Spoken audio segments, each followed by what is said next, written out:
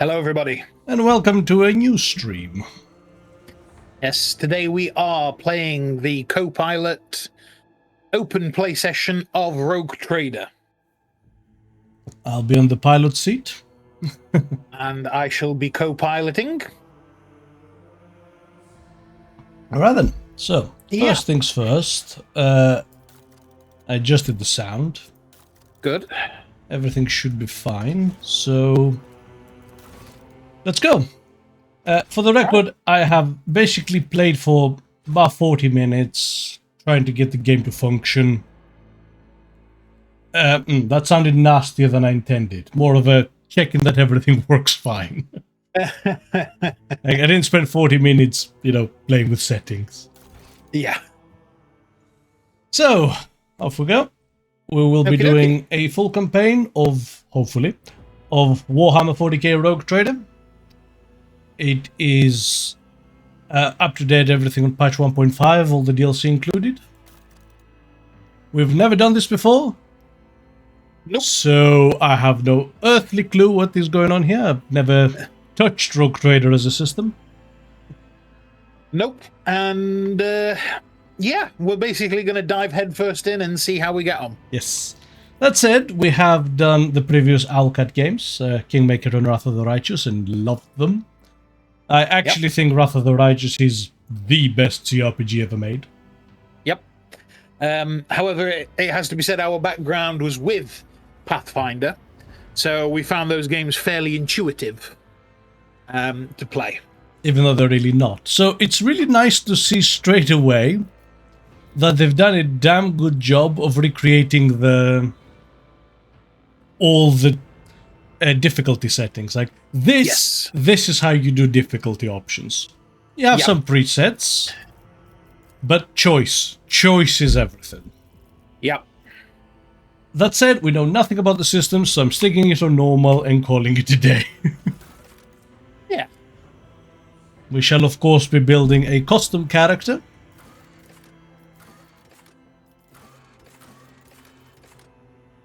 So yeah, off we go. Yeah. This is probably going to be all of today's session. In this menu right here.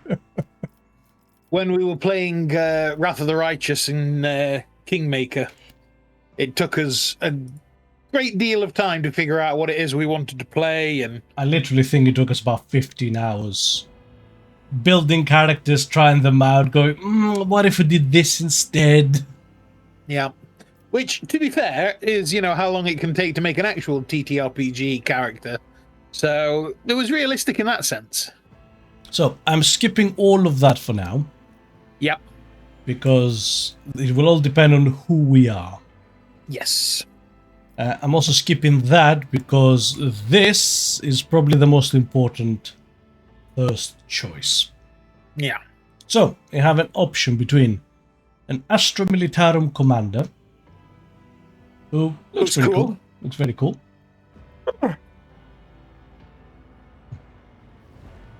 So the whole thing is that they get regimental tactics. Okay. Which allows you to avoid friendly fire. It's also nice to know there is such a thing as friendly fire. Yes. That's it. And then they give these unique talents.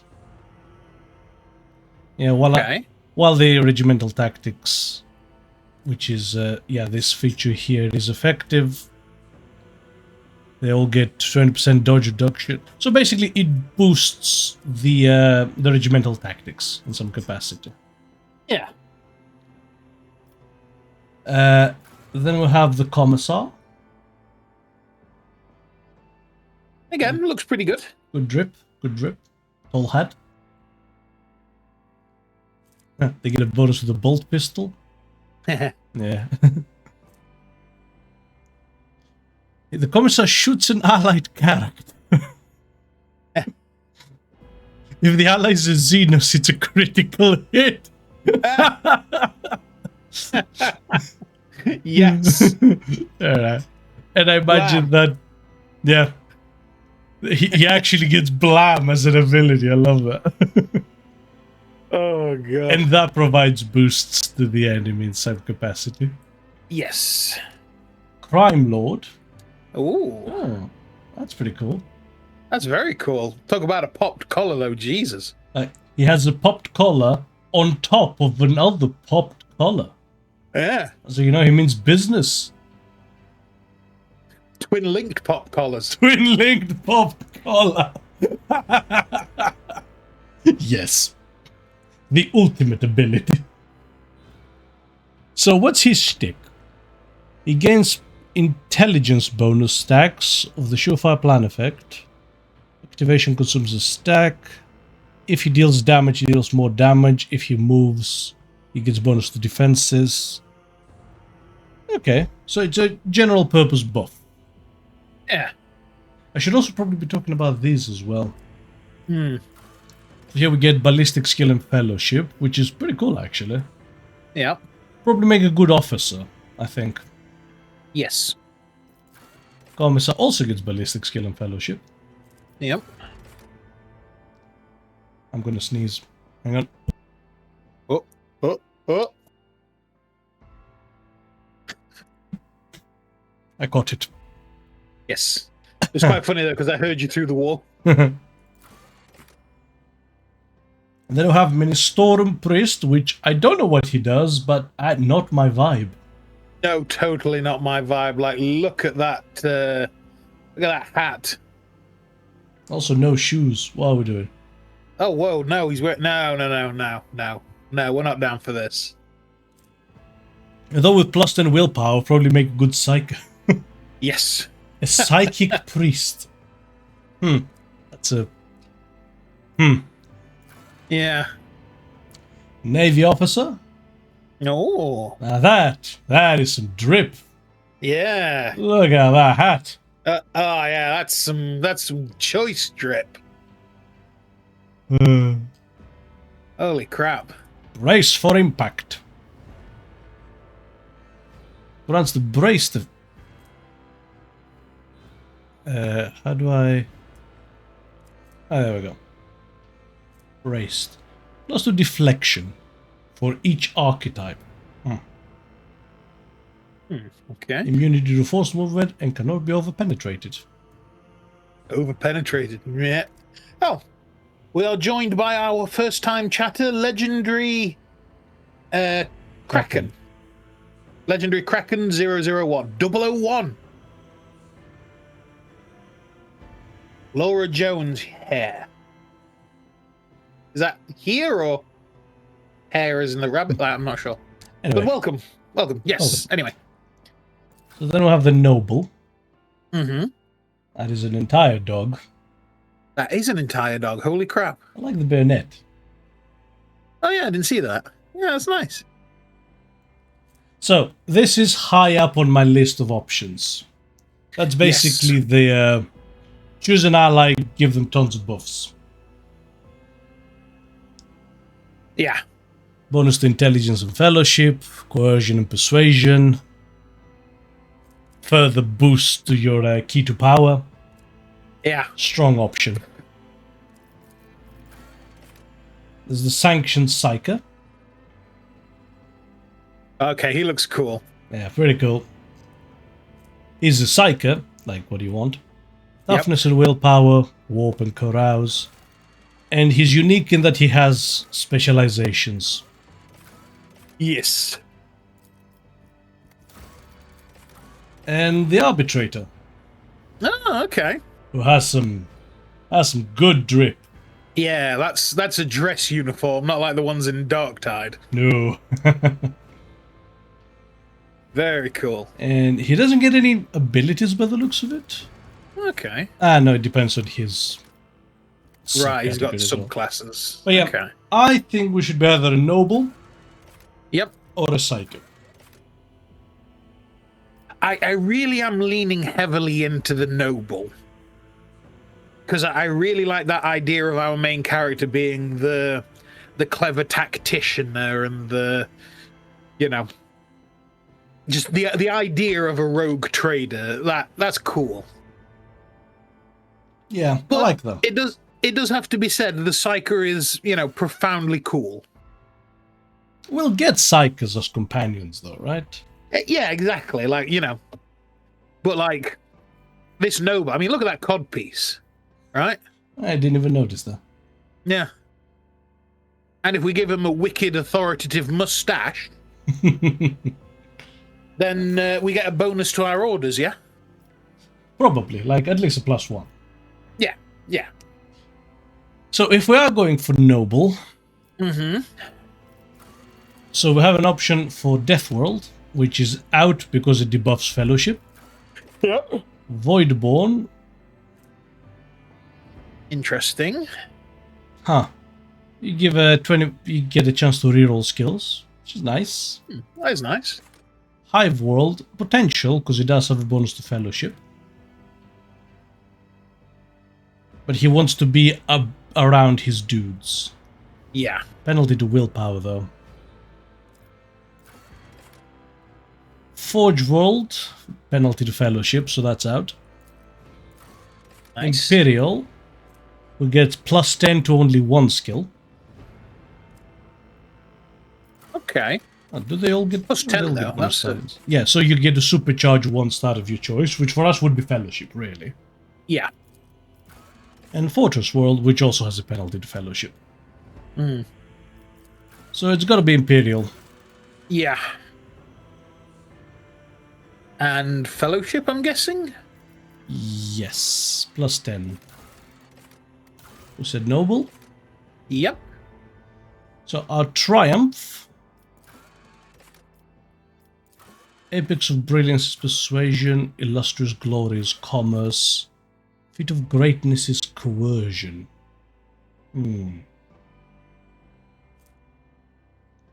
Coercion is an option. It's essentially your Diplomacy / Intimidate. Nice. Oh no, so Coercion is Intimidate, Persuasion is Diplomacy. Oh, money. Money. I don't know here, actually. Well, looking at the guide that we saw earlier, the Triumph they've got here is Illustrious Glory. For Commerce. For Commerce. I mean, that's all. They're all extra dialogue options, so I don't see why not. Yeah. And our Darkest Tower is either Penalty to Lord Imperium, Carousing, or Law Warp. So I'm going to go with Grim Portents. Yeah, that seems fair. Alright. We're going to select Officer Class. Yes. So, the whole deal of this character, he's a proper, classic, noble commander. Yep. He can read the battlefield and organize his kill team and make the maximum amount of it. He's basically the bard. Yeah. Okay. Before I go there, now we can talk about what he looks like. Yes. So let's see some of the options. That's an arbitrator. Yep. I think that's my arbitrator from Dark Tide. Yeah, I think that's your arbiters. Like, it actually is, honestly. Look at that. Shock Maul and Shield, Nuncio Quilla. Yep. Female with dark hair. Yeah, absolutely is. Holy shit. Ooh. Huh. Imperial Guard with a heavy bolter. Imperial Guard Commander. Not bad. Yeah. Commissar Female classic. Commissar. Equally. Yep. Huh. Oh, a bit of a shady character. Ooh. Interesting. Too shady, I think. Yeah. Fuck me. Jesus Christ. Oh my god, no. That's a bit too far. Yeah. Oh, that's the Navy that's officer. Cool. Very nice. Yeah. Pretty cool. Yeah, pretty good. Yeah. Oh. Too fanatical for my flavor. Yep. Yep. Oh, that's cool. That's very cool. I feel I should hang over a fireplace next to a deer trophy. You know what I mean? It absolutely should. Oh, welcome, first-time chatter, Evil Vulture. Hi, how you doing? Laura's friends here. All right, nice. Thanks for popping in. Well, that's kind of cool. I'm not as keen on that. I don't know why. Really? I like it. Yeah. Yeah, not sure on that one. Not sure. Ooh. That's really pretty. Nice. Oh, another first-time chatter, Gates Evil. Hello. How you doing? Oh, nice, nice. Very Like that. Very soldiery. practical. Very soldiery. Yeah. No. Now, two pompous. Ooh. Ooh, I like that. I feel this guy goes into melee. Yeah. Very grizzled. Oh. I love the Psyker art. Yeah, that is cool. That is cool. Huh. I think, yeah, these are the first two, but with the helmet on. Yes. Oh, it's not bad. Oh, wow. That is just an Imperial Guard captain. Yeah, that's just a veteran guardsman. Bloody hell. Any of them speak to you? Yeah. So the naval officer That guy? was kind of cool. Yeah, he's kind of cool. Honestly, the first guy. The Arbiter? Yeah, he was kind of nice. But obviously, we're not going for the Arbiter. Who else? The guy in the bottom right-hand corner with the robotic eye to the right. Yes, he was kind of cool. So I'm quite fond of him. Yeah. Well, I'm quite happy to go with him if you want. Yeah, let's go with him, I think. Right. And now we keep in the match. See, I don't know. Because, again, I wanted him to have a mustache. To be fair, the other character portrait has a mustache. Try him. That's not bad, you know. Well, A good, solid mustache. let's give us some customization here. Yeah. So that's the entire gender. Yep. Let me work backwards here. Oh, is there like a default one? Oh, another first-time chatter. Crimsy89, hi. Hey, how you doing? Welcome to the stream. Big chin. Ooh. Oh, what? Number 14 looks like a Morrowind character. I swear that's like the default Breton model or something. Well, the hair and mustache and eyebrows change a lot. Yeah. We'll go crazy homeless guy.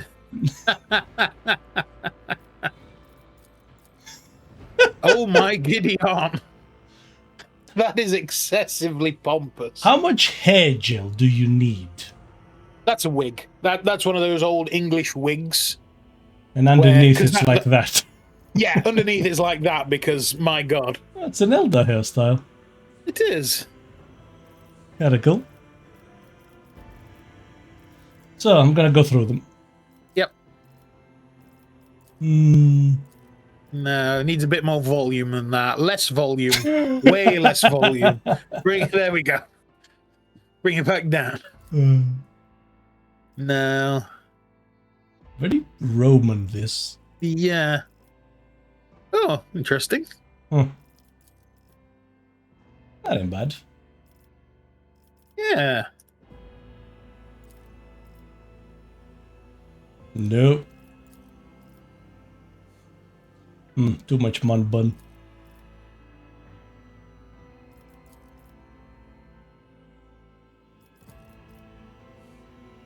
Any speak to you so far? No, not yet, actually. No. Let's have a look at the back of that. No. And I think there's a bit much. Yeah. That's not fine. bad. Yeah. Right? How aggressive do you want the eyebrows? Well, we've got to be pretty intimidating. Like, you know, we are the voice of command. That's too much. That's too much. That's too much. It's not bad, actually.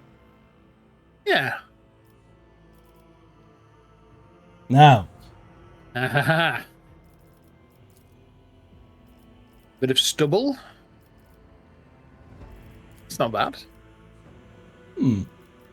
That's nice. They've got some good facial hair options here, actually. Yeah, better than, that looks good. Better than Wrath of the Righteous, that's for sure. Yeah. I don't feel that suits him, ironically. No. Yes.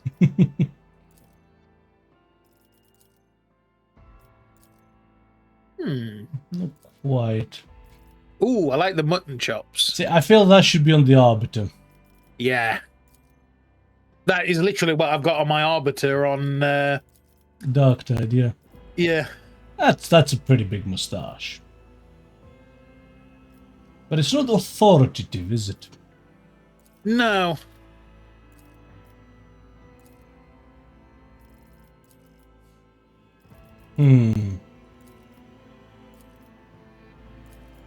Not quite. No. Oh, that's a good beard. That is a good beard.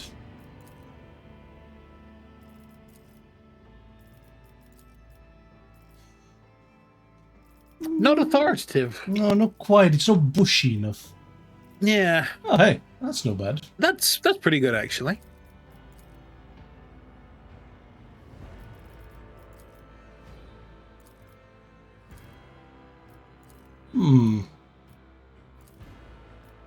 Any jump out at you? So, one of the first ones, top row, like fifth in. This one? No, next one. That's pretty good. And then the next one along. Without the goatee. I don't know about that. Yeah, then there was... I said, that fits the face surprisingly well. It does, yeah, with that nose as well. Yeah. How about this? Yeah, let's go for a full authoritative beard. Scars, tattoos? Oh, yeah, we've got to have some, I think. There's also augmentations. Ooh, okay, let's have a look at the augmentations. Yeah. Okay. Ooh, it's quite a few. Won't be able to see a lot of those because of the beard. Yeah. So I'm trying to find out, like, that's kind of neat. That is neat, yeah, okay.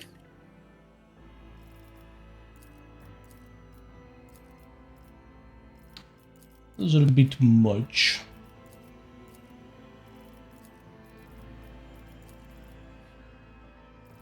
Yeah, the beard hides a lot. Yeah, the beard hides a lot. Like, probably the only augmentation I think would be like something on the forehead or the eye. Whoa, that's excessive. Right? So I think for that, it was this. Yeah, that's pretty decent. Right?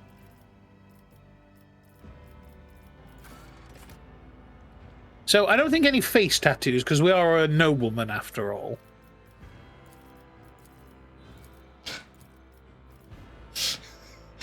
Yeah. Like, what the hell? Can you say I am serving chaos more? Right.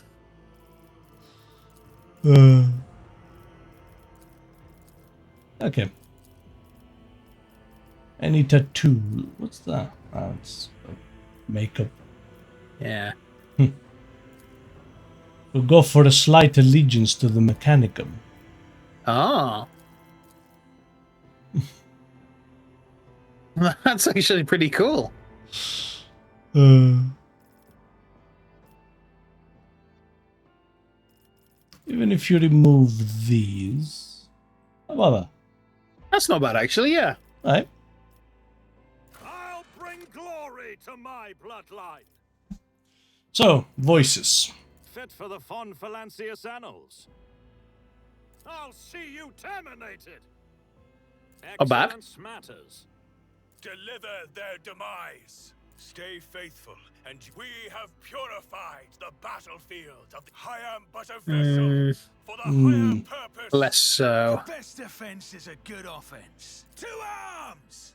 Engage the engines. Lance batteries. Volley!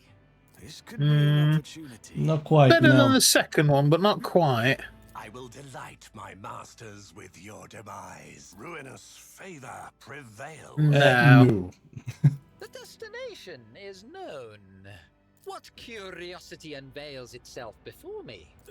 Death's hand reaches for me. Not quite. No, not quite what we're after. Done and done. My supremacy is proven once again.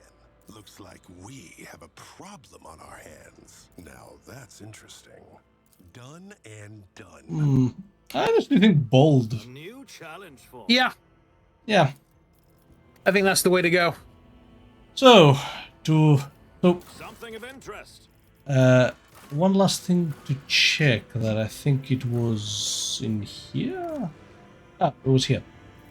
Color scheme. Ooh, okay. So what have we got? That's like an off blue. Red. Yep. I think that's 2 red. Purple. Ooh, that's nice.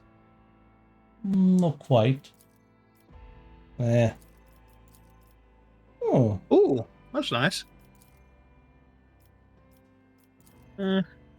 Ooh, And between I think that, and the purple one, I think. I'm not too keen on the purple. Okay. Gonna go for the blue and gold then? This one? Or that one? I like the contrast. That was good. So, that's our look. Yep. From an imperial world, Yep. humanity's finest, a noble, Yep. illustrious glory, grim portents as an officer, skills of swords. So, max out fellowship. That seems optimal. Yep. I could see agility being useful, Yes, very much so. because that's your dodge, isn't it? Yes. Anything in the guide for that? Let's have a quick look. Is there one willpower? Stats you want: fellowship, willpower, and agility. Yeah, so kind of clocked that. Yep.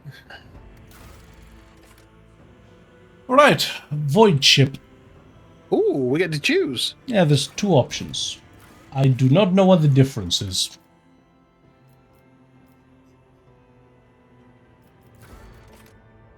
It might just be visual. It might. I prefer the look of that one, if I'm honest. Yeah, same actually. Give me a good name. Oh, good name.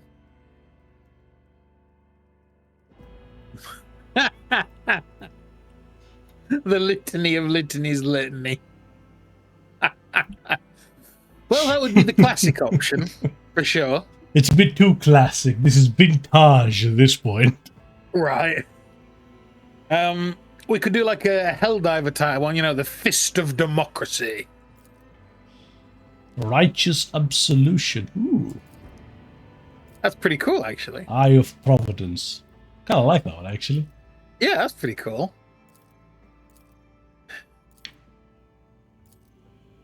Apex Predator.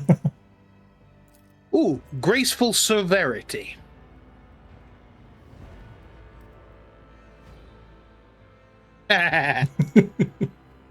No? Don't think so. Arcadum Lucidus. I feel that should be the right one if we were Psyker. Yeah. And Bound Avarice. That's basically Yes. the capitalist hoe, but In Gothic. in Gothic. I like it. Yeah, Let's go for that, actually. All right. Yes. Oh, perfect.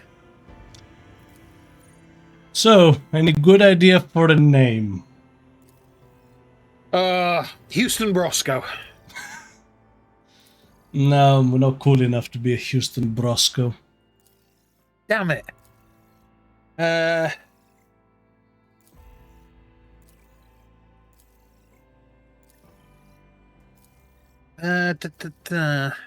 I'm quite fond of Maximilian.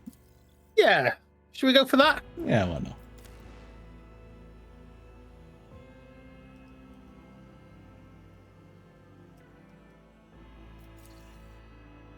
Yep.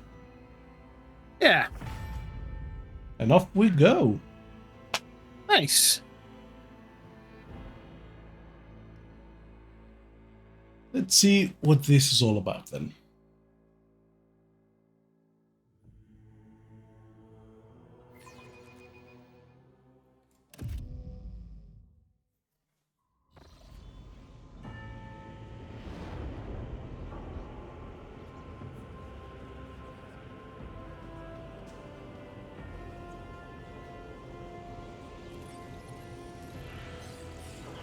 I'm trying to move my cursor on the screen, but it's obviously your screen. Sorry. No, it's me thinking out like, oh, it's not working. Why isn't it working? The server skulls have wigs. They do. Is this at the Emperor's Palace? No. Not enough gold. True. An excellent place for contemplation. One has the best view of the cathedral from here. Mesmerizing, wouldn't you say? An impeccable manifestation of the God Emperor's sublimity. Yeah, that's fine. And off we go. All right. Oh. Neat. That's cool. Truly no inspiring sight. Frankly, such success can be tiring. All this ostentatious luxury, this laughable pretense, it is enough to make one think the architects meant to compensate rather than glorify. Have we met? Do you have a particular reason for disturbing me? How have we met? dickish do we want to be? We don't want to be excessively dickish, but we do want. I think we're going for Dick Hawk, aren't? You know, from like Dragon Age. Frankly, such excess can be tiring at times. Sure. I believe there are those among us who share that sentiment. But such is our duty, is it not? To overcome base weaknesses and desires, so as to excel in our service to the God Emperor, the master of humanity. What are you selling? Yeah, right. Allow me to introduce myself. Conrad Voigtveer, Master of Whispers, in the employ of Her Ladyship RogueTrader Theodora von Valencias, at your service. I haven't had the pleasure of speaking with you in person before. Okay. I think I know exactly what we're selecting here. Dog Maximilian Eovendrias de Vala Felixis. You may call me Your Grace. Yes. Yes. Yeah. My deepest respects to you, Your Grace. A noble of the Imperium. It's been a long time since Providence last brought such eminent guests aboard this vessel. I will be frank with you. I thought you were may Conrad. forget your past titles, no matter who gave them to you, or what their origins are. From the moment you and the other candidate were brought aboard this void ship, your fate changed. You now serve Lord Captain Theodora von Valencias, and carry the burden of an heir of this house. Henceforth, you share your dynastic name with Her Ladyship. Bear it with honor. Okay.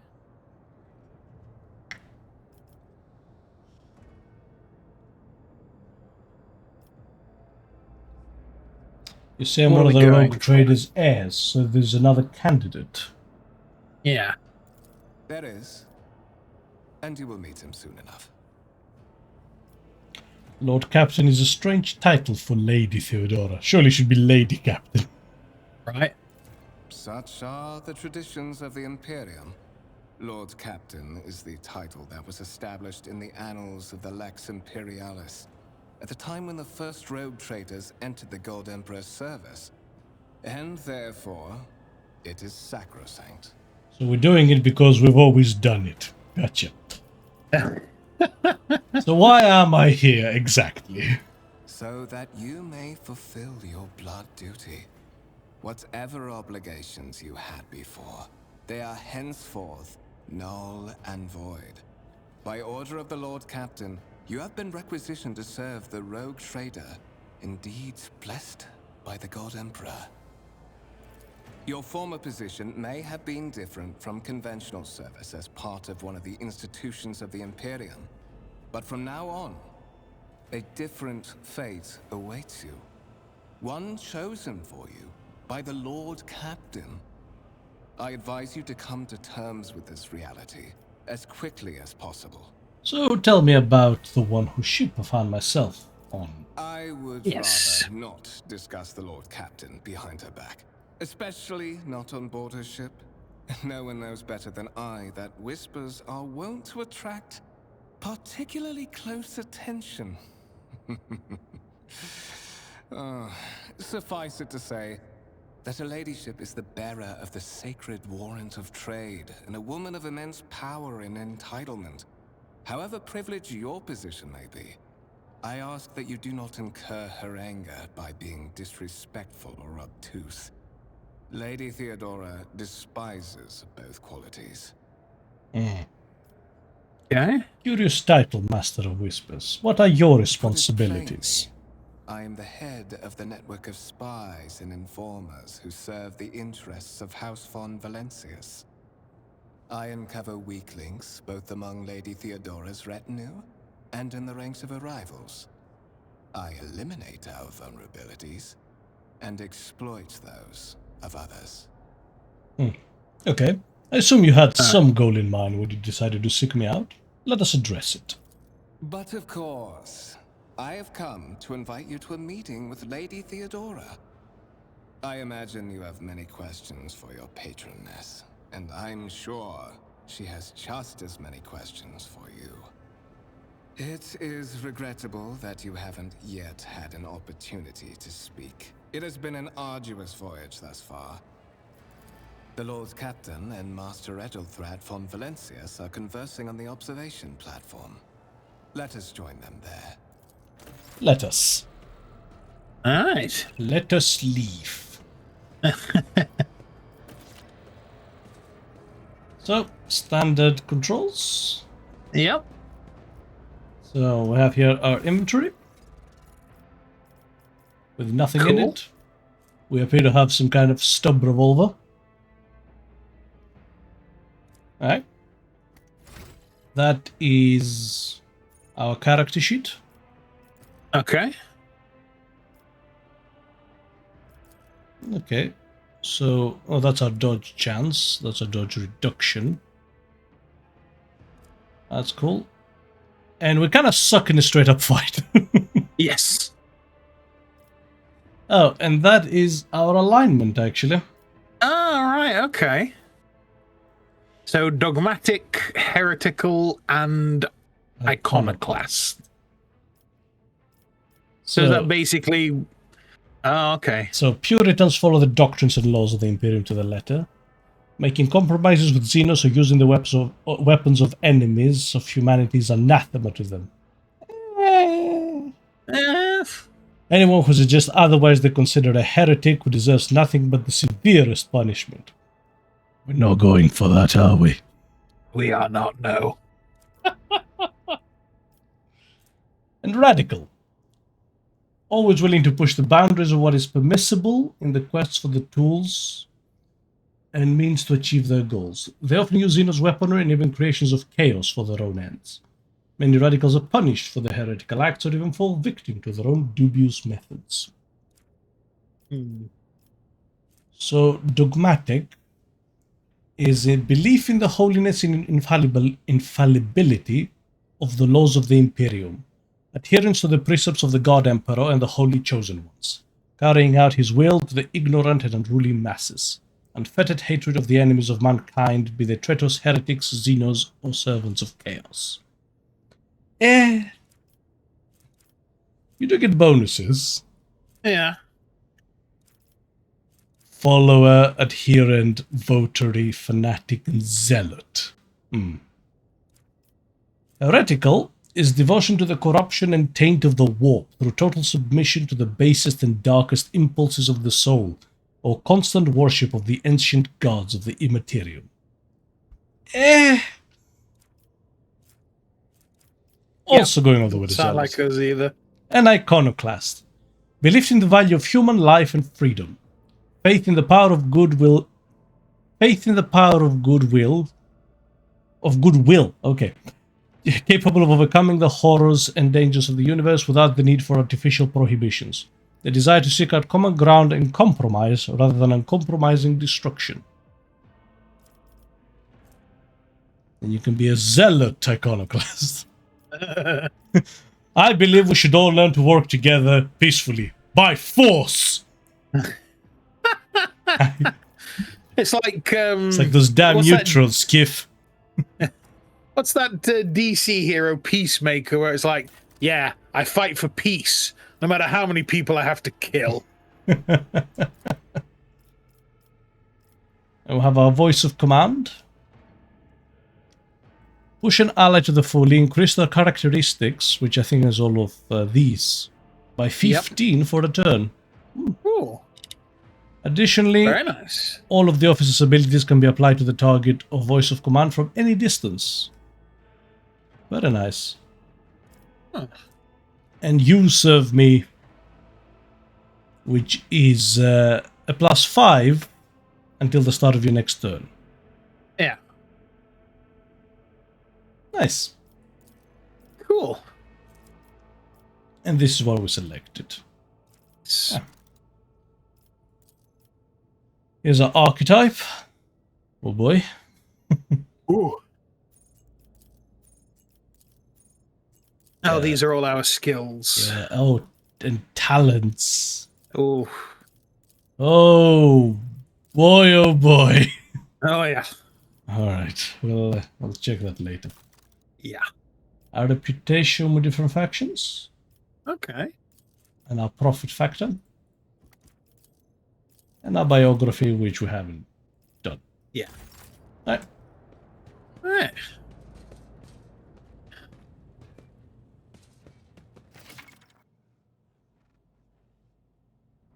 Yeah, interact with thing and tab to Hold highlight. tab to highlight. Those are some high-ass chairs. Right, Jesus Christ. Yeah. A massive conference table, obviously carved from real wood. Excess. The sacred mechanism has interfered with without due reverence. The duration of the data processing cycle has tripled. Incomprehensible information. You make up references to unfamiliar systems and words.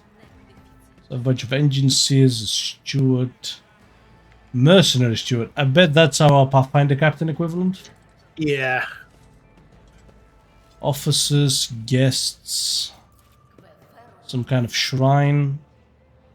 And candlelit altar with a copy of the 2348th volume of the Lex Imperialis. Fuck it up. I won't tolerate weakness. Alright. Okay.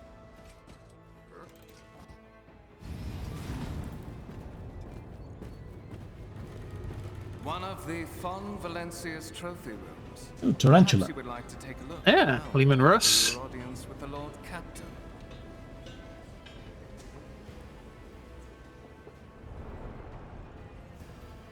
Why do you have a tarantula turret as a... What's happening?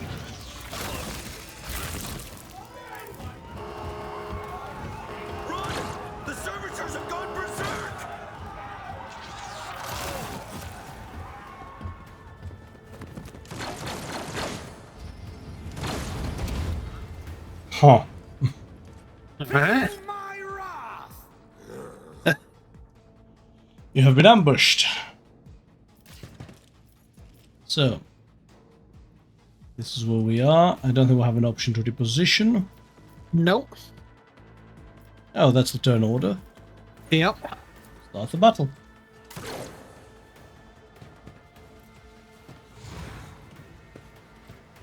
Well, the servitor moves up Ooh. and just murders 2 people. Right. Okay. All battles are turn-based. We have movement points and action points. So that's nice how they're separate.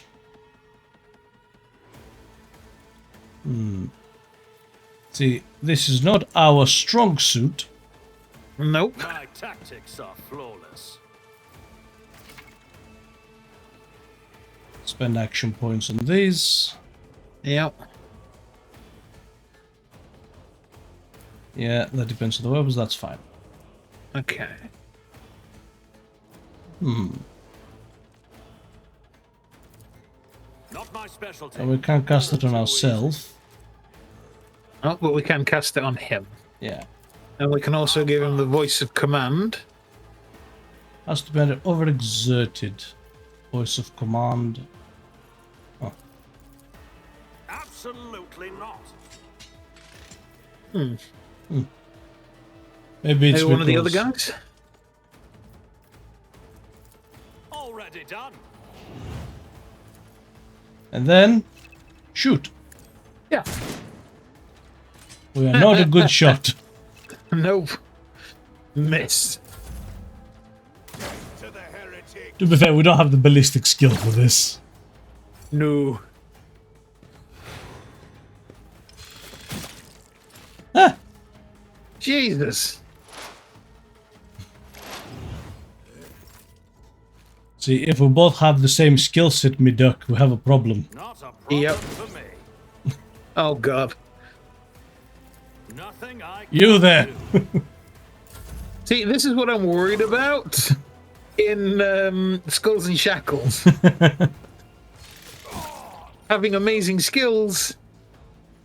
And stop analyzing the enemy and shoot him, man. We're boned. Maybe we can convince him to attack him instead. All too Yeah. easy. Oh my god.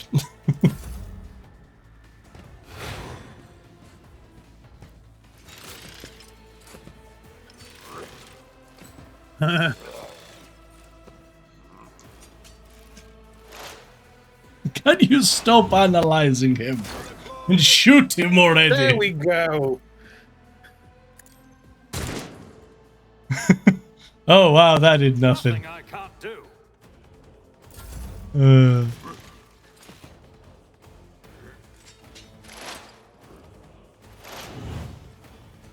Thank you. Jesus. What suspiciously poor timing for such an accident. Servitors malfunction on the officer's deck at exactly the same moment when the rogue trader and her heirs are gathered here. I have blocked all passages between the upper and lower sectors of the residential decks. If this is a deliberate attack, it should stop the culprits from advancing their plan.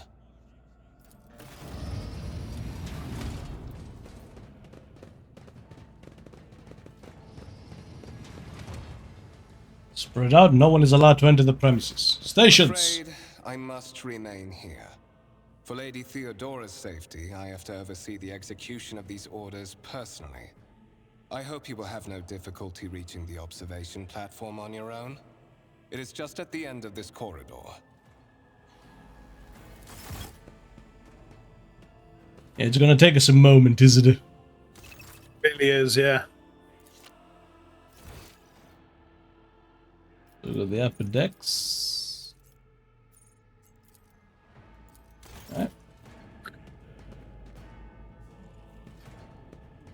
You alright? Can we search the bodies? Have they got anything good on them? There were servitors. These windows look to the next room. Couldn't make anything out through the glass. Alright. Tarantula Centrigon. Constructed with the blessing of the Adeptus Mechanicus using an STC. In the manufactorum of Chiava Gamma. A new challenge for me? Liman Russ restored by the grace of the God Emperor. The first to breach the capital walls during the pacification of Vortis Chthon. Then some little things here. A violet aloe, which on closer inspection turns out to be a handcrafted object. Symbols carved with a primitive tool are visible on the surface. A black shard resembling obsidian. If you look closely, you can discern a strange, barely perceptible glow inside the artifact. Those windows close a little bit too quick, don't they? I was looking for this. There we go. Ah, there it is, yeah. A massive golden amalgam interspaced with sparkling particles. Oh. The stone on the pedestal is no doubt solid, but its surface shimmers and changes hue, as if someone has captured a piece of turbulent sea within the rock. Oh. And a strange object that resembles sea coral. The porous surface is pitted, a sign that it's been underwater. And finally, a grey-green crystal with white veins. A low hum can be heard from the artifact. Those are weird, right? Those are very weird. Then we have an unfinished exhibit.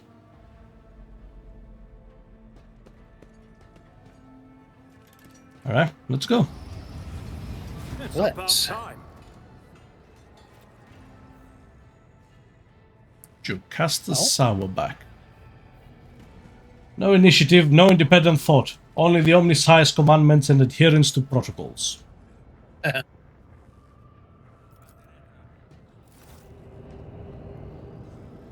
lifts carrying people around the deck move with a loud grinding noise.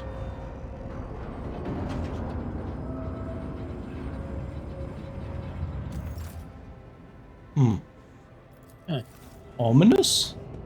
Right. Then we have some kind of Aegis defense line. Right. More servitors. I'll lay claim to the stars. A bunch of tech wrists. Working what's around happening there? that thing. A massive metal structure never stops moving.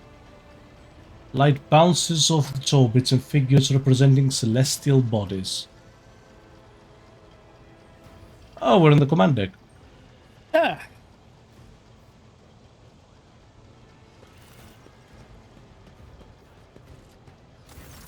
That is simply irrational, Lady Theodora. Assimilation into the trade structure would be political and economic suicide. Practically an admission of heresy. The man is dressed in a peculiar garb, his voice tight with tension. His face, half of which is covered by synth skin, is twisted in a grimace of displeasure and disbelief. I think he might be a priest-type dude. Yeah. Then suggest an alternative that will satisfy me. I have described the situation. No worse than my seneschal could have done. Make a decision.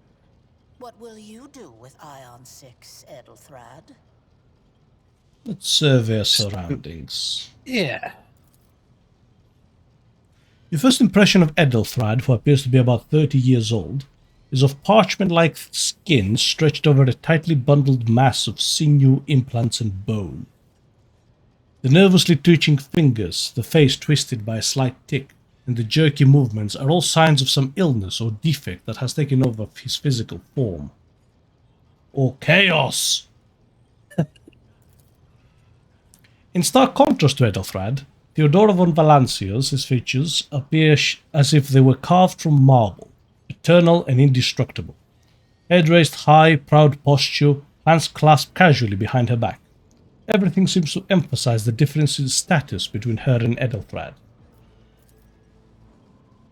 next to the two of them, you see two more men. One is a grey-haired officer of impeccable bearing who is studying the contents of his data slate. The other is a behemoth, bristling with holsters and baldricks containing all manners of weapons.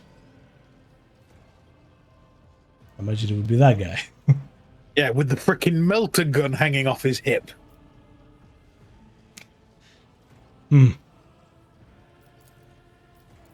Our second candidate has joined us. Approach and give me your answer. So how does it define rogue traders? A unique hereditary title, a rogue trader is tasked with exploring and exploiting the still uncharted regions of the galaxy for the benefit of mankind. Okay. Consider this hypothetical situation. Ion 6. A new world on the fringes of the Coronis expanse.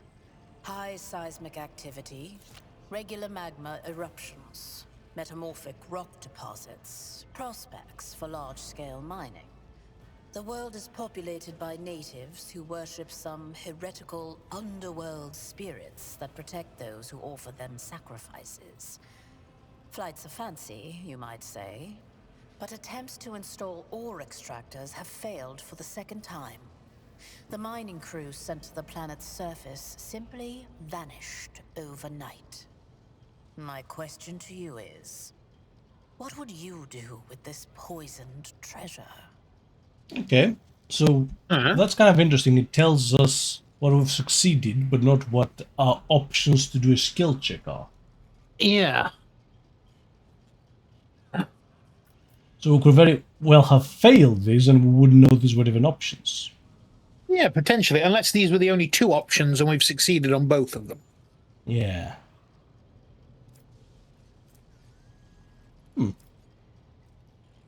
So, Lord Xeno says that the spirits could be aliens. So we could verify if that is indeed the case. There could be ways to confirm whether it is witchcraft. It might cost us several psychers to do so. Why should I concern myself with making this decision? I always have servants on hand to whom I can delegate matters such as this. I don't feel that's right. No. Reports of spirits only sound like evidence of heresy. However, I would put my interests first. No matter what happens, no matter what means I would have to use, the riches would be mine.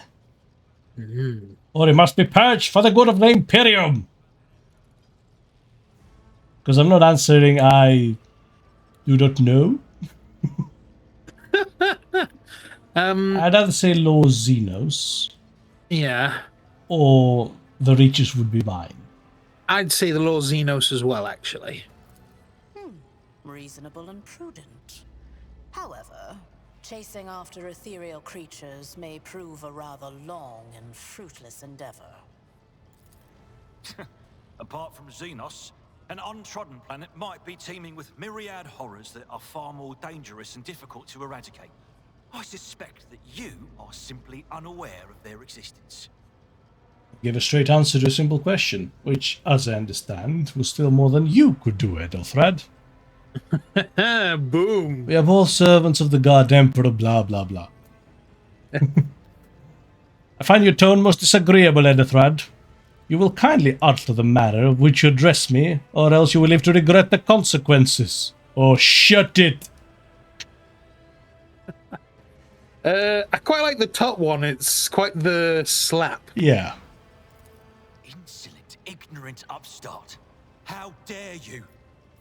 Edelthrad, I believe I gave you an assignment on this ship. Explain to me then why my senior congregator is still dawdling about the officer's deck, instead of proceeding to the middle decks to commence the inspection of the compartments in his purview. I beg your forgiveness, Lady Theodora. Your presence has such a profound effect on me that I well forgot the time. Bootlicker. Yep. You got a little bit of shit on your nose. So, why are you here? There are questions that I wish to have answered. Yeah. You are direct. I approve. But you will have to wait. There is something I want you to understand first. My name is Theodora von Valancius Massimo of Scaris. I am a rogue trader in the service of the God Emperor of humanity. And my rights and freedoms are vindicated by a most sacred relic. The warrant of trade, kept aboard this very vessel.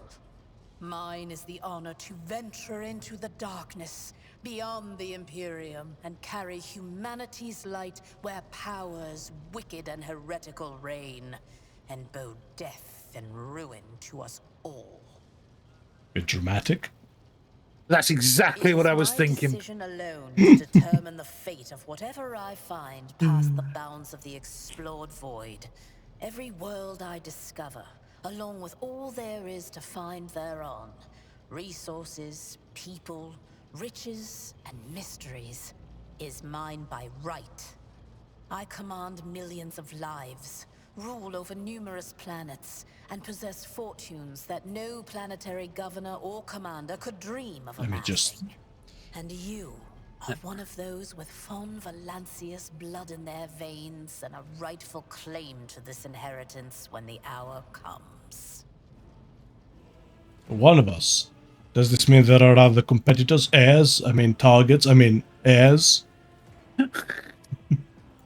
Naturally. Some have yet to arrive on board. And they never will. The pleasure of meeting one of them. Ethelthrad may be somewhat disconcerted by the scale of the responsibilities that may potentially fall upon his shoulders. However, I have a good feeling about him as a candidate. Blood right alone is not enough to earn the high honor of becoming the bearer of a warrant of trade. Nonetheless, your abilities and talents may yet prove useful. If not for the role of Lord Captain, then for that of their closest ally. Alas, even those responsibilities can at times be too challenging for those who share your blood. Kunrad Voitvir served me for many years before he made his mistake. Did I hear that correctly? He's related to you? His kinship to me is most distant, as is yours. Nonetheless, he does bear the name von Valancius, even if he avoids using it publicly, and as such, strictly speaking, can be considered my heir. That door, however, is closed to him. Voitvir's performance in his current role is satisfactory. Or it used to be, at least. So, if you're happy with Ethelthrad, which I cannot for the life of me understand why, he seems like a tool, what sense is having me about? Impatience. I am rather fond of impatient people. Oh good, we'll get They are along. not as quick to resign themselves to circumstance and more eager to show initiative. Even if I do choose Ethelthrad as my successor, I will still require loyal advisors. The skills and knowledge you acquired in your former life may prove invaluable here, in the Coronis Expanse. Your noble descent is a sign that power lives in your very flesh and blood. You would never doubt your words or actions. Never show weakness. Never let an involuntary gesture or a careless word betray your fears or agitation. At least, if your upbringing was as thorough as mine was in my time. Many will grovel at your feet. Governors, commanders, highborn navigators, conceited lords. And you cannot allow them to sense weakness in the one who stands above them. Yeah, that seems about right. That's the vibe we're going for. Yeah, I'm digging that. Even changing your family name will not rid you of the fame you previously garnered. I hope it will also help you bring glory to the von Valancius dynasty, to which you now belong. I'm gonna avoid this too, I think. Yes. So thank you for clarifying. May I ask my questions now?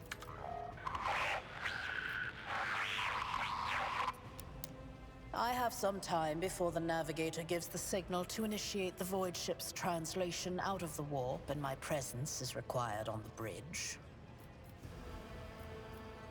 Yeah, I'm not going to ask what this is. Yeah, we know what those are. Yeah. Navigator is the psyche who controls the ship. Translation is basically going in and out of the warp. Yep. An incident took place on the officer's deck. Some servitors went berserk and attacked the crew. Yeah? Yep. Is that so?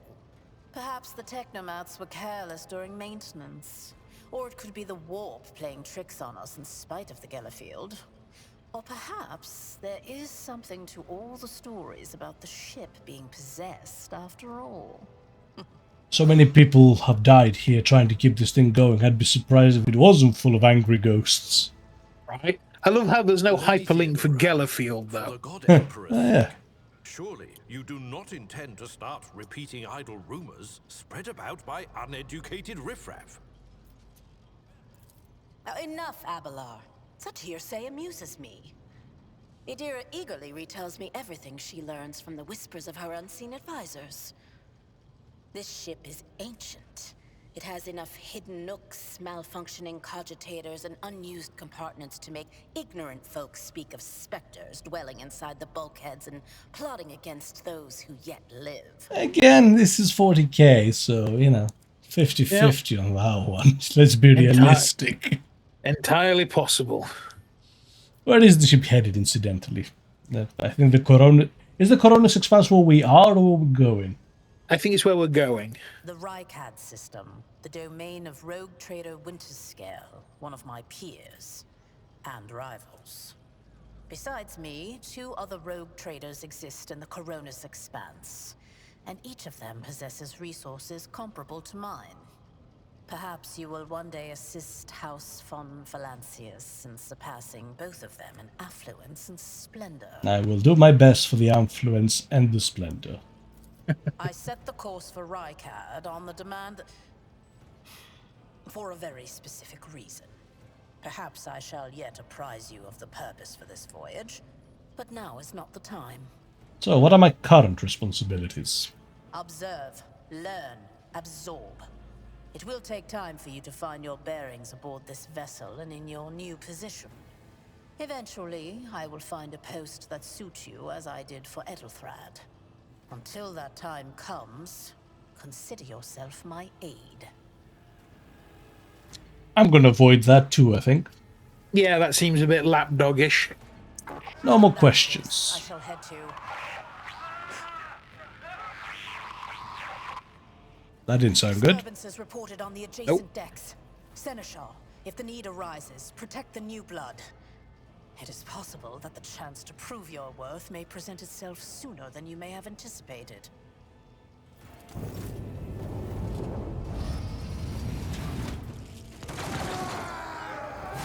Bloody hell. Full on chaos war party.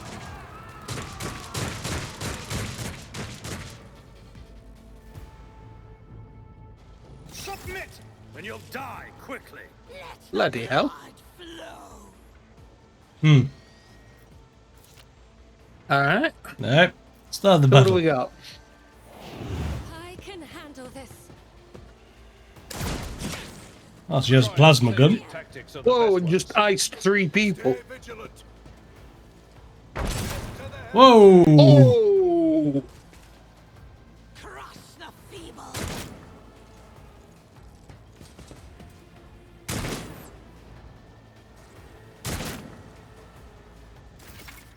Okay. Yeah, standard Yep. of mechanics. Not You. a problem for me. Abelard!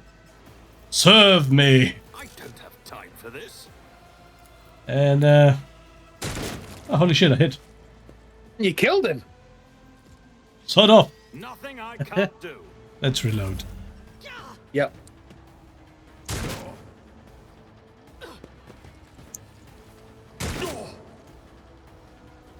Death to non-believers.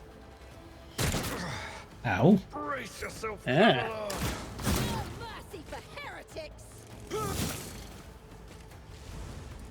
One fewer target. Nice. Ooh. Strengthens me.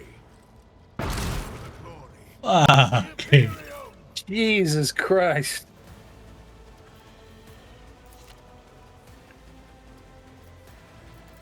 I'll pass. Absolutely not. I Uh. don't have time for this. All too easy. Awful. Yep, that was pretty terrible. Gonna hurt. There we go.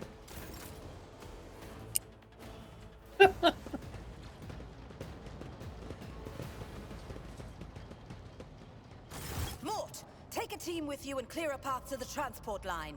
Do not let a single whoreson survive. Mort, hey? See, I have to wonder whether it's a reference to, like, Mort from YouTube. Because he's big on Alcat's games. Oh, yeah, true. Didn't bat an eye when that scum burst onto the deck, huh? Not bad. I have seen many an officer who panicked at the sight of combat on the upper decks. The false sense of security offered by their position makes them that much more vulnerable to the harsh realities of warp travel. What is happening? From what we have seen, I can speculate that we are dealing with some variety of madness induced by warp travel. Such episodes are not uncommon among voidsmen who have found themselves outside the boundaries of real space, though such episodes seldom spill onto other decks. The casters are not working, or have been sabotaged. Either the warp is toying with us, or someone went to great lengths to cut the ship's communications. I will need a direct channel to the engine seer prime before I can get a sense of what we are up against. Whatever it may be, keep your weapons at the ready. I imagine it will be some time before we no longer need them. How could there be That's one... Oh, sorry, go on. No, sorry, do go on. No, I was going to say, it's one advantage we have here where we didn't have for, say, Pillars of Eternity. At least here we know the setting very well. Yes. So, whereas Pathfinder, we knew the setting very well and knew the system. Here we just know the setting very well, but don't quite know the system. So, how could there be armed people in the ranks of a crew who would dare to attack the Lord Captain? As a noble, I am offended. Right. Trust me, this is hardly surprising for a crew of thousands. The lower decks are a fertile environment for discontent and heresy, no matter how one tries to incinerate any seed before it can take root. All it takes is a hint of warp influence to cloud the minds of normally obedient cattle. Sporadic riots on the lower decks never reach these compartments. No, the tumults of the rabble are always contained within their own territory. This is too well organized. It is spreading too rapidly. Which, of course, means that it's connected to the whole servitor thing earlier. Possibly. Yep. Quite likely. We will investigate at a later time. Right now, we need to isolate the affected compartments and try to assess the situation. So what are your orders? Mort has gone on ahead to clear a path for us. If you want to make yourself useful, go after him and see if the Arch-Militant requires aid. And be quick about it. Aye. I won't tolerate weakness.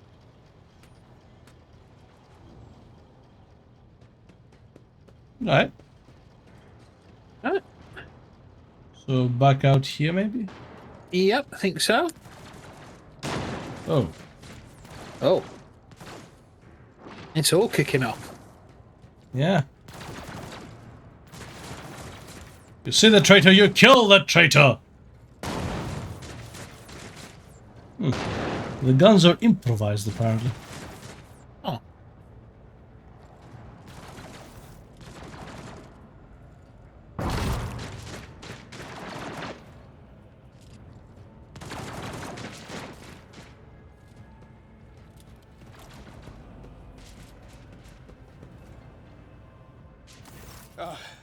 Thank Providence you are alive and well. Always on time, eh, Coonrad? The moment we finish chasing the riffraff around the deck, you show up. Always just after the fighting's done. You could set your chrono by it. Mort, hold yourself together. What, did the Lord Captain send you to chivvy us along? We're all done here. I'll report right away.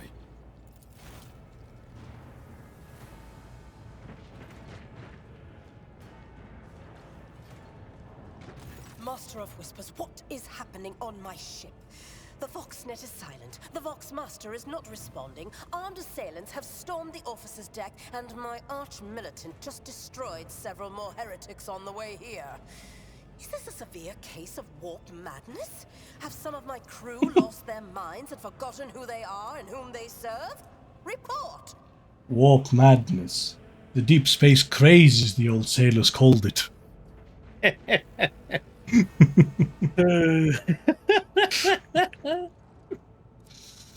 I have not yet received word from the Engineerium regarding any Gellerfield failures, but communications were already unstable half an hour ago, and now they have ceased altogether. Whatever the cause may be, the consequences are spreading fast. I am receiving scattered reports from the middle decks, and the only voxcasts from the lower bays are one-way heretical gibberish. That the madmen have already reached the officer's deck suggests that this outrage was planned in advance. Perhaps this is an organized mutiny. Who would attempt a mutiny here in the warp? Chaos cultists, I should think. Right. That's fucking obvious. In case anyone wondering, a Gellerfield is basically what keeps the warp from intruding inside the ship. Yeah, like I say, I can't believe they didn't explain that. A mutiny against the Emperor's anointed. Execute the traitors, every last one of them. Too much. Yeah. Must provide immediate assistance to those still on the middle deck. Perhaps might stop this wave from spreading. I like that. Yeah, go for 3. First, we have to confirm that the bridge and the navigator's sanctum are secure. And I have the means to do both things at once. Edelthrad, where is he? I must know if he is unharmed. A psyker aboard a ship that is potentially being assailed by the warp could pose a greater threat to himself and others than a whole army of madmen with improvised weapons. So Edelthrad is a psyker. Okay. I tried to locate him, but the last thing known about his movements is that he arrived on Transitional Deck 18. Blast it! Master of Whispers, find Edelthrad immediately. Seneschal, locate Tlas and the Sister of Battle. Both are to remain at my side. Arch-militant, with me. I must go to my study. And it appears we might encounter heretics along the way. Yes? If I may, Lord Captain. Transitional Deck 18 is at the heart of the disturbance, and if our goal is to bring Edelthrad back, I could use some support. After all, I'm not as adept at directly confronting enemies of the House as the esteemed Arch-Militant, and taking into consideration Edelthrad's psyker powers.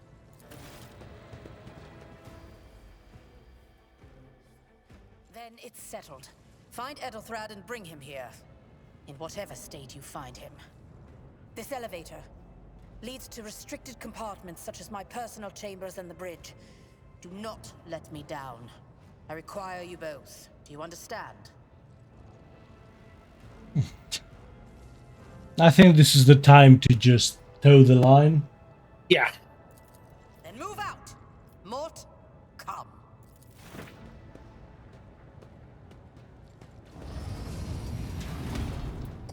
So we have 2 non-combative characters.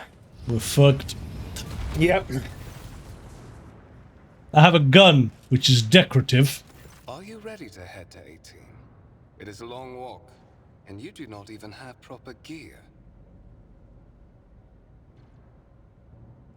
What would you say? I shall make do, lead the way. Of course you will. Lady Theodora would never have someone she couldn't rely on as one of her heirs. But that is no longer relevant. Something hits you with a sharp crackle, and you are consumed by unbearable, gut-wrenching pain.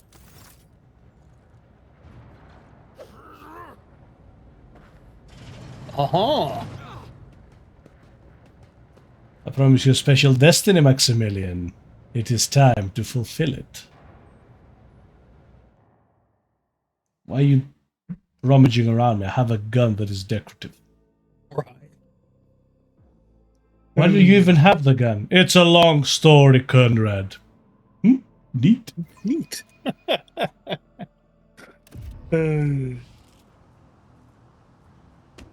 Oi! Did you kick me? I think he did.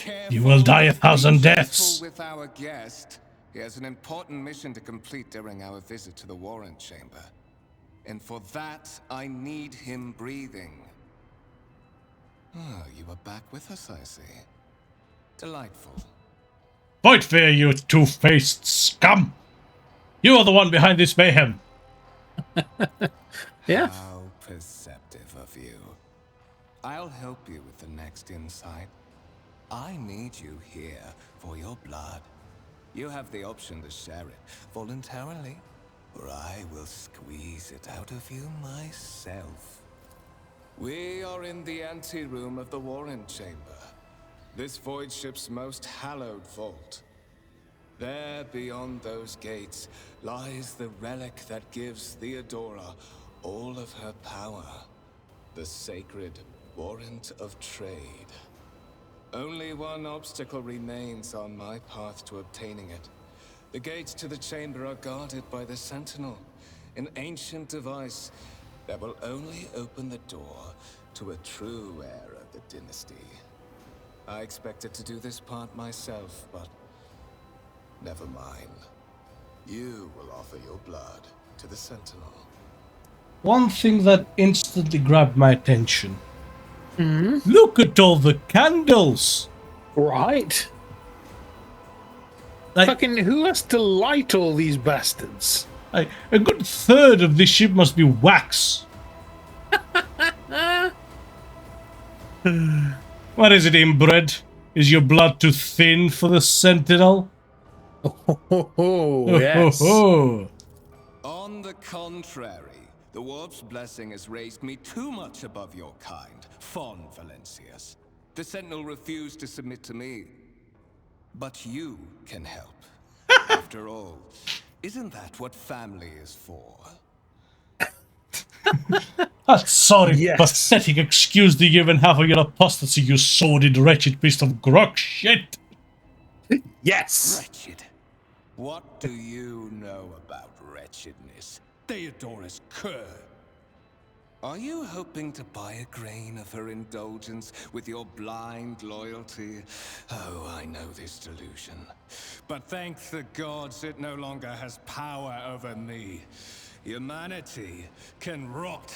I no longer serve mortal kind. Once my work is done, I'll make that pompous wench Fon Valencius watch as I sacrifice her entire dynasty and commit their fate to the gods. And you will be the instrument by which I will accomplish this righteous act.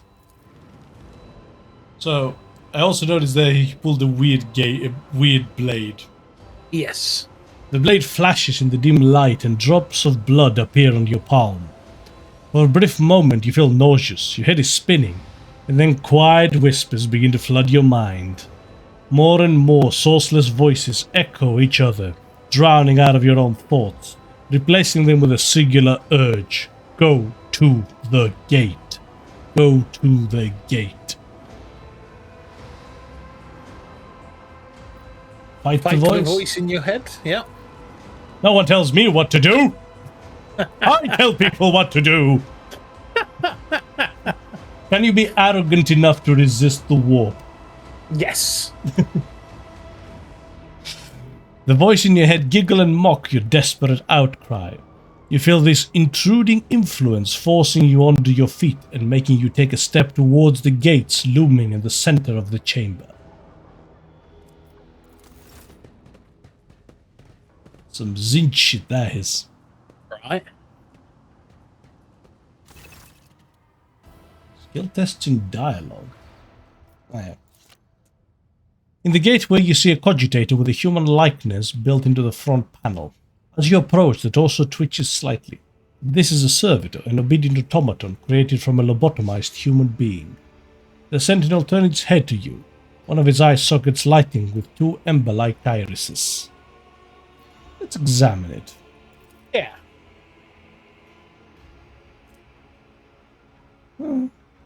You carefully inspect the design of the gate cogitator. What immediately catches your eye is the strange alloy that was used as material for the machine's components, some of which are unfamiliar to you.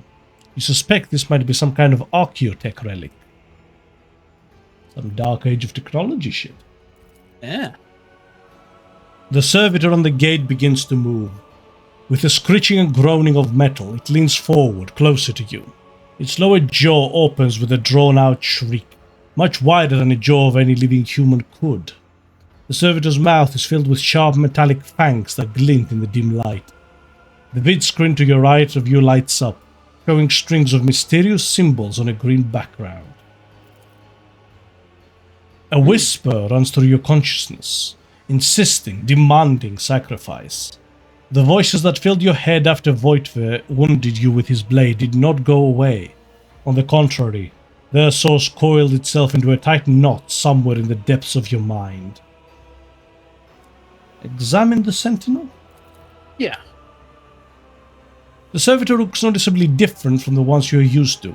Its skin covering is stitched together with copper thread, and it has metal hinges in place of standard joints.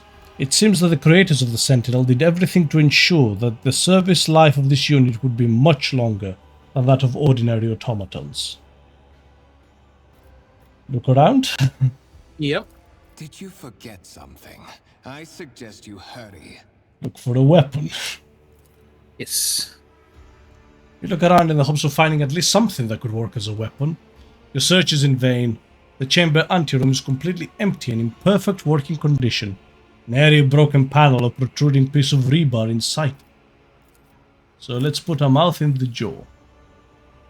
The sentinel's jaw clamps around your hand, puncturing your skin and sinking into your flesh.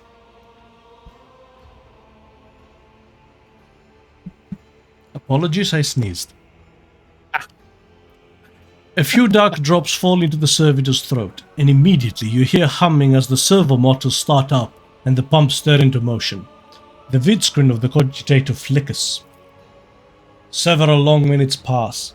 The sentinel's jaw remains closed and you are beginning to feel sick.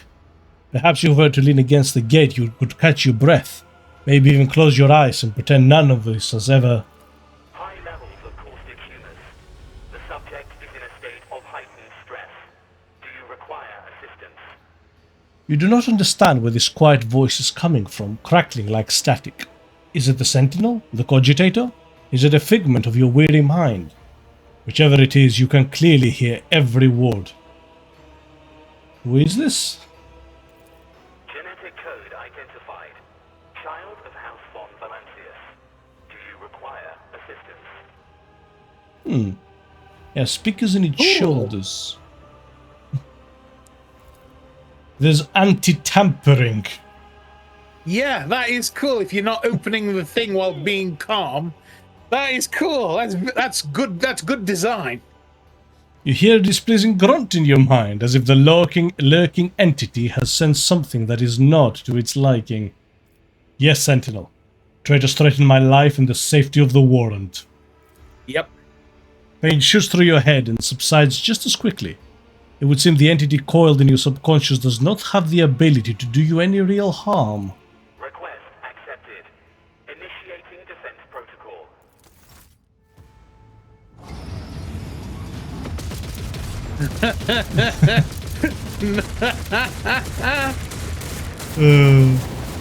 Oh!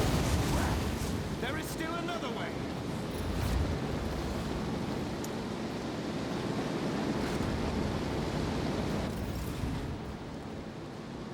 A new challenge for me? Right. Nice. So that's the Valancius symbol. Yep. Huh. That's a big fucking bit of parchment.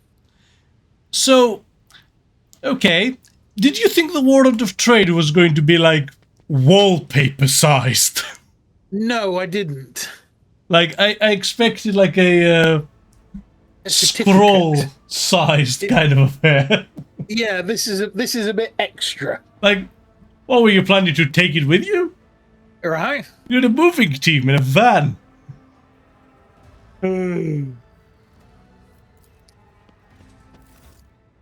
Let it be known that by my will and by the true words of this document, I appoint this person to be the bearer of the warrant of trade, to bestow upon them and the dynasty, to be the paragon of humanity, unbroken by adversity, to walk bravely first into darkness, to unite and reclaim what was lost, to triumph over nightmares untold, to hold boldly the reins of fate, to walk steadily on thorns, and I missed the last bit. Escort the child of the house to safety.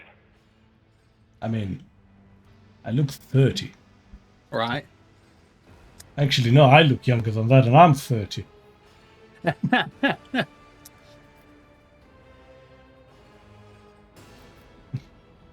I need to contact someone. Preferably Theodora. Yep. Voxcast frequencies disrupted. Initiating setup. Establishing connection. Voxmaster, restore communication with the navigator's sanctum. I am trying to contact the bridge. If anyone can hear me on this frequency, regroup all available forces and head to the upper decks at once. I repeat, regroup all available forces. Communication protocols breached. Signal latency assessment unavailable. Unable to establish two-way connection. Okay. What madness is happening here? Who are you, by the way? Who addresses me? Temporary obnubilation following acute stress. Mobile unit of the Warrant Sentinel standing by. Are you the Warrant Sentinel? There is a Warrant Sentinel? Mobile unit of the Warrant Sentinel designed as a personal escort of the child of the house and a means of communicating with the RogueTrader subjects. Mobile unit standing by. Okay. I need a weapon. Let's start there. Preferably like a Xenophase blade or some kind of Guardian spear. Distance from the current location to the nearest arsenal. Initiating situational calculations. The server goes silent. Its relay is clicking. Seconds after second passes, and you realize it will not answer you. Well, then lead me away from here. Middle and upper decks. Assuming the probability of safe placement in areas of concentration of armed units. Calculating. To prevent unauthorized units from breaching the warrant chamber, preemptive sealing must be initiated. The mobile unit will start executing the received order immediately after the safety of the warrant is secured. That's her journal. Okay. Okay. Oh. Rumors. Ooh. Yeah. Then we have our map. The Corpus Valencius.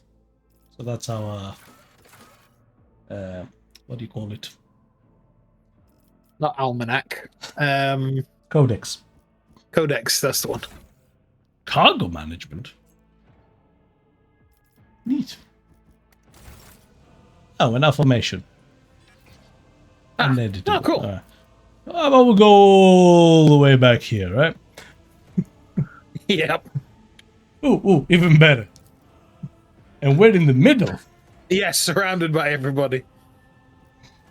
That's quite. That's tummies in tussling. None shall stand in my way.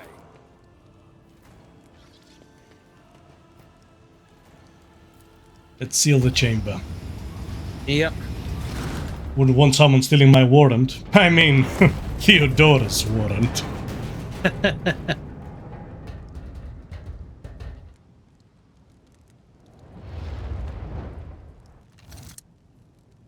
Run, fools, or fall!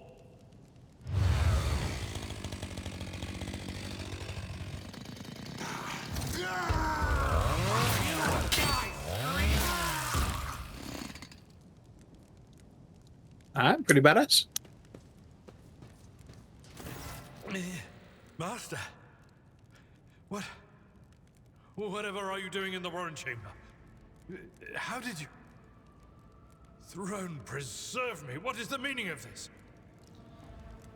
So he has lost some of his former polish. His forehead is sweating. One of his sleeves on his coat arm is torn, soaked through with blood. Nonetheless, despite his heavy breathing, he stands firm and his gaze is demanding, albeit somewhat surprised. What is the meaning of this? Conrad Voigtver is a traitor. When we parted ways on the officer's deck, he stunned me somehow and brought me here. Yes? Yep. What?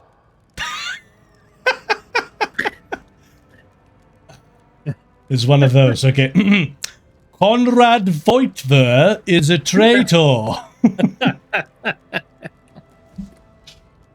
He intended to take revenge on Theodora for something or other, and trying to reach the Warren is somehow part of the plan. Oh, holy God, Emperor. I presume he is the one responsible for the mutiny. And, Master, I wish to remind you that you are to refer to the Lord Captain as Lady Theodora. Oh my god, things are terrible, but etiquette must be preserved. I like him. Yeah, he's fun.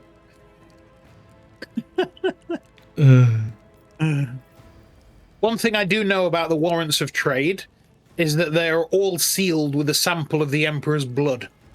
Oh. They all carry, that's how you can tell an authentic warrant of trade. It has the Emperor's DNA. Neat. Yeah. So, unquestionably.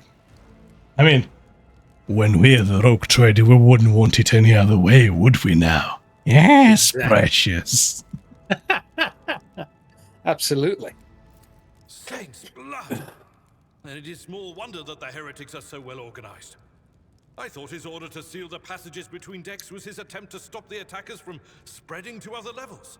But now I see the real reason. It was to stop the enforcers from intervening. At least you are alive, and now safe, Master. Alas, I doubt we can afford to look for a compartment to sit out this disaster. You're in a bad way. I can treat your wounds. I have a Medicaid kit with me. And, for the love of the throne, now is not a good time to be walking around the decks without means of self-defense. Aye. Here. Oh, very nice. Funny, okay. This is actually specific. Well, funny, your character can lose some of his wounds. Your character has suffered an injury after being attacked by Conrad. This happens when a character receives damage that exceeds 50% of your maximum wounds within 1 round. The exact percentage, it depends on the difficulty. Injuries reduce or resolve, which is your saves, isn't it? Yes. When a character initially suffers an injury, it is considered a fresh injury during the first 3 rounds. At the end of those 3, it becomes an old injury, like me. A fresh injury can be healed using a medkit without any skill tests. All injuries have to be administered with a medicate skill. Use medikits to restore wounds and heal injuries. Although when a character loses all of the wounds, they fall unconscious. So we don't have health per se, we have like pips. Yeah. Commissar with the psychic staff on the screen, what the hell?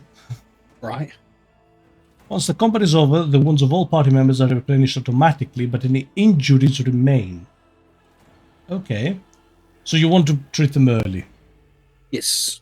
Medikits can only be used by characters who have the field medic or base skill medicate, or have taken the medicate skill advancement at least once.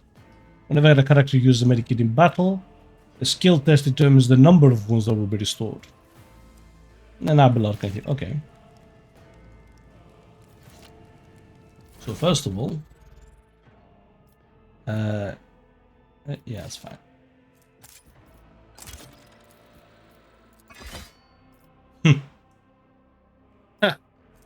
Nice. And an armored body glove, 15% armor, no dodge penalty. Huh. And I don't have a spare medikit. He does. Okay, so we have an old injury that stacks to 20. Alright. And we will carry Pistol on the right or on the left? Left. Because we're gonna need the sword to gesture with. Yes.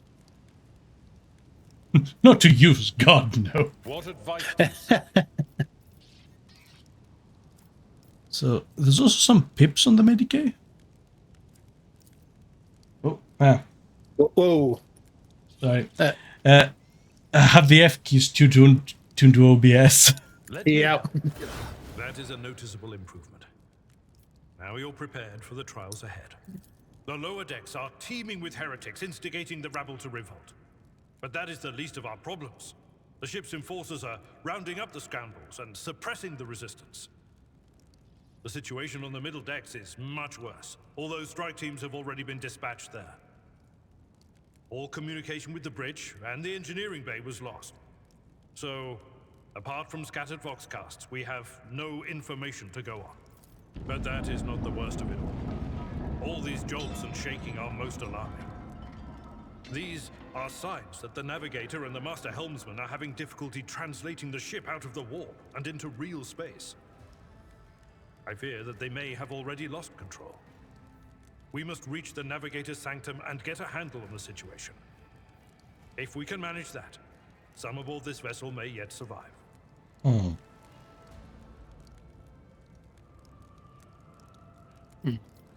What exactly has gone wrong? I am no helmsman. Oh, God Emperor preserve me, navigator.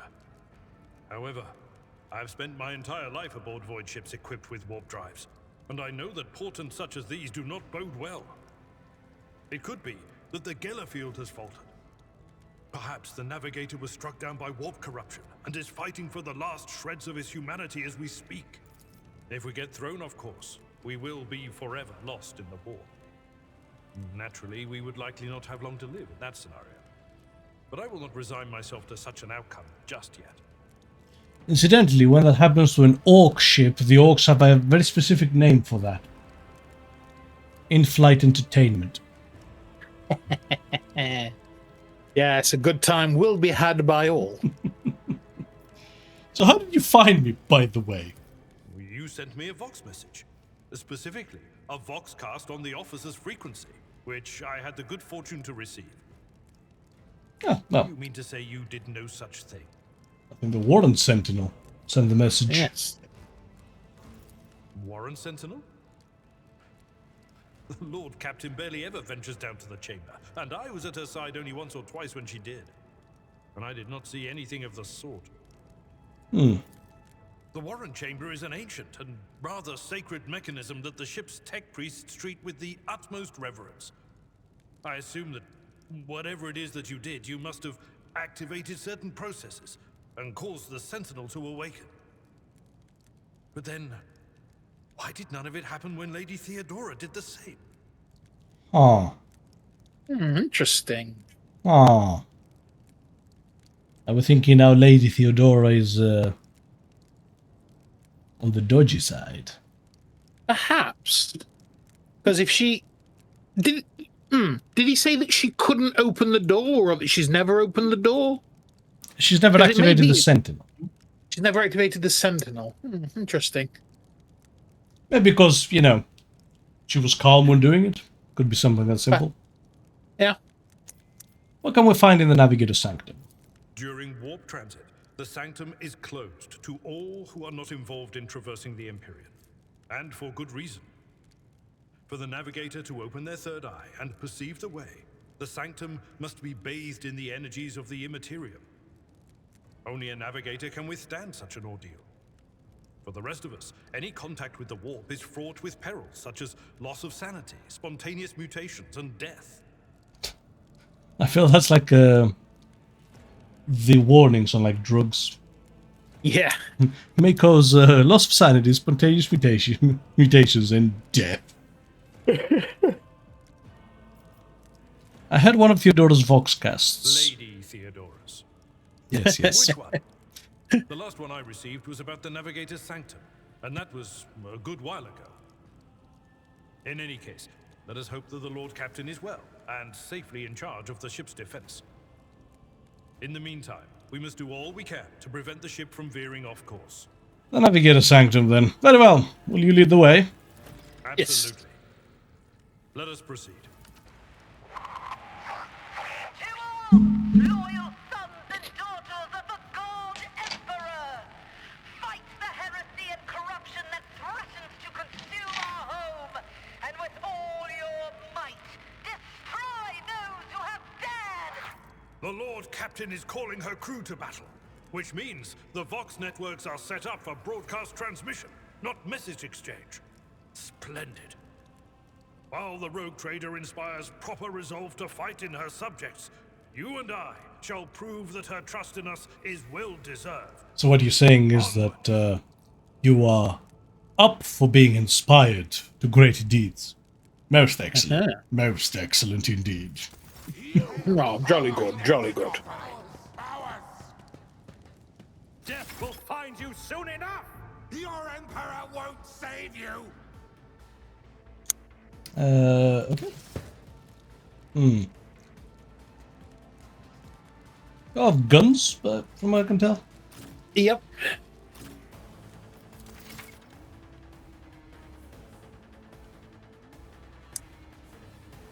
Yeah, that's fine. So, you serve me. Suits my purposes. Very good. And give him a bonus, the voice of command. You can stack. Okay, cool. Yeah. Nope. And we are utterly garbage at this. Yeah, shoot one that's the furthest away, I suppose. Because he's got a sword, so... Already done. Nothing of value has been lost. Oh, nice. Very well. Abelard is a warrior, specializing in melee combat and drawing the enemy's attacks. He gets a charge that is not considered an attack action. So he can melee and attack. Oh, nice. Move and attack. Yes, sorry.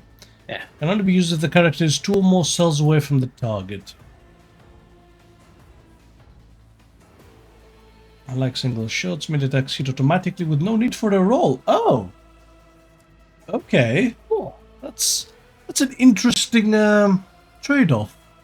Yeah. The enemy will try to dodge your parry, though. Alright, cool.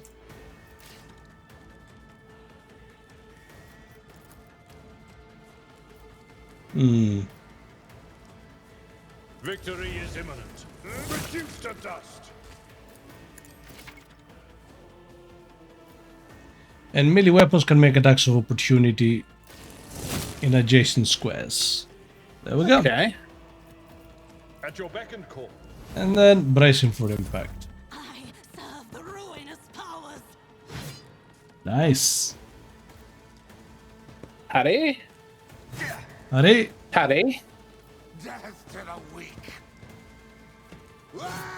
Dodge. Dodge. Out of my way. What the hell? I think he sprayed and prayed. He really did. And I've been hit! Me! You have been hit. I'll pass. Okay, so they can't be affected by this for the next 2 turns. Right. I shall not fear. Suits my purposes. I am And we suck. bad at this. However... I will do Yes. my the aftermath of Oh! Get fucking Someone wrecked. else can do this. Tasty. I serve the ruinous powers. Pain and duty go Ow! hand in hand. Bitch. You absolute bastard. Not my specialty. All too easy. Okay. Alright. Actually. I'm not interested.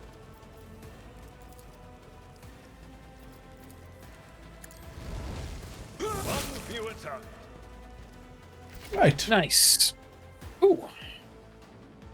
And we leveled up. Nice.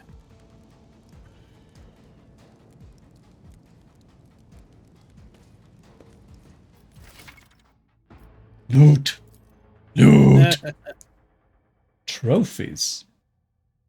Oh. Collect everything? Yep. An alternative... Oh yeah, so we have a second weapon slot. Yes. That is cool. Ooh, a last pistol. Ooh, las pistol. Less armor penetration and less damage. So what's the appeal? There's 20 shots. Low range. Low recoil.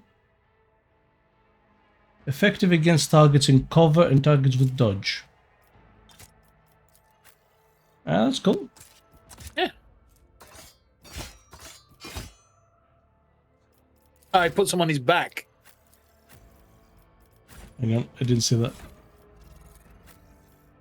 Ah, nice. Cool. Let's give him a pistol. Yeah. Just in case he wants to make a ranged attack. Or we maintain our revolver. Alright, cool. Alright, let's... Whoa. It's done the thing again on stream. Oh. An infinite. Oh. Sorry. That's alright. I must have hit F1 by accident. So we leveled up as an officer. We don't get a choice. We just get to choose a skill. I think so. The guide recommends commerce. So our commerce... I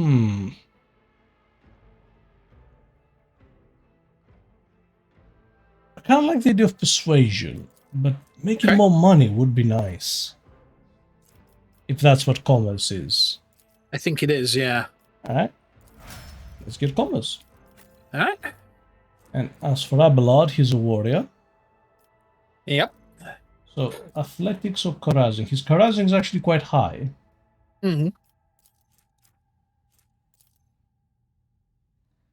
So we could really get him in carousing. And it resists poisons, stimulators, and alcohol. Okay.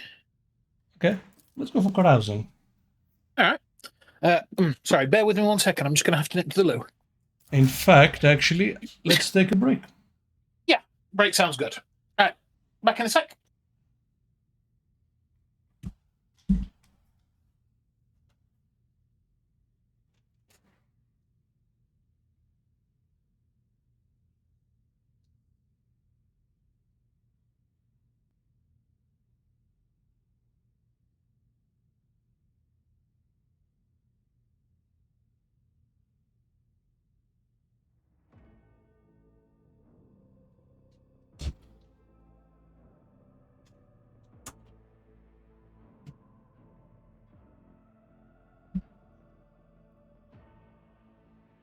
Right.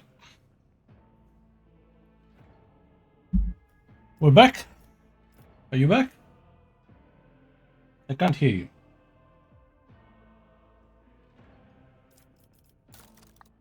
Yes, sorry, I hadn't unmuted. Oh. Right. So, Abelard has 1 level of dogmatic and 2 in iconoclast. Okay.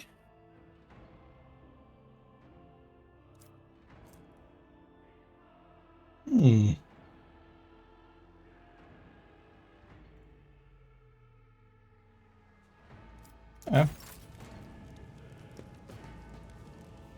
Okay. Victory awaits. There we go. Ooh. Ah, yes. So that's our Von Valencius Void Ship. Yep. We're in the Warren Chamber. And we're going to the Navigator's Sanctum. Yes.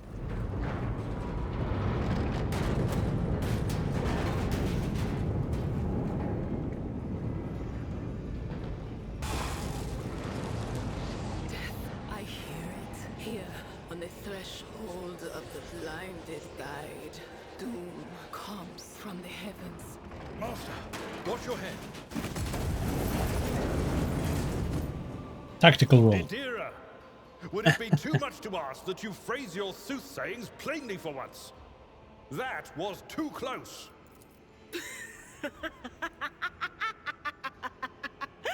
Sorry, old man. Their voices are so loud I can't even hear myself. They shriek, they sing, they... Oh, Abala, how they sing. You seem well adjusted. This is Idira Tlas, personal psyker and diviner of Her Ladyship Theodora von Valancius. Idira? I'm not drunk, old man. I'm suffering the effects of the warp that is seeping through these walls. I see the ship's fate. To die in the waves of the immaterium, fall under the burning rays of the final dawn. And in the roaring blaze, I see a figure standing. Who is it? The entity in your consciousness shrinks and crawls in deeper. It claws, scraping against the walls of your mind, as if the presence is trying to hide from the seer standing before you. A diviner, are you? The voices from beyond the threshold whisper to me. Sometimes their murmurs are clear, they grant insight. Sometimes they drive me mad. But I am patient. I know how to listen and discern. But now, with this clamor around me, too many voices, too loud. And you are von Valancius, one of Lady Theodora's heirs. Well then, we finally meet. Pleasure, I suppose? Yep. Officers frequency. To all who can hear me, those with a weapon in their hands are to gather on the officers' deck at once. I repeat, gather on the officers' deck at once and prepare to launch a counterattack. That's Ethelthrat. Oh, Emperor's Providence. The other heir lives as well. Quickly, we must head to... Not so fast, old man. If we drown in the warp, Lady Theodora's heirs won't be any good to us. If Ethelthrat's like me and hasn't yet surrendered his mind or body to the mercy of the warp, then he can still hold on a little longer without us. How much longer? Right. Can we make it our arrival longer plus 30 seconds?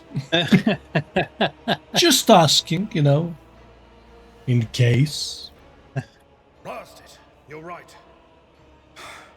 First, we need to deal with what is happening here. How do you know? How do you not know who I am? All right. What? You think Lady Theodora didn't ask me to peek into the darkness behind the backs of those she sees as her prospective heirs? I have seen you. I have seen the footsteps of your past and the wounds of your heart. Abelard, remind me to buy some lead sheeting. The seer words dredge up something dark and frightening from the depths of your memory.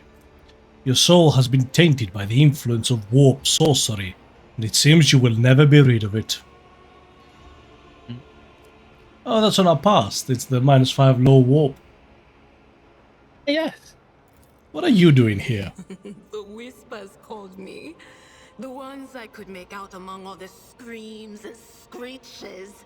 Those who are rocking this boat hit us where it hurt. They went after the navigator, our guide through the warp. Other whispers called me to the engineerium, but it was too late. I heard the cry of our master Cog, and the silence that followed. What? You don't mean the Engineer Prime is... Said, without a doubt. And the voices wail, heralding countless nightmares, cackling at each soul among the hundreds that are now joining the warp. The shriek from the navigator's sanctum was louder than the rest. And it's better that we saved the navigator than some lever puller from a cooling module or a cook from the middle decks. First of all, do not disparage the cook from the middle decks. His filet mignon is to die for. Secondly, can you ask those voices to be a bit more, timely? Isn't it just the case? Oh no. No, no, no, no, no, no. Nothing is well about him. Can't you feel the chill crawling on your skin? The eyes watching you? The warp ice has already encased the bulkheads. What follows is calamity. But we're not just going to stand here and take it, are we? The state of things in here suggests there's a navigator around. Maybe one who's crippled or at death's door, but still kicking. And since our skin hasn't peeled off our faces just yet, his third eye must be closed. At worst, it's a little roughed up. So what are we moping around for? Let's go protect that noble mutant while we're still alive. Alright. It's about time. Yes? So what's your deal? Alright. Apart from 2 levels in heretical. Oh dear. Psychic Shriek. An analysis and forewarning. That's nice. Okay. She's an operative. And has taken a point in awareness. Which she's not built for. What the fuck? The hell? See, one thing I really appreciated about Baldur's Gate 3 is that you could completely change the classes of your party members. Complete respec. Formation?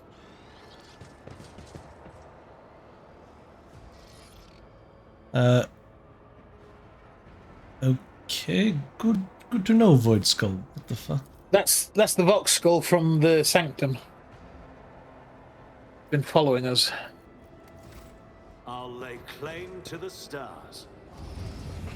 So let's see what's in here.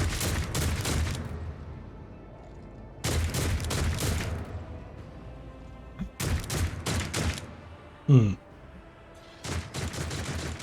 gonna do the right thing and run the other way.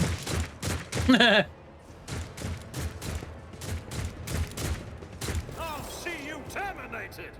Your Emperor won't save you! Let's get to it. Ow! Chaos guides me. Yeah, I see the appeal of going first. Yep. Ooh.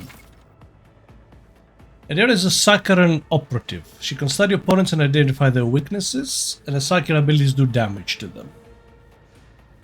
Okay. Saccharin applies exploit to all enemies within line of sight.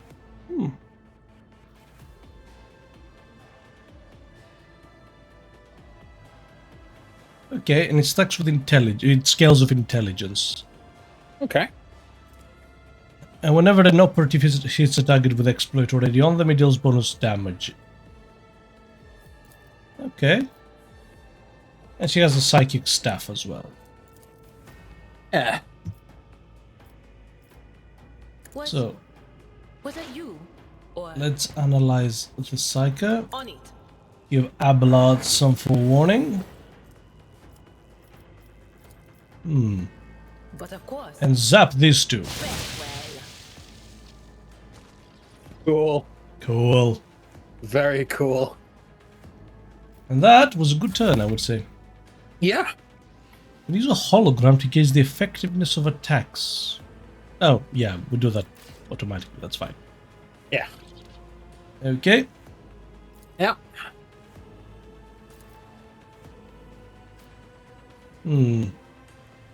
48%, 24. Alright.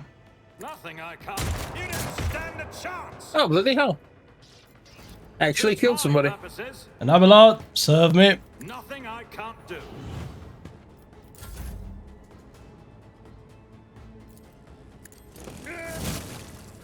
So let us stab this fella and charge this fella. Oh, can we hit him again? No, only one attack a turn. Ah. You notice there's a grayed out. Yeah, I see. But what about his abilities? What's strike? Strike? Oh no, it's shift +1. So I thought it was strike. Victory is imminent. Can brace for impact, sure. So, yeah, nice. Yeah.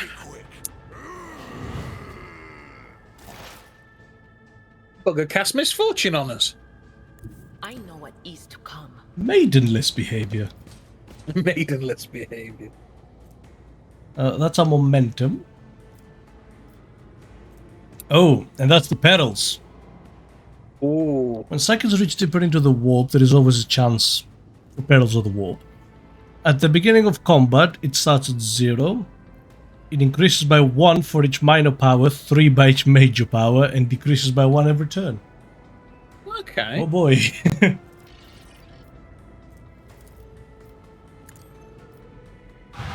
gone. Nice. Pretty clean, actually. Yeah. The creature in the chair appears as if it has become one with the throne. You see pink, parchment-like skin stretched between the seat and the limbs that have too many joints for a normal human being. The navigator is breathing heavily, the air whistling as it exits through the 2 dark, gill-like slits on its cheeks.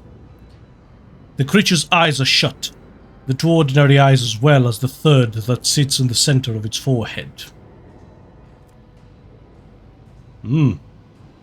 Is that normal for navigators? No, the only physical mutation a navigator has is the third eye opening.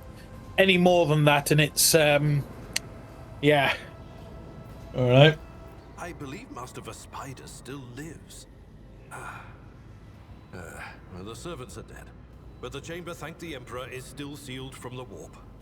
Well, we have a chance of leaving this place alive. Give Abelard a pointed look. Master Vespider. We literally went, talk for me, without talking, didn't we? Your time is short. The navigator steers, barely able to lift his head and half open his normal eyes. A dark drop rolls up from under the closed lid of the third eye and down his face, leaving a black trail. The voice coming from the box grill at the base of the bizarre chair. It is unclear how the navigator is able to produce human speech. Our time is short to do what?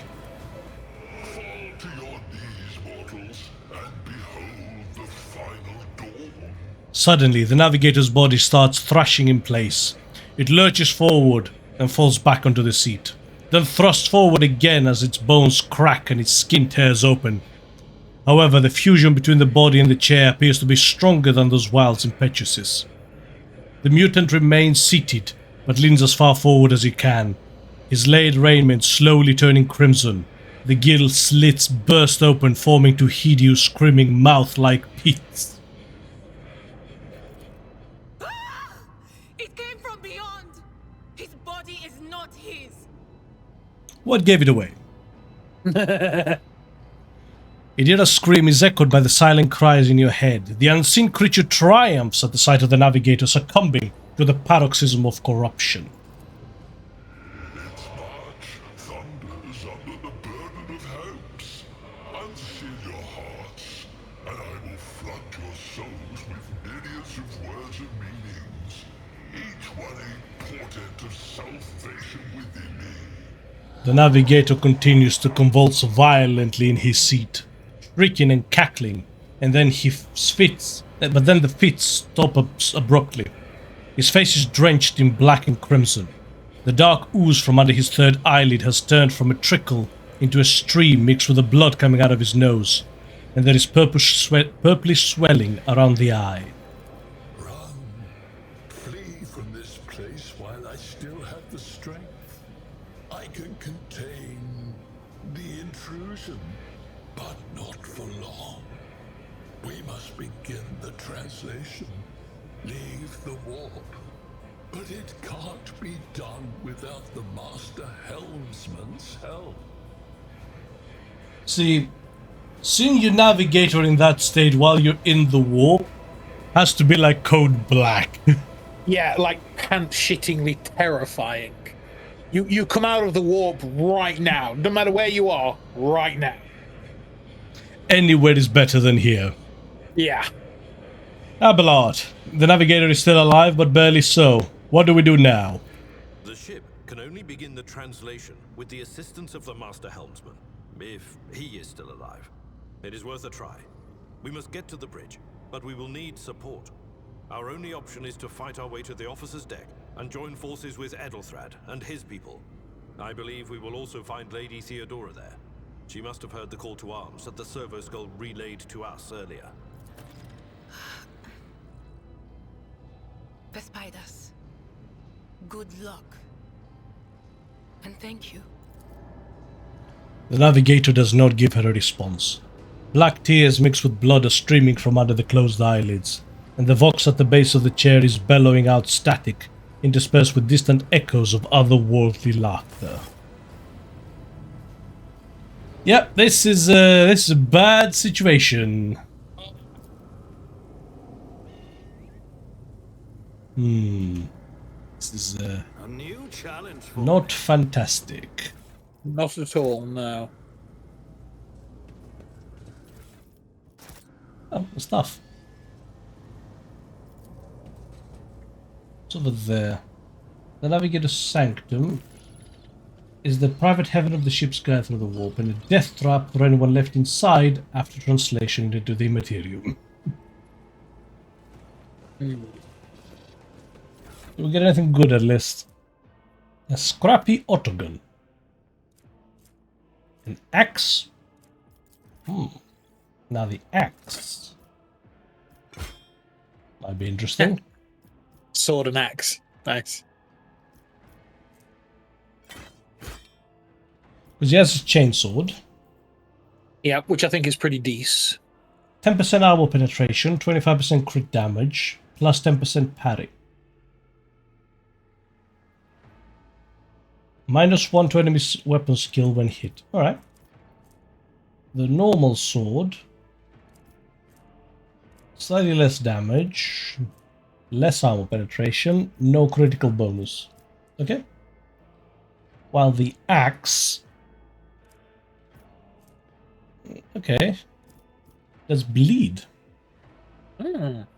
Special attack that inflicts bleeding. Does have a swing, a sweep, and a strike. Cool. Well, keep it around. You never know. Yeah.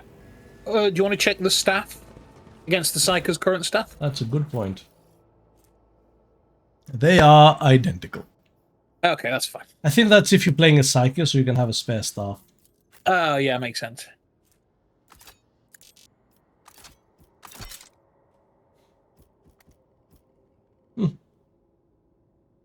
Yeah, good to have a rifle. You never know. Yep. Out we go. Outwards and onwards. The door does not budge. Lots of viscous flesh have entangled the metal door, sealing it shut. Okay. Out this So way. where to, then? To the officer's deck. Yes.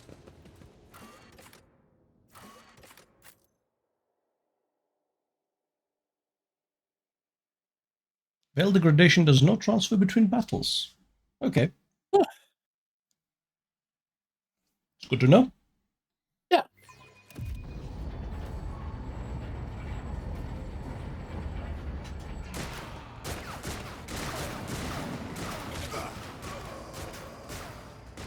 Serpentine, man! Serpentine! Your ship's as good as ours. It's all over for you. I shall pity not your enemies. I shall heed not their pleas. Somebody shoot these. I shall betray not your tenets, nor stray one step from them. Take not your gaze from me. Leave me not without your grace. I'd love a sister of battle for Darktide. Yeah. My light, I recognize her. my emperor.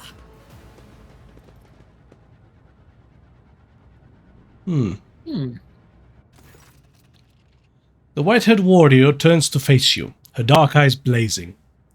The weapon quivers in her hands, and for a brief moment, it seems she is not going to stop, and will instead continue eliminating every target she sees, starting with you. Whoa, whoa, whoa, whoa, lady. Sister Argenta! Sister Argenta, it is a relief to see you. We require all the forces we can muster. Your face. It is unfamiliar. Who are you? I'm offended. I thought everyone in this quarter of the galaxy knew me. They should. They should. They will. They must. Hello. I shall introduce myself after you do the same. We can't give ground. Yeah. Allow me, Master. Sister Argenta, sacred warrior of the Adepta Sororitas. Sister, this is Master von Valancius, a member of the RogueTrader's house. Thank you, Abelard. The hour is dark and daunting. Ship abounds with corruption. The faces of friends are twisted by sneers of heresy. The eyes of comrades ignite with the archenemy's hunger. I will do what I must to halt the advance of the dark forces. But in these dire moments, little can be trusted. So I must know, why are you here? Agenda gives you another stern appraisal. You got something strange in the dark depths of her eyes. Some internal struggle or a wordless question. Sister, I beg of you. Now is not the time for interrogations. The ship is under attack by heretics. We've been betrayed by our esteemed Master of Whispers. Edelthrad the Heir is waiting for our aid, and Lord Captain Theodora is expecting a report on our success. We are here to deal with the situation, so I suggest we all do just that. The Seneschal is right. There is no time for talk. Yeah. Very well. We may leave it at that. For now. For now.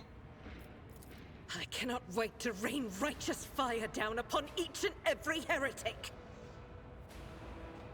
Incidentally, what is the warrior of the Adepta Sororitas doing above a RogueTrader's ship? Your order serves the Ecclesiarchy, do they not? Indeed. Sister Argenta is a guest of the Lord Captain. And that story deserves its own time and conversation. Under more appropriate circumstances. I own the money, Abelard. I like him. It reminds me of Ekun from Kingmaker. Yes. Enough idle chatter. I am where I must be, and that will suffice. And who are those randos? Overseer of Middle Deck AL-84, my lord. We were rounding up everyone we could find in the attack compartments when we ran into an ambush. Just about every enforcer fell. These are the survivors. Ugh, I have to pay for new crew. I mean, the RogueTrader must pay for a new crew.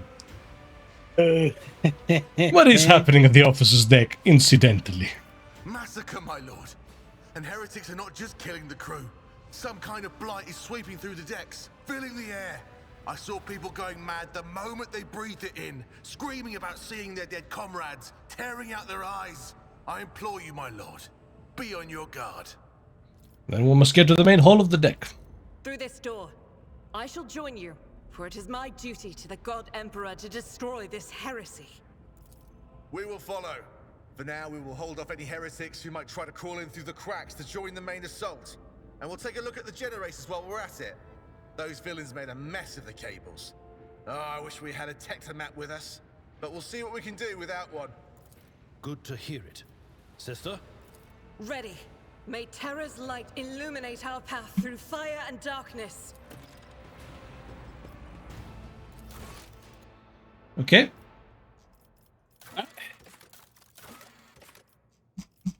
Yeah. Join me in prayer. How about... Let's have a look at her. So. She has candles, also. Yep. Like, that's just always with the candles. That's a hazard, lady. Right. But she also has unfading valor. Oh. A Godwin patterned bolter, given to her the day she took her vows to join the Order of the Martyred Lady. Unfortunately, despite its illustrious name, the gleam of this metal has dulled after years of travel and encounters with horrors untold, and the secret prayers engraved on the barrel have been worn smooth in places. It's quite interesting because I know a lot of Sisters of Battle players are really annoyed at GW because every Sisters artwork, lore, Yeah, everything. they're all martyred lady. Yeah, they're all none of the other things get a mention.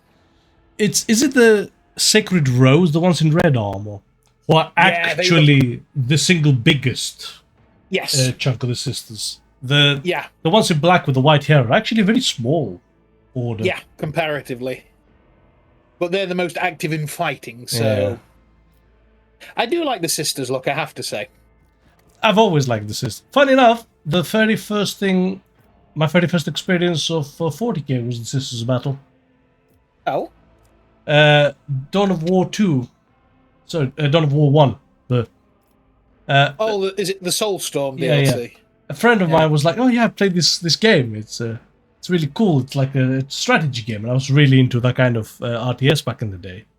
Yeah. I was like, "Oh, I don't know anything about this." It says, "This faction, the Sisters of Battle, are really cool. Try them."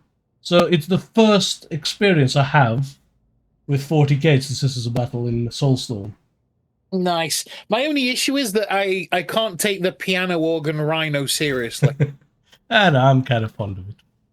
Yeah. That's interesting. Oh, look at that. She cannot get any levels higher than 2 in heretical or iconoclast. So once you reach 3, it locks off the rest. Yeah, interesting. Yeah, we might have a problem.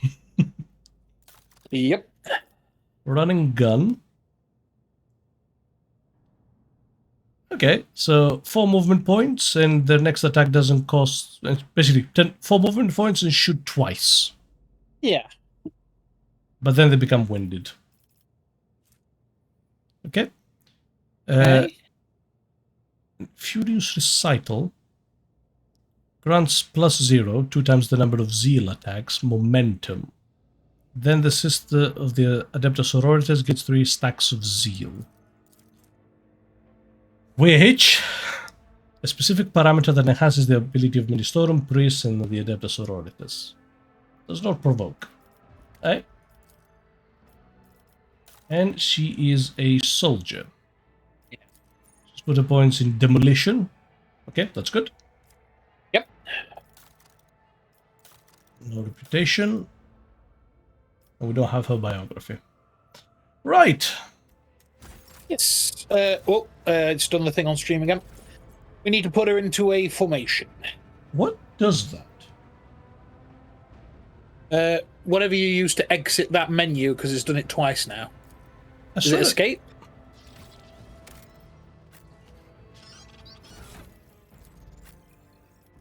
I'm curious, hang on.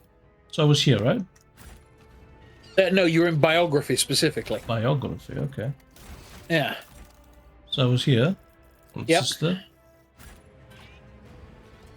Maybe because it's close to F1, I might have hit her. Maybe. I'll unbind it. But it's... Whoa. We need to work on getting one of those Steam Deck things. Stream Deck things, yeah. Okay. So she literally blasted through the door. Ooh. Cargo into inventory. A well-maintained stub revolver. Well, it's a waste of space on us, so congratulations on the upgrade, Abelard. Yep. Shall we give ourselves the last pistol? Or the Psyker?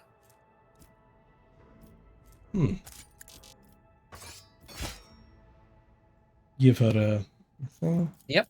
Give the Psyker the last... She already has one. Okay. I keep it. Yeah.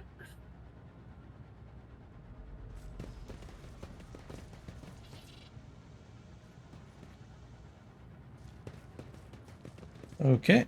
So there's some goods.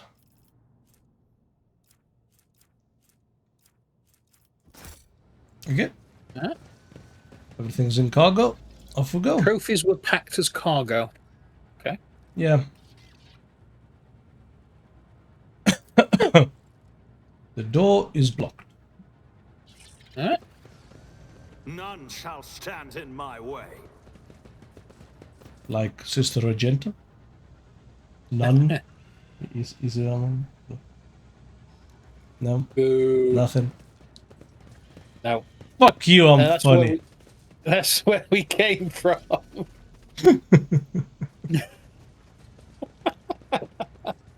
bugger. I swear I checked this door, didn't I? Incidentally, do you want me to increase the size of your portrait?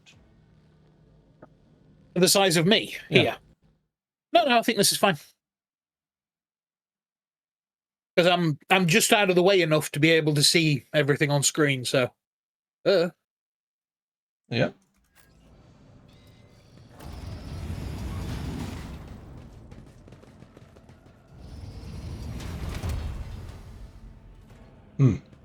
Hello, everyone.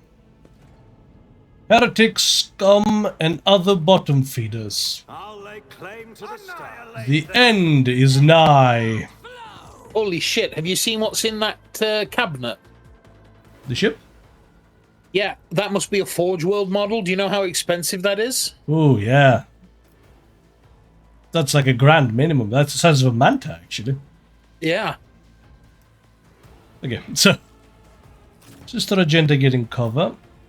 Idir over there as well. We'll stick our Ballad here and ourselves here. Yep. And off we go. So, Argenta is an Adepta Sororitas. Expert in burst ranged weapons. Weapons that deal damage in an area. And she's also very mobile. I think I'm going to like her. Yes, I think she's your assault from XCOM. Yeah. Which means you're going to gel with her immediately. Revel in Slaughter is a soldier ability which can be used once for each 3 enemies the soldier kills in a battle. Each activation increases the soldier's ballistic skill, critical chance and critical damage, and its stacks. Certain types of weapons let you make burst attacks. When performing a melee burst attack, the character makes several strikes against a single target. If the first hits, they all hit. That's dangerous. That's very dangerous. If the first is dodged, they all get dodged or parried. When performing a ranged burst attack, they fire several successive shots with different trajectories. Most of the shots are concentrated in the center of the selected attack cone.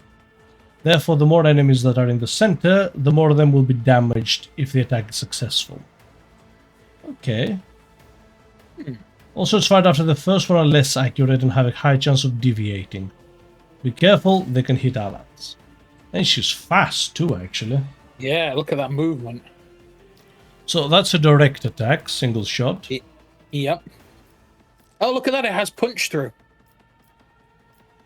Yeah, that is cool. Yeah. Or, yeah, you see that's a, whoa. Oh, holy shit. On the right, yeah, it gets all 4 of them. Yeah. Go By nuts. the way, is there a... Woo! Oh, nice. Nice. Is there a thing that shows you the line of where the fire is? Is it red? I can't see anything. Yes, it's red. Right, okay. I can show you. By the way, you know this has co-op? Why? It's like Baldur's Gate. You select a character and control them on your turn, which I don't see the point, because, you know, we could do this. Yeah, like literally we're doing this, it's fine. But yeah, what's your call? You see this thing here? Oh, yeah, there we go, yeah. Red-green, no, mine's red-black. I don't know if any of them Oh, no. speak to you. Well, that... Jesus Christ. Try the middle one. A little bit clearer. Unfortunately, they're really bad for me. Yeah, no, stick with the base one. I'll just make do. Doubt is for the weak. I'll do it. She's gonna run and gun, and I've gotten my thing back. As the Emperor can none can escape the Emperor's judgment. Nice. Alright, that'll do. Yep. Because then... Anything else? An unfortunate turn of Oh, beautiful.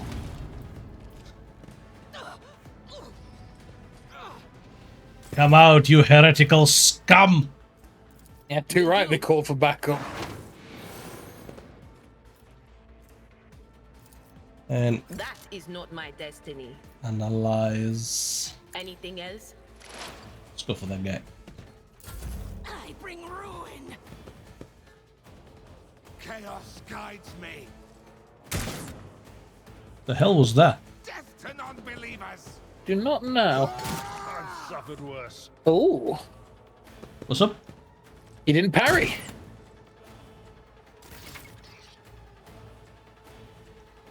So full impartial cover. Yep. What does he give at the moment? +5 to all characteristics. Anytime the servant attacks, target of the noble deal damage. Do it again, crit hit chance. Okay. Let's do Argenta. Yep. But I'm also going to give Abelard a command. Yep. 20%. Already done. Damn it. Nothing I can't do. It's gonna take a while before we're any DC, isn't it? It really is, yeah. Okay. Ah! Damn. Damn! You parried!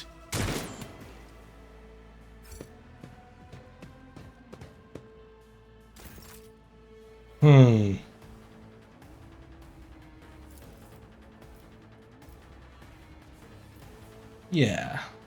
I'll do it. Eradicate it. Nice. So critical damage is 150. Bloody hell.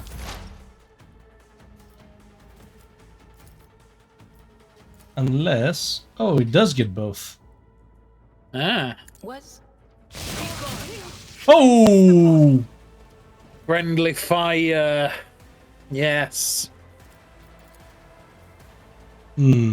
Okay. anything else?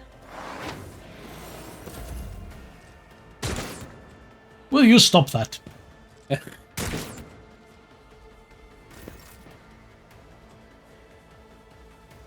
Yep, we don't have any reason to be anywhere but here. Yep. And just take random pot shots at people, I suppose. Yep. The more bullets flying in the air, the better. Oh, he's left their dick in the wind, isn't he? My place is at the fore. Oh, it is. It will be done. Indeed. Okay. Yep.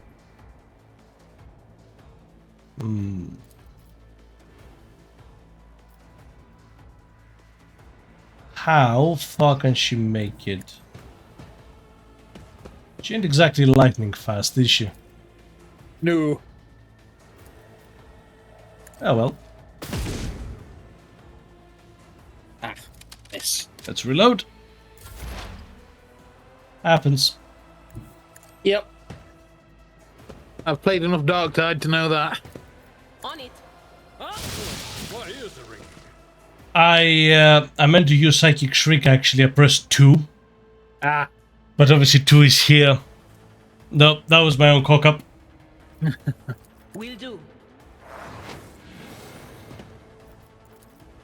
Not this Scryer's draw. I serve the ruinous powers.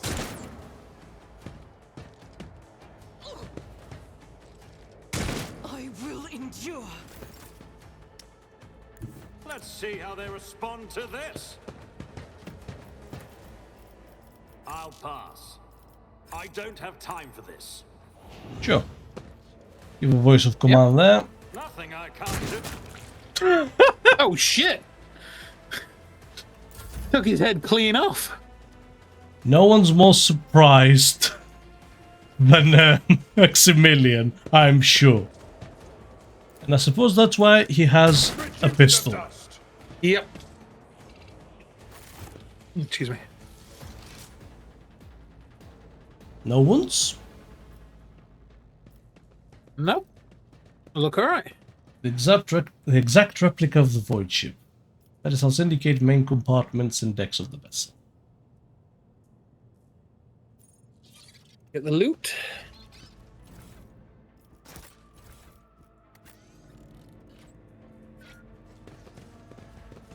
Okay, let's finish collecting stuff. Yep.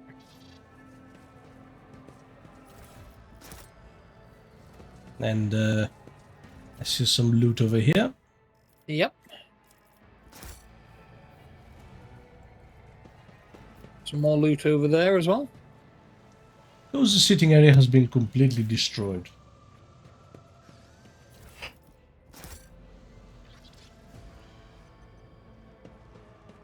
Oh, no, where we are. Wait. Oh yes. No, No. It's just a. Yeah, it's just a similar shrine. It's the issue with 40k. It all looks the same. Yes. The cogitator is silent. Seems the machine spirit is no longer being powered by the motive force. Alright. Alright. Machine writes it. Oh. Well, let's operate this. Yep. The D100 system. Yeah, we've read about that ahead of time. That's fine. Yep. Pay attention. Nope. Nope. There is yet more loot to be had. Ooh. Oh. A multi-key. So that's a lockpick and a auto hack. There's goods on the table. On the table. Oh, yes. Yeah, there. Good eye. Is there a way to have the tab thing be always on? Let's have a look. Operator's gloves, plus 3 to tech use. Ooh. Okay. Who has good tech use? 35, 30, 30, 30 that's... And by good, I mean not the worst. It's about time.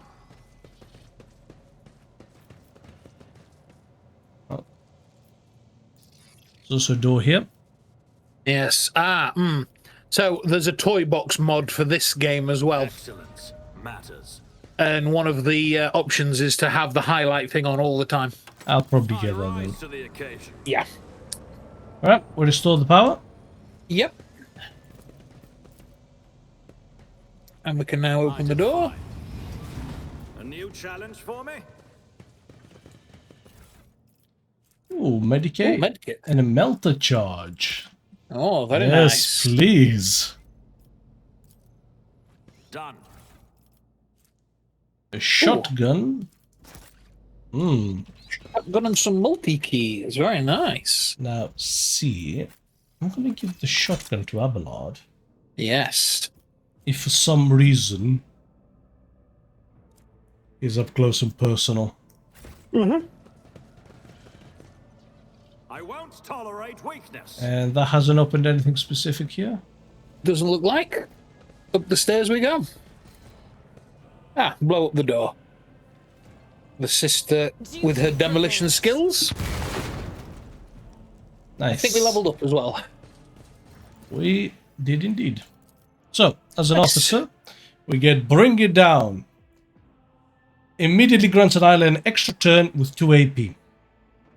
Nice. If they're under voice or command and kill an enemy, they also gain momentum. Cannot be used on the same ally more than once per round. That is absolutely fantastic.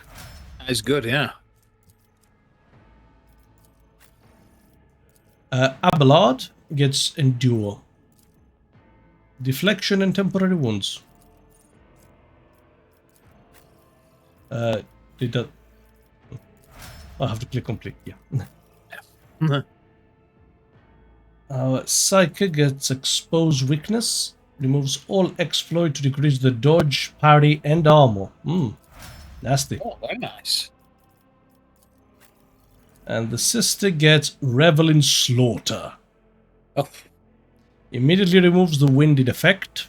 And until the end of combat, that's very nice, plus 10 ballistic skill, critical damage, and critical hit chance. After killing 3 enemies. Okay. Very good.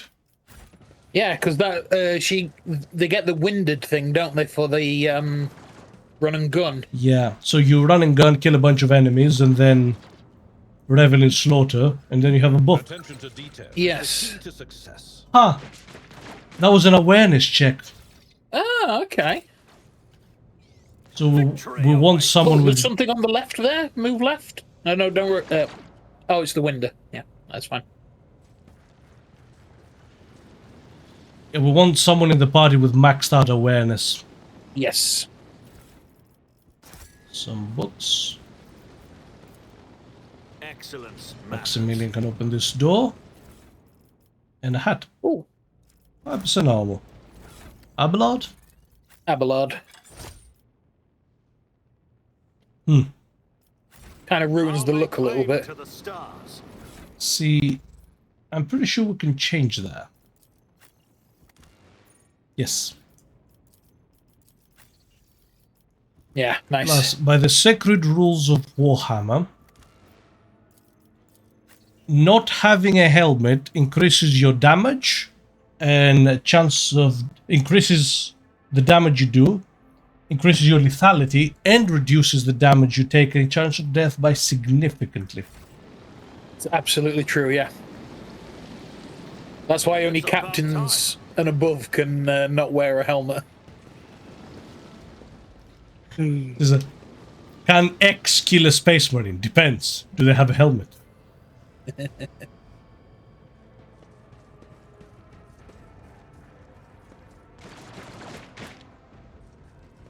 Okay. Oh. Oh.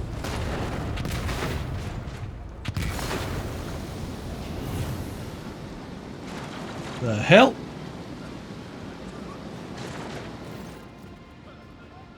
The roar of the flames rings in your ears, and the choking smoke makes you cough and gasp for air.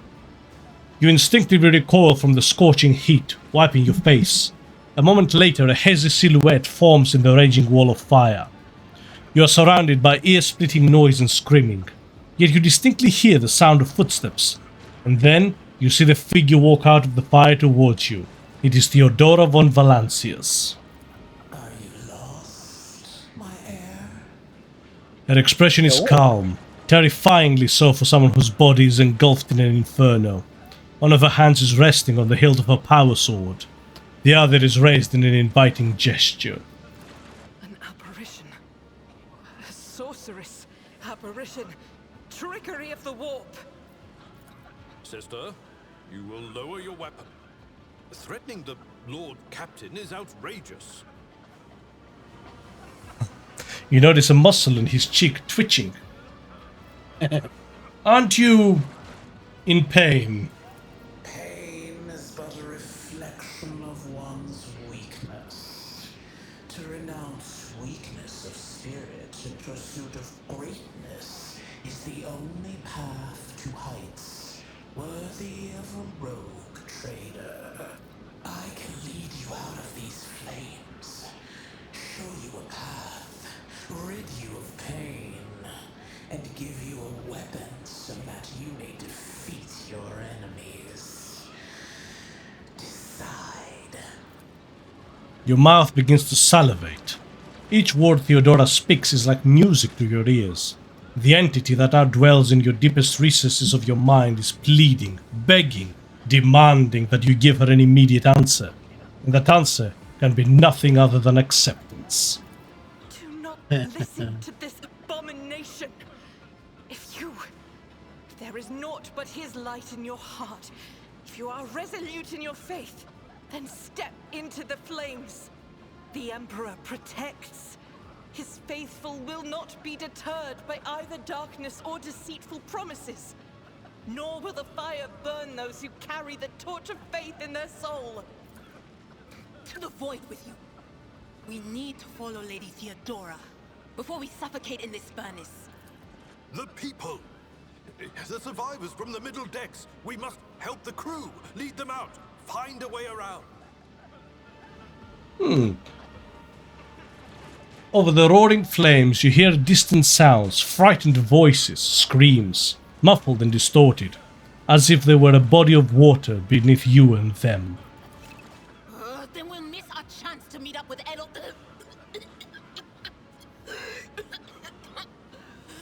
What are we waiting for? Right. So, the Emperor will guide the righteous on their path. Take my pain away and give me power. Or I will not leave my people in harm's way. Well, I'd say 3, because, yeah, number 1, no. And number 2, no, don't fuck with that either. You look away and the illusion breaks. The unbearable heat instantly makes your skin burn, and the voices of the people beyond the shroud and smoke grow stronger and hopeful once you and your companions rush back, barking orders and guiding the survivors. In your determination, you completely forgot about Theodora, and when you turn your head, you see nothing but the bellowing fire. Back! Fall back! We will go around.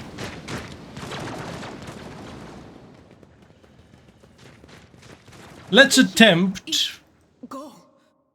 Thing that was standing in front of us in the fire? I could have sworn. To the same place all unholy visions go. Do you want to follow it, witch? What's that? Never doubt me.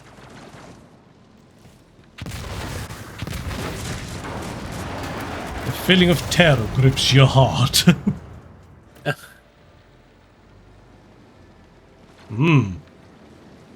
Okay. Yeah. Shall we attempt to be a decent human being, albeit a bit dickish? Yeah. We shall be a dickish, decent, Or perhaps debonair Ethelred and his gentleman. escort never made it here, which would be even worse. Oh no, Ethelred. It's a damn shame that the air above me is now irrevocably dead. Shame. Damn. Damn shame. Damn shame. Like, whatever will we do? Oh well, your new RogueTrader demands. Or they could be fighting on the bridge as we speak. Without us. How long do you think they can hold out, and can we show up 30 seconds too late?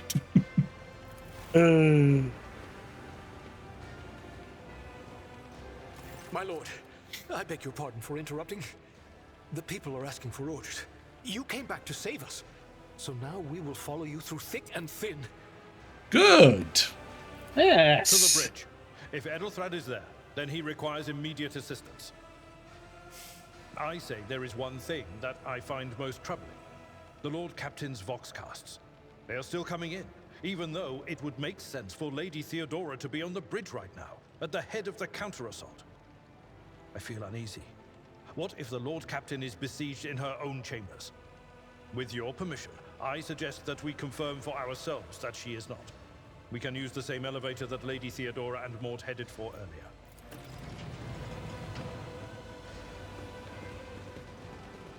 I don't see why not. Yeah. Make it to the meeting with the air. Ah, damn, couldn't quite do it. Oh well. See, I think you have enough material to have a full, like, compilation of me being power hungry there. Yes, absolutely.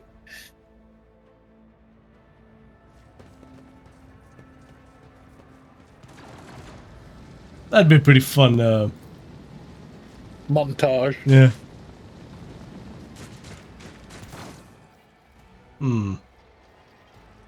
So that we are back on the officer bridge.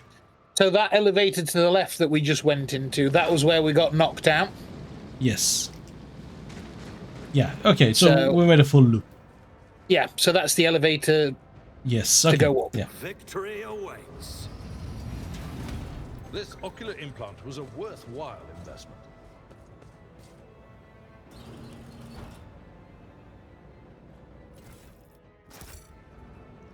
So that's our actual objective. Yes. What's all this? Oh, we passed an awareness check. Ah. This clearly does not serve as a storeroom. The generators, machines, and crude wall paneling indicate that this is a maintenance module room rather than an area for receiving guests. Ah. Aha. Oh. Ooh. Lex Mechanics goggles. +3 logic. Okay, who has the highest logic? 35, 30, 30, 30. It was us. Ah, cool. We got an Oculus Eye now. No, we have that already. That's part of the noble. Oh, we did have that. Yeah, yeah. Now we have this instead. I won't tolerate weakness. So what's this? Plasma conduits. Right? Okay. Off we go. To the Lord Captain's quarters.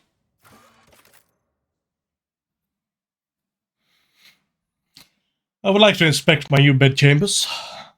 I mean, Lady Theodora's bed chambers. Yes, she might be there. Still alive.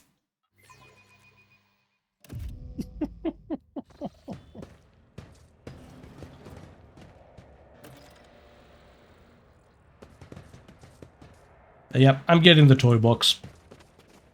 Yeah. Ooh, fancy.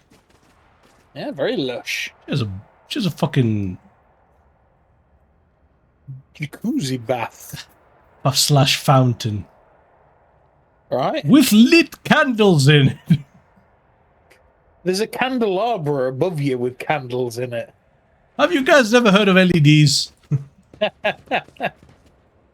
Or is that an instrument of the warp? Heretical tech. Ah, Mort died.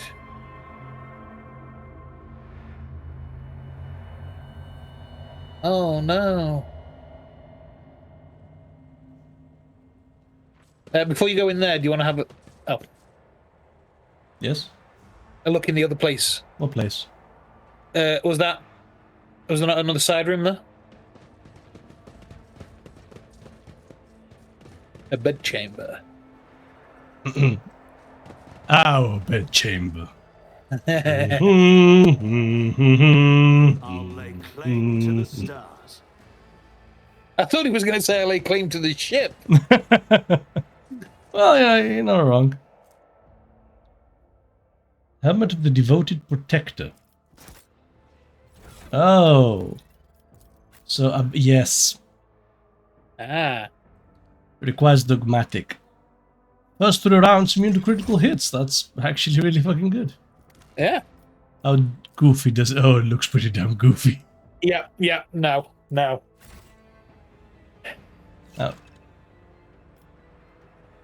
before we inspect... Ah! They stole all my stuff! All her stuff, you mean?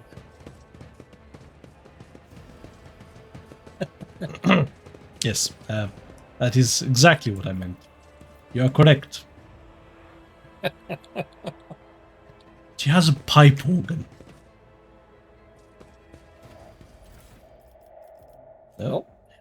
Theodora's Rosary. Commerce and Lord Imperium. Yes, please. Yes, please. The next slot. Oh, Commerce 80. Nice. Oh, nice. And a Rogue Trade Escape. Also very good. Yes. Mm-hmm. Now we're looking good. Now we are looking good. Oh, yeah. So, have the helmet. Backpack. Oh, that's the cloak still, yeah? That's okay. The best outfit headwear, I think... No, that's fine. Gloves. Boots. And armor, which we don't have any, so it's fine. Yeah.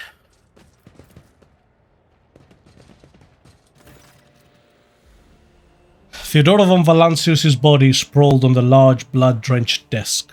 The arch-militant's corpse, still clutching a weapon, is slumped against one of the bulkheads. Emperor, accept thy faithful souls. No! Lord Captain, I didn't hear a thing. Not a whisper, not a breath. It was so loud. Why didn't I foresee this? Abelard, I think we might need a different seer. This one is defective. Oh, that would be a fucking cold thing to say, that one.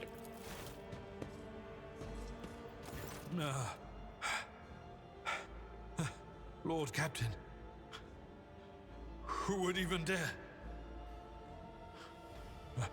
Unless that rat, Voidsphere. I doubt it. Voidsphere wished humiliation and suffering of both Theodora, not a swift death. Yes. That is a very good observation, actually. I like it. It's a very, yeah. It could have happened in the heat of battle. Not to mention that Mort was here, and he would have protected Lady Theodora to the last. There would have at least have been a body around, surely, of a cultist, unless they cleaned up after themselves.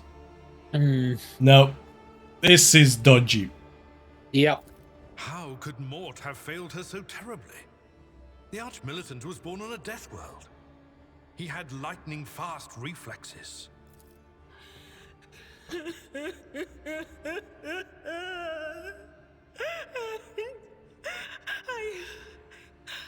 I can look at things in my own way.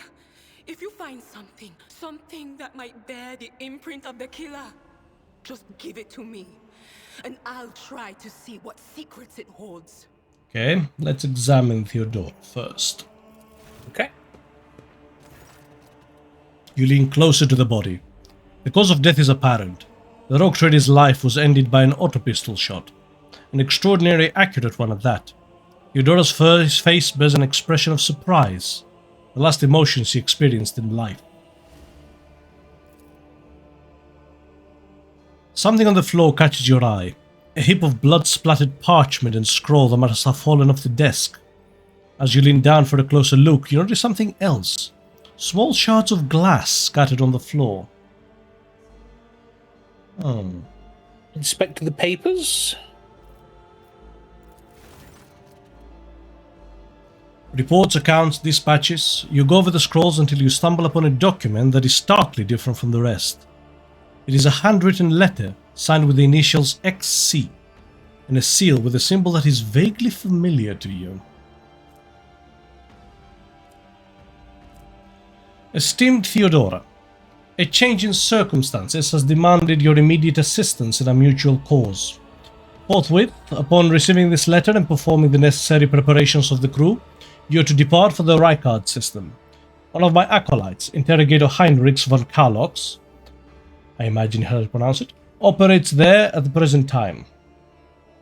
Upon your arrival in the system, you will, without delay, make contact with him and offer any assistance required of you, after which you will provide him passage to the Furibondus system aboard your ship. On footfall, the interrogator will remove himself from your presence and await further instructions. Anticipating any questions you may have, I will stress that the nature of the interrogator von Karlox's activities on Rykard Minoris is of no concern to you. If required, von Karlox himself will disclose the details of his mission. May the Emperor's light be with you. XC.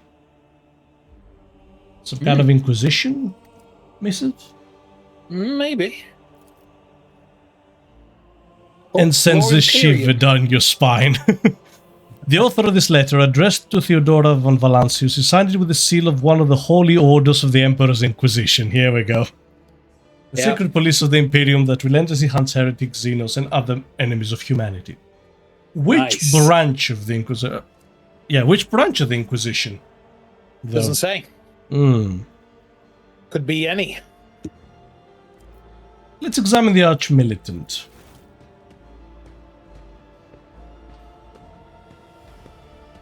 Take your time. An auto-pistol shot, again, went straight through Maud's forehead, spraying the floor and the furniture around him with blood, brain matter, and shards of his skull. The safety of the Archmilitant's weapon is off. The killer must have been a split second quicker than he was. About the shards, it is difficult to say what exactly was broken. The object fell on the floor, and that is as much as you can ascertain. Upon closer examination, the shards appear iridescent rather than completely transparent, as if they had been submerged in promethium. What do the shards tell you? I see streaks of color, luminescence, blue lights, faces drawing closer. Lady Theodora and Conrad and what is that? Ah! Something dark, enormous. Oh, this glass thing was something foul, that's for sure. Tainted witchcraft. You cannot tell if Argenta's remark is directed at the glass shards or Idira herself. Alright, let's try the body. It doesn't work like that. I can try to read the memories of objects, but dead bodies are a different story. Something like that would require her soul. And after what we saw on the officer's deck, I won't risk searching for it in the warp. We had best be on our way. Yes, the crucible of battle calls to me once more. No, wait! We must see if we can find anything. Idira, you can't bring her back. Let her go. You'd give up so easily, old man? I expected as much from the sister. It's not like she has a heart. But you? Oh no. I'll get to the bottom of this. I'll find the one responsible for murdering the Lord Captain. And when I do, that scum will regret the day they were born. So, it's about time. One thing's for sure. Whoever did the murder was someone who could have walked in here casually. Yes. Someone who they wouldn't have been surprised to see here. They wouldn't have been surprised to see here, but were surprised that they shot them. Yeah. So it was clearly somebody who they trusted. A bizarre fragment hangs on the trophy board. The light smooth surface of the object is rotted with dark spots and crumbling holes. She has a lot of weird shit around. I think she was, ooh, stuff. Oh. Ooh, grab the thunder hammer and the chain axe. Yeah. Is that an Eldar weapon? That is an Eldar. That is a shuriken catapult. Yeah, and that's a shuriken rifle under the melter gun. No, that's not a shuriken. That is the fire dragon, not the fire pike, the shorter version. Yeah, those are Eldar weapons. Painted enough for the bastards to know. Yeah. Yeah, a fire dragon weapon and a shuriken pistol, most likely. Actually, it's too short. Interesting. Very. So, what do we think is a member of the party? The current party? No, I don't think so. Because what I can think is that the sister has an auto pistol. She does. Ah, interesting.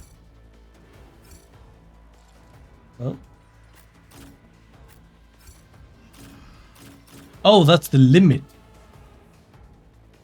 Okay, so here's what I want to do then.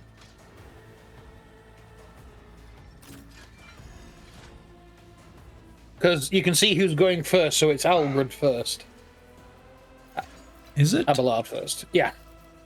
So let's go up. Okay. Yeah, so it counts down as you go. I don't love this config. Because I was thinking charge into this guy and then slice. Yeah. But I think I might be better off. No, we'll do that. Okay, we'll put him here. Sister here, Idira here, and Maximilian. Yeah, here will do. Okay, start the battle. Armor protects character from incoming damage. Light and medium are available. Armor indicates what percentage of incoming... So, if you get hit, the heavier the armor, the more you absorb. But you also have a worse dodge chance. Yeah. And deflection is unique to heavy armor. That also gives you DR. Okay.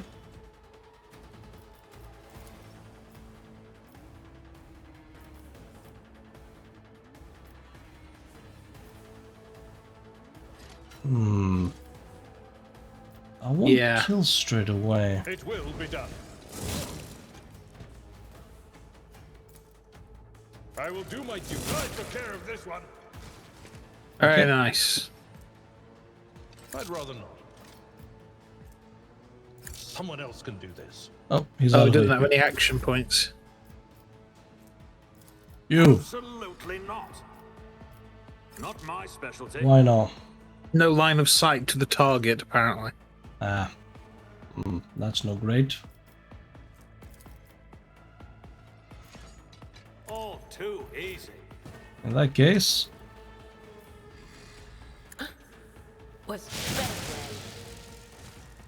let's hit them with one of these. Very nice, very nice. Then we can hit them with... No can do. Oh, she's also out of AV. Okay. Yeah, that's because it's still technically my turn. Yep. Alright. Abelard, serve. Already done. And get inspired. And while I'm at it.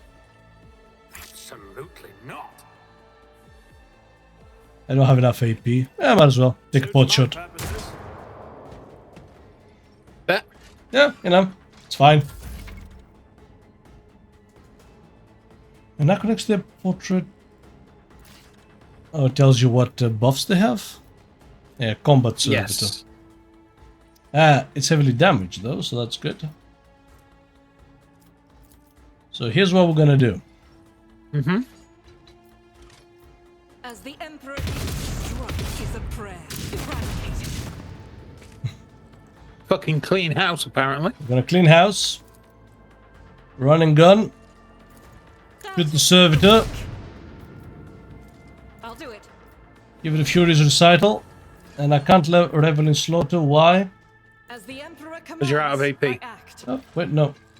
You did There do you it. I will not. Okay.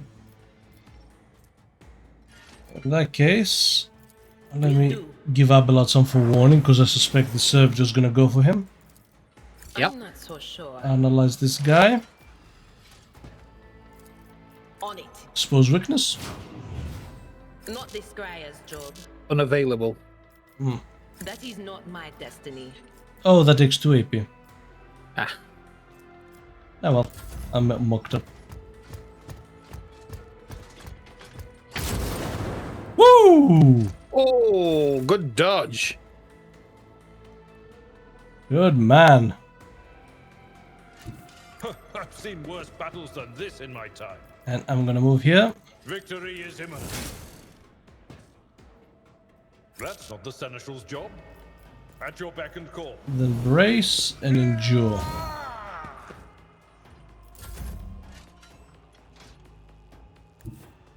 Forge ahead. Nothing I can't do. Bring it down. Yeah. Yeah. Damn. He doesn't have the axe, so then does it. No. I'd rather not. Okay. And then, yeah, might as well. Not a problem for me.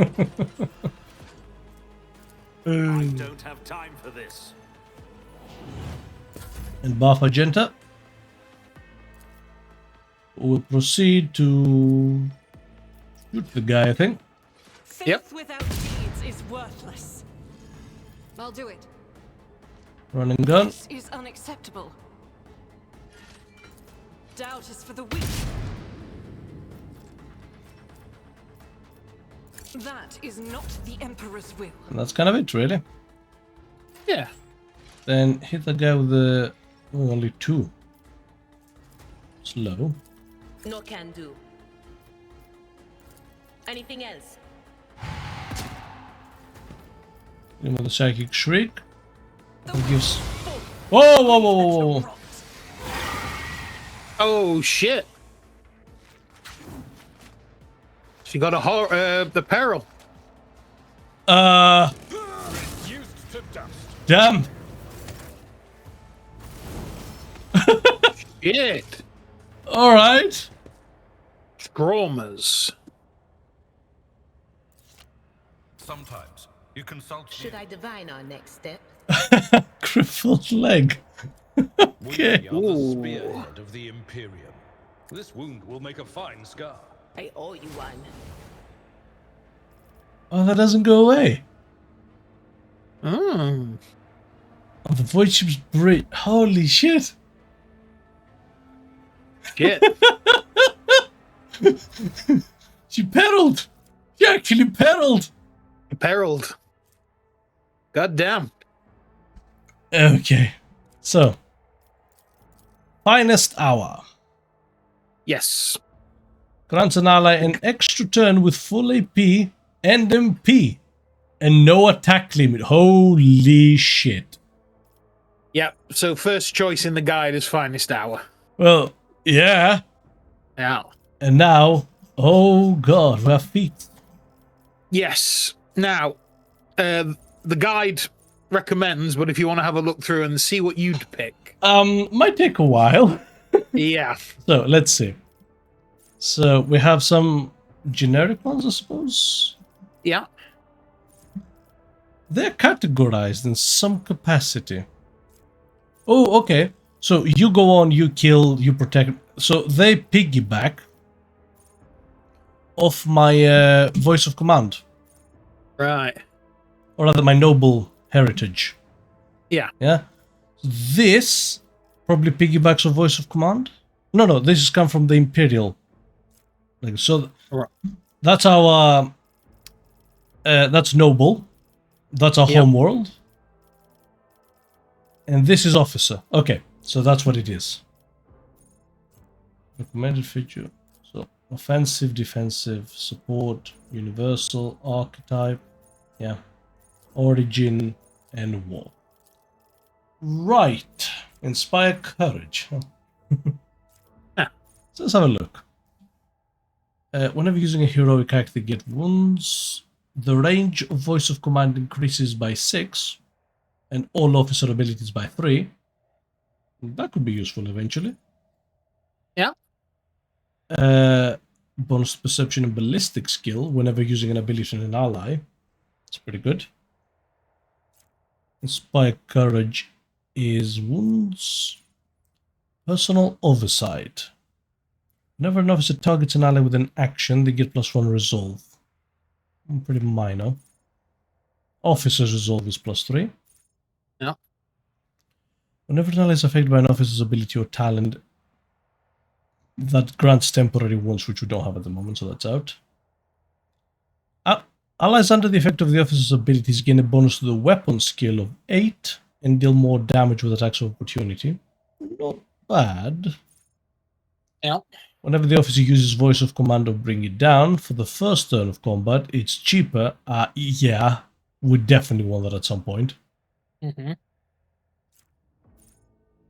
Whenever heroic act, we don't really have those yet. We don't have Air of Authority. Allies affected by officer abilities get bonus resistances. Half of the bonus of voice of command remain until the end of combat period. That's nice. These bonuses do not stack with themselves. Lead by example. Whenever the officer uses 2 officer archetype abilities that do not grant an extra turn, the officer gets the stand witness. The next ability does not grant an extra turn, also affects the officer. Minor, actually. We don't need to buff ourselves. Yeah. Whenever the officer makes an attack, they get +1/5 fellowship. Whenever the officer uses an ability that grants movement, you get half of that movement. That's better, actually. Yeah. Could be used for repositioning. Whenever the officer's ability grants action points, they also grant +1 to all characteristics for every action point. I feel it's very minor. Yeah. But it's still nice. Whenever a line starts a turn adjacent to the officer, they get an additional 2 movement points. That's nice. That is very nice. Because first turn you clump everyone around the officer, and then they can get exactly to where they need to be. Yeah. We don't have break the ranks. Officer and allies with voice of command deal an additional 15% damage to enemies who have not yet attacked. That's good. That's very good. Yeah. That allows you to blitz them turn 1. Which I think we eventually absolutely want that. Yes. Take aim we don't have. Officer gets 10%, 10 power and 10 leadership when they have less than the maximum wounds. They also gain an additional after using any officer ability on a target that's wounded. Ideally, we should never need that. Yeah. Okay, so better to die for the Emperor, while under 40% wounds, ignore that.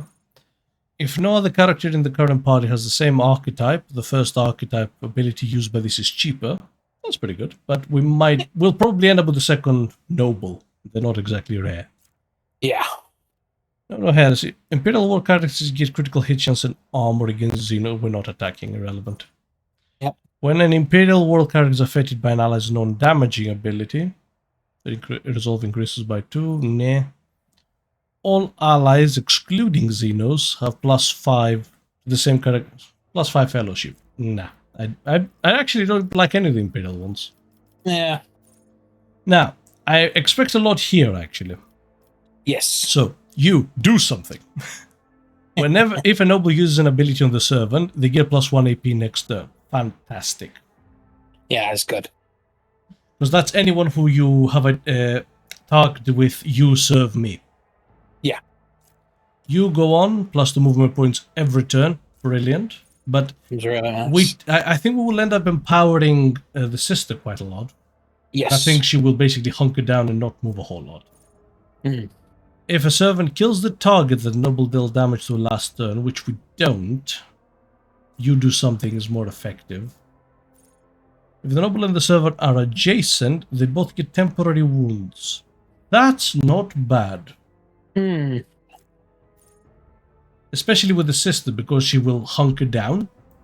So it's easy for us to hunker down next to her. You are next. If the servant has less than 30% of the maximum wounds, the noble can use you serve me once more in battle, designating a new servant. That might happen. Maybe. And then there's a bunch of proficiencies. Yep. Eldar weapon proficiency, Dragnet, bonus to your skills, bolters, chain weapons, more stats if you have nothing else to spend points on. Yeah. Defensive boosts, that could be nice. Dual weapon combat. The character can attack with a second weapon on the current weapon. See, I think for someone like Abelard, I think I'd rather have a two-handed weapon. Yes. Unless someone specializes particularly in dual weapons. Yeah. Bonus to parry. Nice, but not for us. These are universal, I should think. Yeah, I think so. Grenades, flame weapons, armor proficiencies, instant retribution. It will not die. Increase wounds by half the character's level. It could be nice. Yeah. Enemies suffer 20% more penalty to dodge against Laz. These are nice in general. Yes. Like Melter Weapon Expert. Like, I don't know, if we outfit the sister with like, I don't know, heavy weapons. Yeah, like a heavy bolter or something. Yeah, like, there was a bolter up here somewhere, wasn't there? Yeah. Yeah, Bolt Weapon Expert. 10% more armor. See what I mean? That's nice. Yeah. And heavy weapons do more damage and ignore deflection. That's beautiful. Power armor, safety training. Weber. Lost the movement. Out of all of them, I'd probably go with you do something. So the guide recommends focus. Focus. Exclamation point. I think that was near the top. Focus. Whenever against most of the perception and ballistic skill equals yeah, it wasn't bad actually. Yeah. Because again, if we're boosting the sister plus 4 ballistic skill is nice. Alright, yeah, I don't mind that. Complete. Yeah.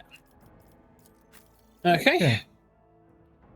Daring Breach. Immediately restores all AP and MP and gets plus 3 MP. No limit on melee weapon attacks. Ooh. Oh, that must be... Jesus Christ. That must be like an ult. Yeah. But that's nice.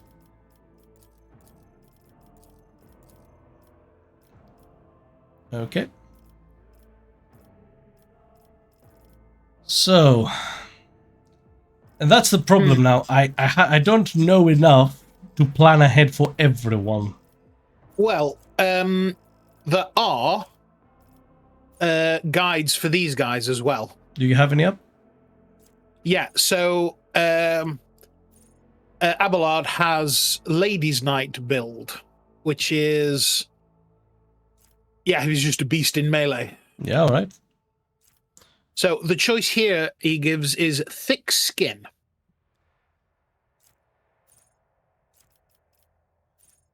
+1 damage deflection. Determines the amount of damage deducted whenever an enemy hits the character. Oh, so it gets basically DR. Yeah. And a parry chance based on your armor. Yeah, I mean, you probably want him to survive early on. Yes. Yeah, I'm happy with that. Okay. A psychic gets... Because she's an operative. I don't know if we'll end up using her a whole lot. She's a bit odd. No. She is a bit odd. But I've got a build here for her, just in case. Okay. Any good warp abilities? For here, it recommends Uncanny Sight. But if you want to have a look through... I'll probably do that in my own time. That's fair. Yeah, because see, I bet the fact that she's an operator on top of being a psychic changes how she plays a lot. Yeah, I can imagine so. So, sure. Now, much more importantly, the sister. Yes. Firearm Mastery. The soldier gains the ability to make a number of extra attacks equal to the weapon's rate of fire. Using so she wants rapid fire weapons, so nothing, not like a melter. Yeah, that seems like... Using the weapon attack that normally costs the least AP. Its attacks do not spend AP. Okay. And then it automatically reload too. Yeah. Cool. So the guide here recommends for her rapid reload. I was literally looking at that, by the way. Oh, were you looking at... Oh, you were? Shit. Yes. Yeah, that's what it recommends. Yeah, the first reload doesn't cost AP. Which I suppose if you're doing a rapid fire... Yeah, if you're going to be... Because you use a lot of ammo. So, no, I fully agree with that one, actually. Yeah. Again, early on, you have to make them practical. Yes. Because being able to kill everyone in one hit and then being useless for the rest of the combat... Kind of... Yeah. So, sorry, go back into the other room. Was there a door through there? All that I saw. Ah, there are bodies, though. Hmm.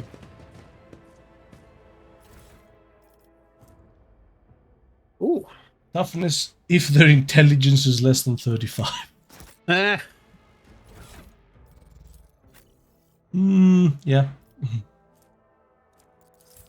There you go. I'll lay claim to the stars. To the bridge.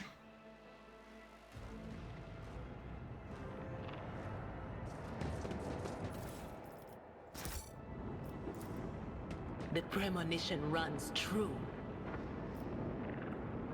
Ugh. Indeed. Right, the Zethelthred. Oh. Yep. And Conrad. Hmm. The first sacrifice.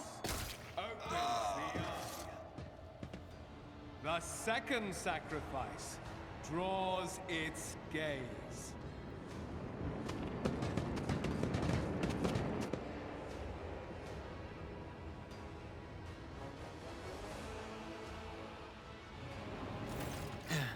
Help has arrived. Too late to change the tide, I'm afraid. But if there is any honor in you, we can at least die with dignity and give our lives for the Rogue Trader.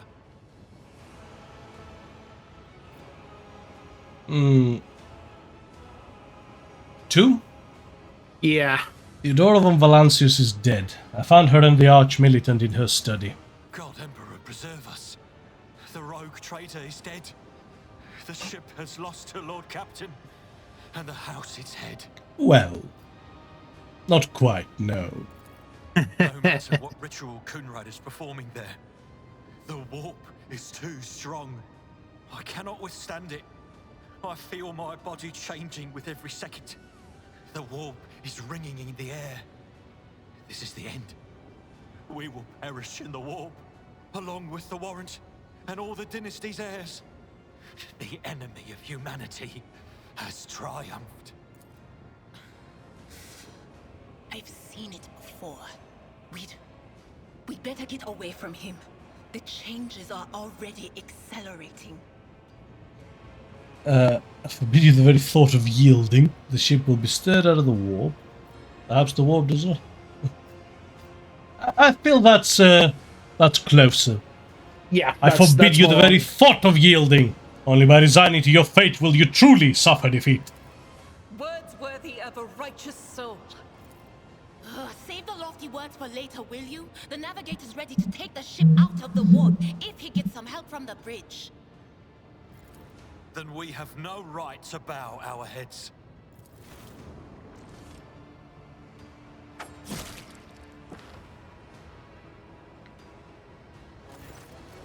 You can see Konrad Voitver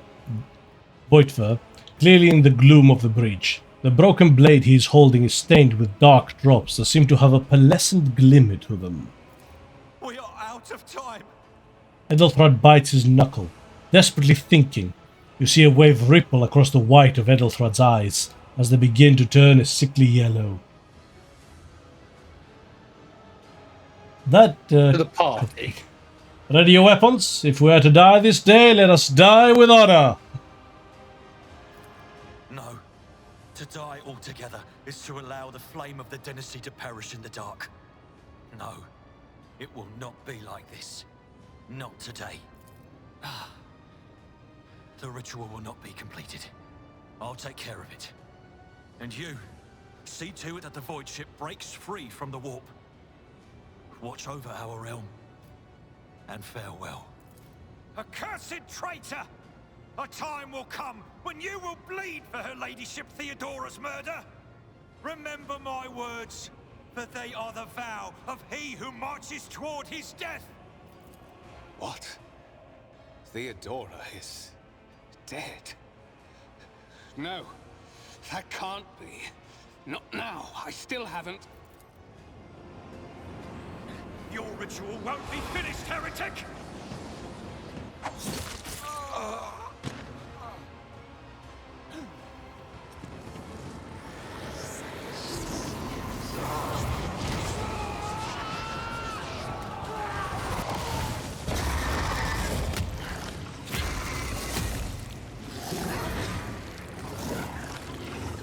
Oh boy. Oh joy. Run, fools, or fall! Surrender to the dark powers! So we go first. Yep. And then a lot of other people go first. Then it's the Sister of Battle. Okay. You will encounter enemies with various abilities. Click on them to see what they do.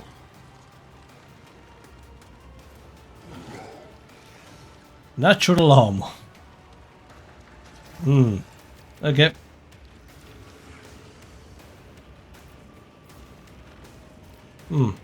Why can't I do anything?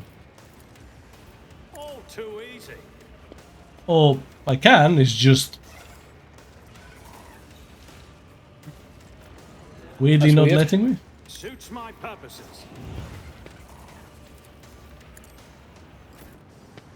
All right. Nice.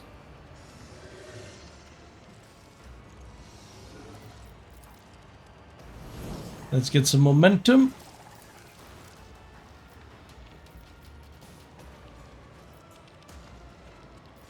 Can I clip? Yeah. Yeah. I'll do it. Strike is a prayer. Ah, well, that wasn't fantastic. I refuse. This is unacceptable. Okay. And she retains a place in initiative. Nice. Mm-hmm. That was rather my thought, is to give you the opportunity. I'm gonna skip my turn. Yeah. I'll have some allies. Yeah. We'll see how they do. It's the size of our bus! How could you miss?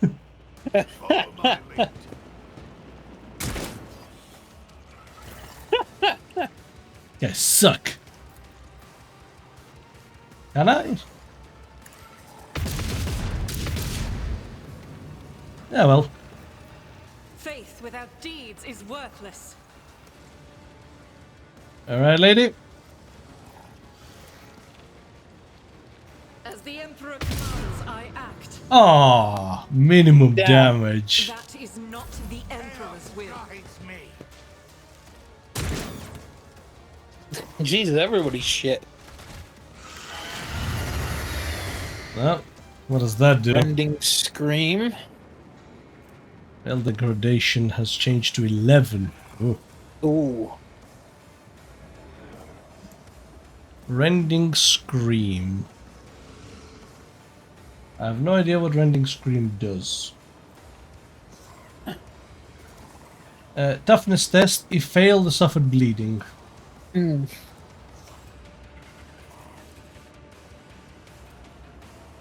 Momentum changed by 6 to 170. Okay. So it's Abelard's go. He needs to beat the shit out of this thing.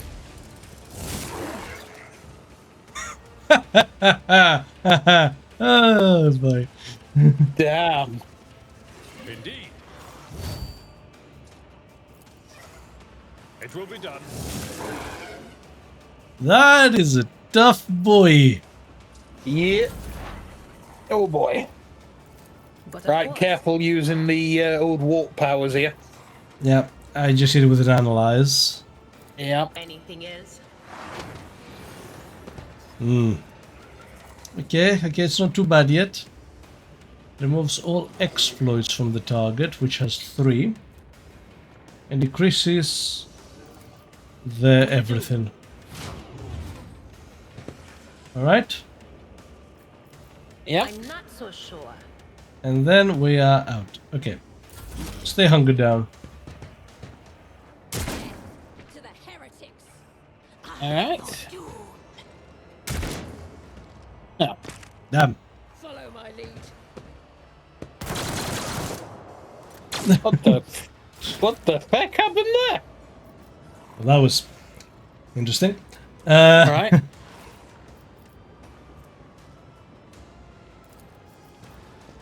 Who would be best on? I don't know, because your man didn't do much damage, but maybe the bolter can help. 3 to 5. Doubt is for the. It's a bit on the weak side. Yeah. Ah, screw it.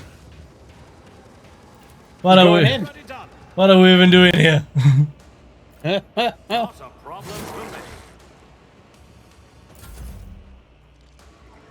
I'm gonna try to ignore these guys for a bit. Yep. With a bit of luck, NPCs will take care of them. Hopefully. Oh, 3. 1. Injured. I'm enraged. Ah, so she is bleeding. Right. This is unacceptable. That is not the Emperor's will.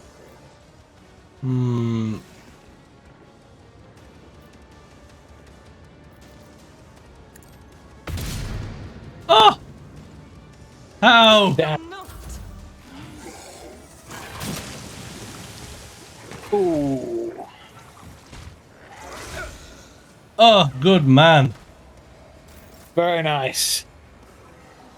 Will that provoke? Is there such a thing Dunno. as flanking? Also don't know. Victory is Good. Oh, nice. Very good. Okay. On it. Mm-hmm.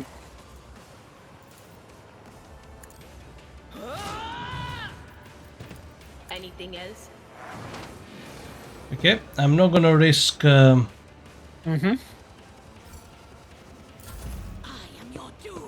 need to give her a las pistol or something. You are Oh, in good fact dodge. correct. Yeah, instead of a melee weapon. Yeah.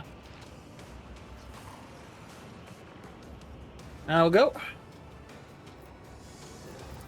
I'll pass. Not my specialty. All too easy. Abelard. Stab it. It will be done. Stab it harder. Someone else can do this.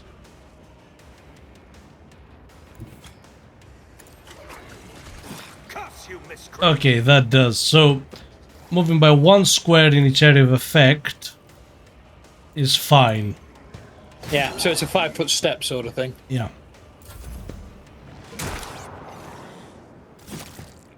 Aforementioned bus size, lads. Let me tend to your wounds. I stand in recognition.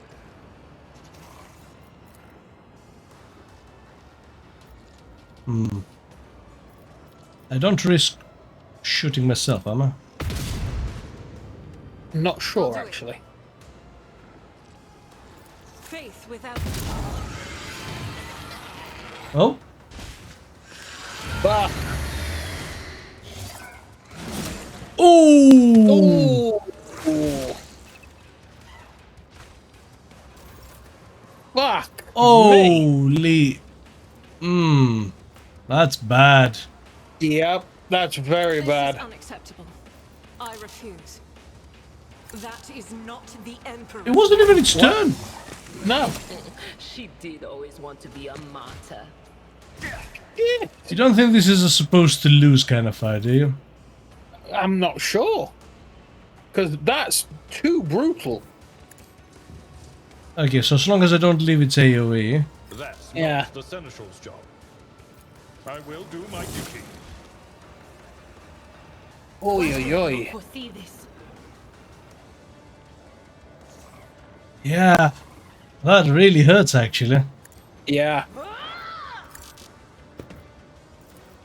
Will do. That is not my destiny.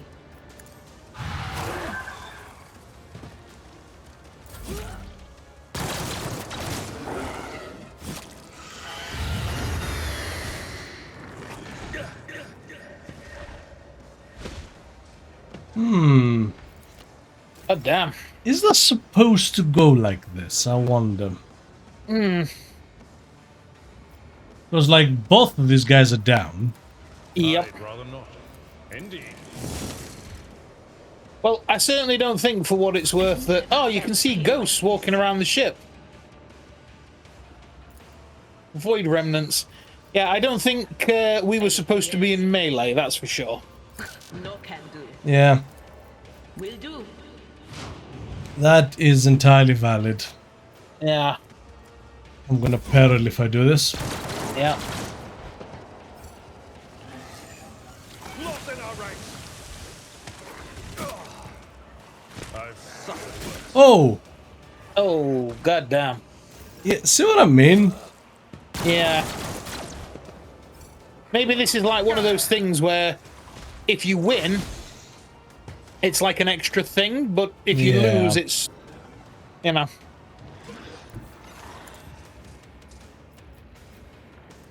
He can't do anything. No. See, that guy's done some damage. Yeah. And this rending scream constantly. Yep. He can't attack. No, can't do anything. Wait. Why does this stuff grayed out? Victory is imminent. At your beck and call.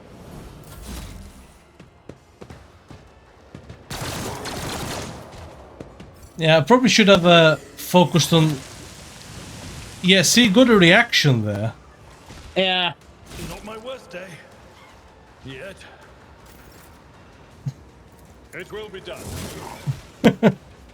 He's holding on. Yeah. Oh, careful now. Bless him, my God. Oh. Good, good. Come on, you can do it. He can't do it. Maybe if I had what do you call it? Does he have that ult? No. Oh, God damn. I've suffered worse.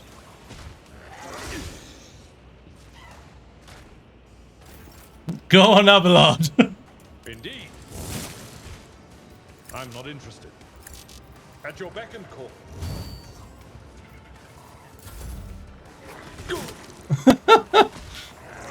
No, I think if I played that a little bit better, probably could have done it. Yes, I think so. That's not the Seneschal's job.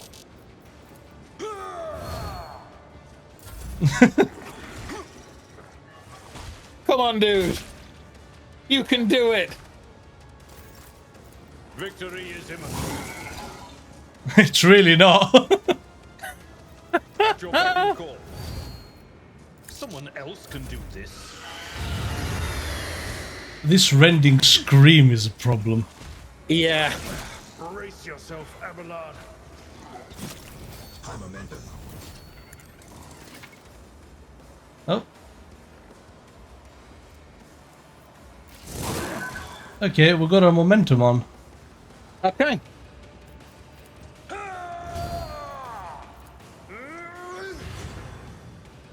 Indeed. I'm not interested. Target well struck. Nice. Keep going. Come on. Come on, dude. Have him. Victory is imminent. Holy shit. Goddamn legend. Right. He fucking did. He just Wow. took it. He did. You know what that is? That's in Darktide, isn't it? When everybody's down and you duel the monster one-on-one. Ooh. Yeah, we are not healthy. Nope.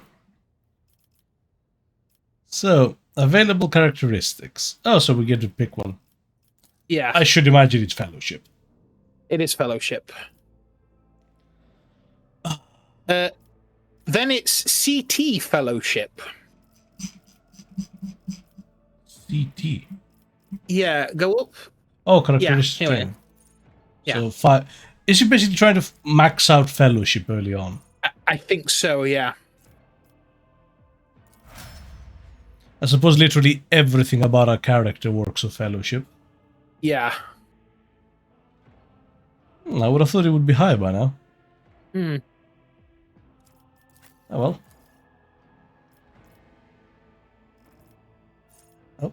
So he gets defensive stance, and then he suggests weapon skill. Yeah. If the warrior has not attacked this turn, they gain armor. Charge and slash do not affect it. What other options are there? Whenever an enemy attacks them, you do more damage back. Huh.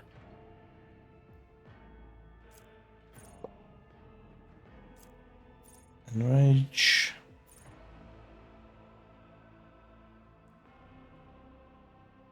Huh. So that would have been good. Yeah. So yeah, he doesn't go for any offensive stuff then yet. No, he goes for defensive stance and weapon skill. Hmm. So defensive stance is nice for what it's worth. Yeah. And weapon skill. Hmm. Oh, that's melee. Yeah. Yeah. Yeah, that's fine. That's I fully agree with. Yep. For her, willpower? Willpower, yes. Really? Because it's not the recommended one. But I instinctively said willpower because psycho. Yeah. Okay. And then second sight is what's recommended. Second sight. What does that do? Ah. Psycho minorities, majorities, terminus, and extremis. Yeah. It would be cool to do like a full Psycho playthrough at some point. Yeah. So it strengthens your powers and allows... That's cool. That is really cool. Very cool. So, yeah, these are all the... Second sight does sound like a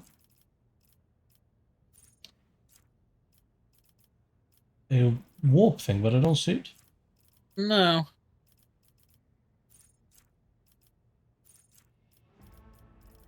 There it is. Range of 2 more cells. Yeah, I suppose he's struggling a little bit. Yeah. Now, much more importantly, ballistic skill. Ballistic skill, yep. I'm starting to get the hang of it. You are. And then it goes to alacrity. Alacrity. Each shot gives them agility. Is it for defensive? Must be, yeah. I suppose you give them enough re-goes. That's not bad. Mm-hmm. I'm not sure I love it, though. I think the idea is because at the next level they get rapid fire. So I think the idea is that you're pumping out so many shots that it gives you really damn good agility. Does agility increase your shooting capabilities like Dex? Let's have a look. Initiative, dodge, and reaction. No. So why would you want to boost agility so much? It affects the demolition skill, so maybe it's for hooking grenades. You said rapid fire, right? That's at the next level, yeah. Is it because he hasn't unlocked yet or something? Possibly. I'll take the word for it. Yeah, it affects demolition and dodge. So suppose it just helps you avoid incoming fire. Yeah, that seems to be the case. Oof. Yeah. None shall stand in my way. That hurt. And I could have played that better. Could have played that a lot better. Yeah. So what do we get? Whenever the wearer suffers an injury and falls unconscious, the allies get a damage bonus until the end of combat. Put on the Psycho. Sure. Blade Shard is a mysterious thing. A keep. Requires Iconoclast and Follower. Oh. Each heroic act increases the wearer's dodge. Yeah, might as well put it on Abelard. Yeah, oh, it looks good as well. About time. Bloody hell. Like, I thought for certain that was a supposed to lose situation there. Yeah. Well, the guy up and did it. Yeah, like fucking held his own. Yeah, I should have just put him in charge, like in front. Yeah, to block him so that he couldn't come forward. Yeah, and then peppered. And then yeah, everybody else could just blast the shit out of him. Yeah. He's dead. He sacrificed himself to save the entire dynasty. I don't know, he almost killed Man, he was everyone. never going to make it. He was mutating right in front of us. You just ended his suffering sooner. There's the Master Helmsman. Rover, Master Helmsman, systems status report. By the Emperor, it's the Seneschal. Living and breathing. Well, there's a tricky question. I like him already. The place is so overgrown with foul wickedry. We'll be scrubbing it off the vid screens for throne knows how long. How did you people survive in here? Right. Must have been Providence. It better have been the Emperor's, not someone else's. When they barged in here, the ones with the Master of Whispers, some officers charged them, but it wasn't even a fight. I grabbed whoever I could and dragged them behind the cogitators. Then, I prayed for our rescue. Well, we need to re-establish contact with the Navigator's Sanctum. It is our only chance of escaping from the warp. Your words seem to knock the officers out of their stupor, and the air around you fills with voices and commands being issued. You hear someone sobbing, one of the survivors buckling under the stress. Abelard cuffs the crying officer without even looking. Restore the Vox channel to the Navigator's Sanctum. Ready the crew. Prepare for translation to real space.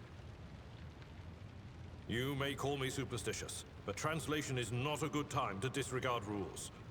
You are the only one who speaks for House von Valancius. You may not be the Lord Captain, but you, more than anyone else, deserve to take her place in the ritual that is about to commence.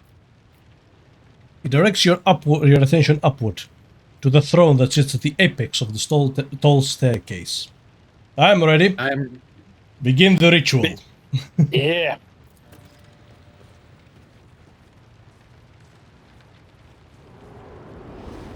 I deserve this.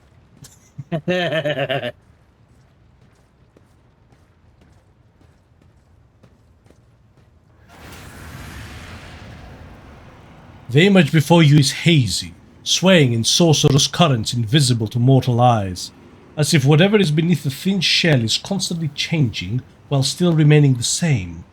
It has taken on the guise of Theodora, but the false RogueTrader's eyes reveal the entity's true, surreal nature. One of Theodora's eyes is engulfed in otherworldly fire. The other, a vessel of ancient evil, pours into you. A voice seeps directly into your brain, without even reaching your ears, and this voice booms with all the horrors of the warp. Who are you to oppose destiny itself for the sake of lives that are not your own? So many threads stretch between you and other creatures of your world. Pitiful, worthless links, ready to shatter at the slightest touch. A muddled, erratic, pointless tangle. It resonates and merges with the voices that have already dug their foul roots into your consciousness. A moment later you realize that all those voices are the myriad manifestations of the same call that has finally invaded your mind. I am saving my people. Do your worst, but you cannot stop me. Yeah. Yeah.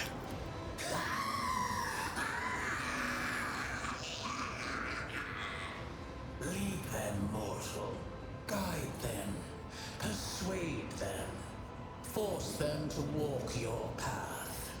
You will need followers, for destiny is preordained. The aspirant vowed to return with a trophy. A relic that could serve the edge of daybreak. That fate was assured, and the steps chosen. And yet, you broke the unbreakable when you took the aspirant's place. I see you. On the day when the final dawn rises over the Iron World, I see you by my side on that day. The day of my resurrection. Your head begins to spin and viscous drops slither down your cheeks. You blink and you're no longer looking at Theodora. It is the traitor Voidver, just as fluid and ephemeral as the previous apparition. The same terrific voice seethes from his lips. Your image is woven into the tapestry of things to come. I am the will of the weaver of destinies, and today I will weave a new thread of elusive possibilities and fickle chances. The thread that will lead you out of the maw of irreversibility. The thread that will help you find the keys to salvation. The thread that will guide you and the weapon of our return to me. The path is set, child of the dawn. The thread is woven. Follow it. servant of mine. A cavalcade of hazy glimpses of future yet unknown passes before your eyes. A flash of crimson, purple. The images replace one another in a violent kaleidoscope without ever letting you get a proper look at them. Through the rippling mirage, you see a twisted image of Abelard, the loyal seneschal of the dynasty. Seneschal. The Navigator's sanctum is silent. The Vox signal is stable, which means... Revo turns around and looks up at you. He hesitates for a few moments, then addresses Abelard, who is standing next to you. The Navigator gave his life battling the storm that nearly claimed the Von Valancius flagship. We will honor his memory, along with that of all who died this day. So what you're telling me is that we don't have a navigator currently. Seneschal, will you tell us now? Who is that? Where's the Lord Captain? As First Officer, it is my duty to inform you with the greatest regret and indelible sorrow that Lord Captain Theodora von Valancius is dead. May her memory never fade from the annals of the dynasty. By right of blood succession, and with the absence of other kin who could challenge this decision. Yeah, I'm not going to say anything. Yep. It is hereby declared that the successor to Theodora von Valancius is her heir, the rightful inheritor of the Warrant of Trade, and the title of Rogue Trader. The official ascension ceremony will be held at a later time. In the interim, have you lost your tongues? Hail your lord. It is because of his toils that we all still live. The deed is done, Master. My apologies. I meant to say Lord Captain. You might. I like that. The treachery of the Master of Whispers was fruitless, but victory came at a great cost. Lord Captain Theodora von Valancius perished along with her heir, Edelthrad, and thousands of crew members.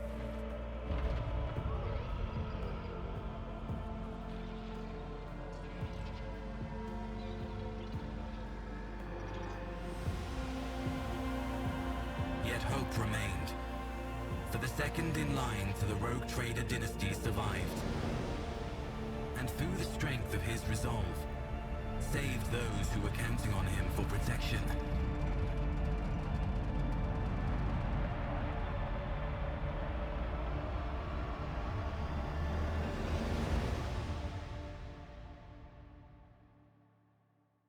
Nice. Cool. And that's the prologue. Nice.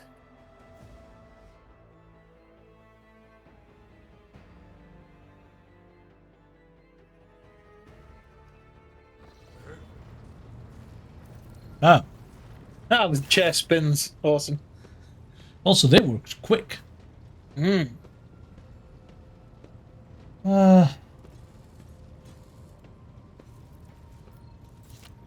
Okay.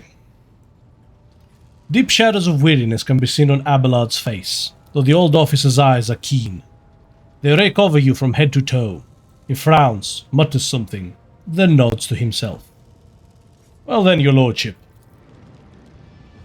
You cannot help but notice that the Seneschal does not know how to talk to you or where to begin. His hesitation brings an involuntary smirk on your face, as though someone else entirely is gloating at the old officer's confusion. Seeing you smile, Abelard pulls himself together. You must follow... hang on. Had that almost sneeze thing. You must now hold your first officer's briefing in your new role as Lord Captain. For many of those who are about to join us on the bridge, this will also be their first briefing. We maintained massive losses among the senior and middle-ranking officers. Some posts have had to be filled by the deputy's deputy's deputy. So the litany of litany's litany would have been a good name. While others go unfilled entirely. And now the deck clans are deciding who will take over the leaderless crews. Deck clans, I like that. Yeah. I think that's our reputation meter, actually, with the different clans on the ship. How did we come to lose so many officers?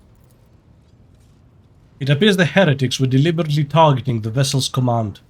They knew exactly whom they were looking for and where they could be found, which is unsurprising given that their informant on board was our own Master of Whispers, Abelard Grimaces. Well, what is the agenda of this meeting? Reports on the condition of the ship and crew. The Lord Captain is not usually drawn away from her important affairs to attend such routine briefings, but this is a unique situation. I am still receiving updates from across the ship, and they are not encouraging. Getting this bird to fly could take a gargantuan effort, even so far as you personally negotiating with the authorities of the system we are currently in. So prepare to hear a bevy of complaints and excuses, your lordship.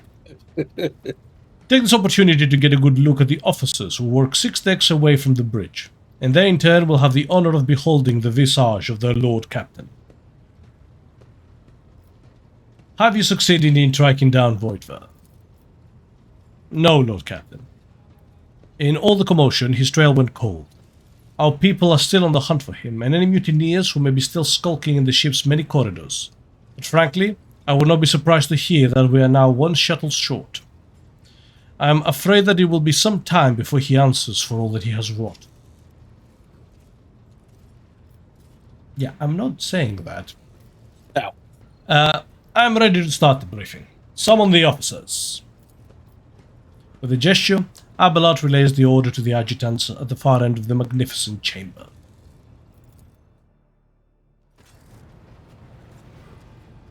Ooh. A dozen pair of eyes bore into you, their expressions revealing restraint, joy, curiosity, and wariness. Wariness. Attention, officers. You have been granted an honor. Lord Captain Maximilian von Valancius will personally conduct today's briefing. Our most gracious Lord Captain is ready to hear your reports.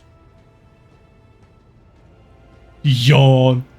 I haven't had the time to be listening to every last officer on this hulking rig. Abelard. Let's no go with that. Yeah, let's not be a dick. We are a leader, after all. Yes. It's all we have.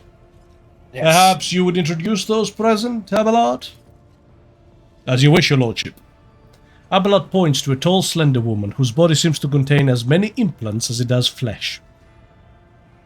Vigdis Suri Otter of the Toliman line, our new Voxmaster.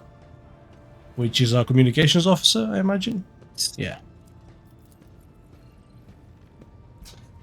See, I don't have an auto-tune on the standby to do the "It's an honor to serve you, your lordship." Oh shit, yeah, we should get some voice filters. That'd be so dope. It's an honor to serve you, your lordship. The Voxmaster offers a deep bow. Aboard this vessel, you have at your command thousands of crew members and hundreds of officers and section chiefs. I am responsible for receiving, processing, and sending all communications between you and them, as well as external sources. I am your eyes and mouth, Lord Captain. Beside her is Ravel, the Master Helmsman. Was it Ravel or Ravel? Ravel, I believe. Ravel. He steers our ship along the course set by the Lord Captain and monitors the void around us, to ensure that we do not stray into an asteroid field or pirate trap. The bearded man with pale, almost transparent skin, large dark circles under his eyes, and a dour expression that seems hardwired into his face, gives a sullen nod. Hey, Lord Captain. This here ship's as good as home to me, so rest assured she's in safe hands. I'll die before I let her come to any grief. And lastly, a high factotum, Janris Dunrock, who oversees supplies procurement and the general material well-being of the ship.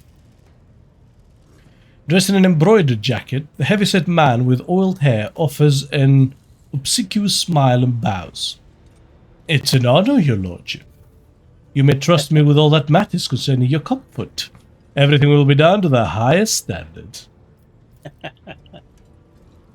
In the second row, we have the 3 officers charged with overseeing the ship's vital functions. The Master of Ordnance is responsible for the artillery aboard. The Infernus Master, whose crew work to prevent and extinguish fires on the ship. Lastly, the Drives Master, servant of the Omnisire. The 3 officers salute you.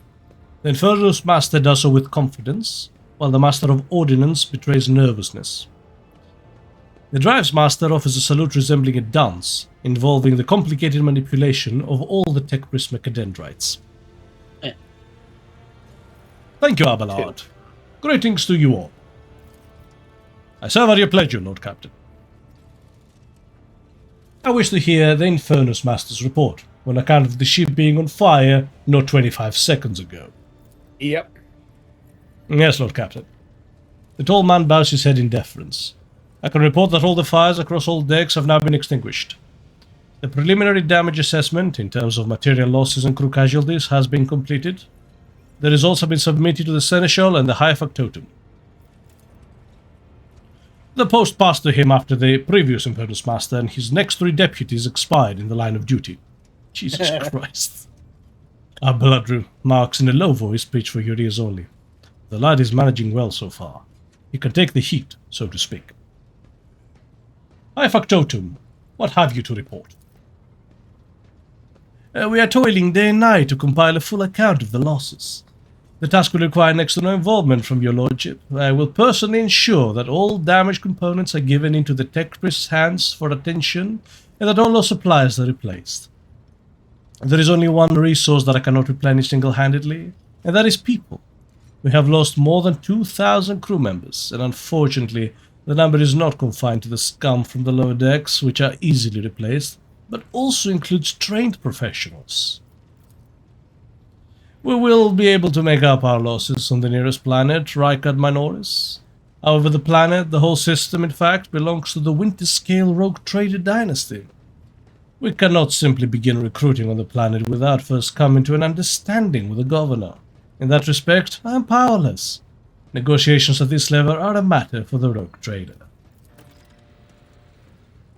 Especially true given Caligos Winterscale's penchant for attacking first and asking questions later, and the kind of thick-skulled thugs he usually installs as governors on his planets, rumbles Abelard, frowning. Drives Master, I will hear from you now. Zira Talar, well, that's a name. A voice distorted by a Vox retranslator emerges from under the tech priest's scarlet hood. Again, like, this game needs, like, the autotune. Yes. I'm trying to remember how they talk in, like, Mechanicus. Oh, they all have, like, different pitches and things. Don't Yeah, they? yeah. And they have a very particular way of, like, speaking. Yeah. It's almost like drawled, but... Yeah. Lord Captain, the foes that set upon this noble void ship destroyed the repositories of hundreds of machine spirits. The great warp engine entrusted in my charge is unharmed, thank the Omnisire. I believe that they would add that almost mechanically at places. Yes. Entrusted into my charge is unharmed, thank the Omnisire. But its spirit mourns its dead brethren.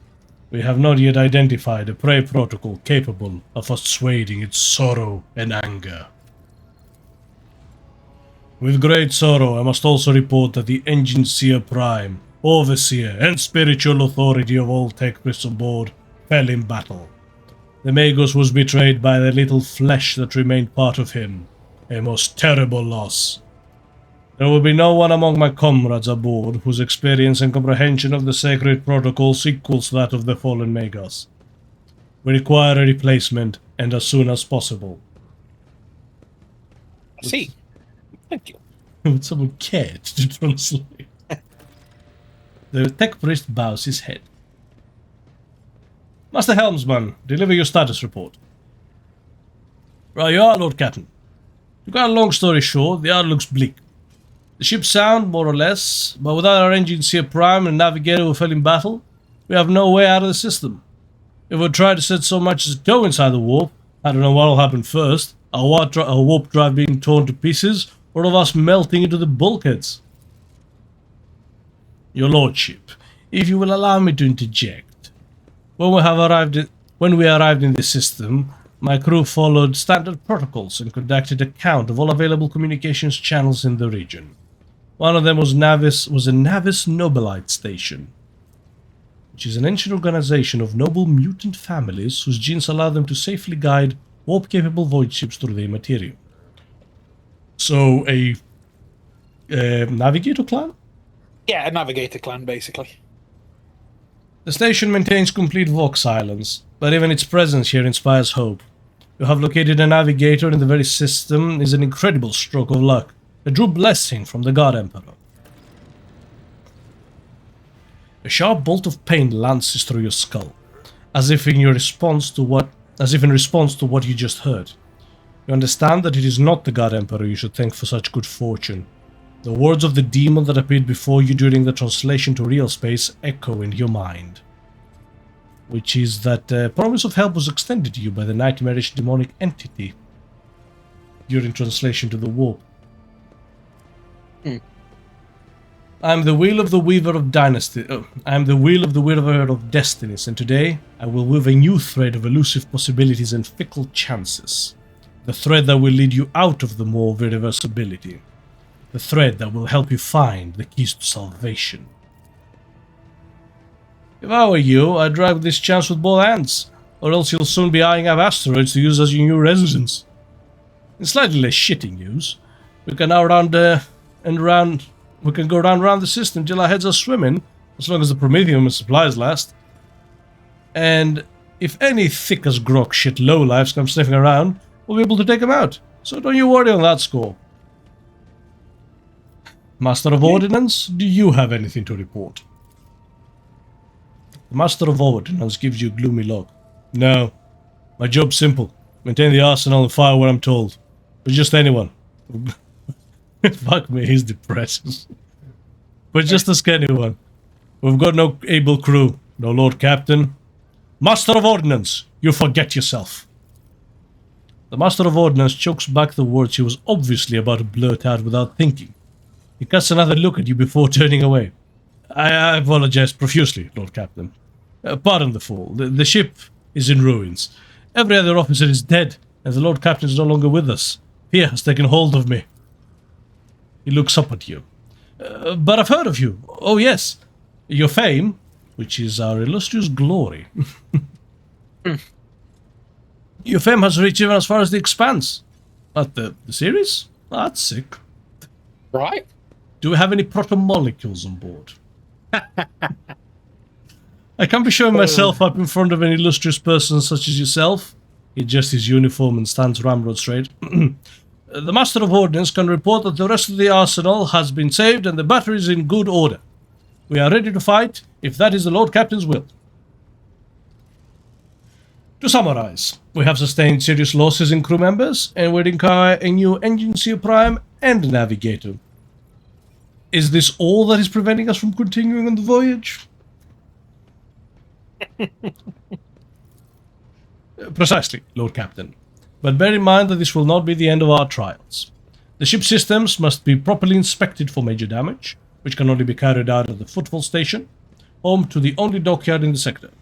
But we will never touch Footfall without first solving these three immediate problems. Fantastic. What can you tell me of the system in which we currently find ourselves in? I sit with the Vox Master on this point. Mr. Stolleman? We are in the Reichert system, and our voyage here was undertaken on the orders of your lordship's predecessor. There are 3 inhabited bodies in the system, and our attempts to send Vox messages have produced confounding results. The Navis Nobilite station has not simply failed to answer, it seems to be maintaining total Vox silence. However, we did receive a distress signal from the Prism planetoid in the system, and Reichert Minorities itself is also not responding to our hails. But what is most alarming is that our augurs have intercepted signals from the surface that seem to indicate ongoing hostilities on the planet. The situation is not very encouraging, but without a navigator, a tech priest and new crew members, we won't be able to travel anywhere. Therefore, we must go to the planet and the Navis Nobilite station and find out what in the void is going on. Thank you for all your reports. Dismissed! The assembled officers salute you as one. Your lordship, there is one other thing. A confidential matter of the utmost importance. Lady Theodora, your eternally esteemed predecessor, brought the ship here to this system for a reason. She was given a secret commission. You perhaps are wondering who has the authority to commission a RogueTrader to do anything? And I shall tell you. The Lord Inquisitor, the hand of the Emperor, the chief architect of his will in the Coronus Expanse. Which Lord Inquisitor?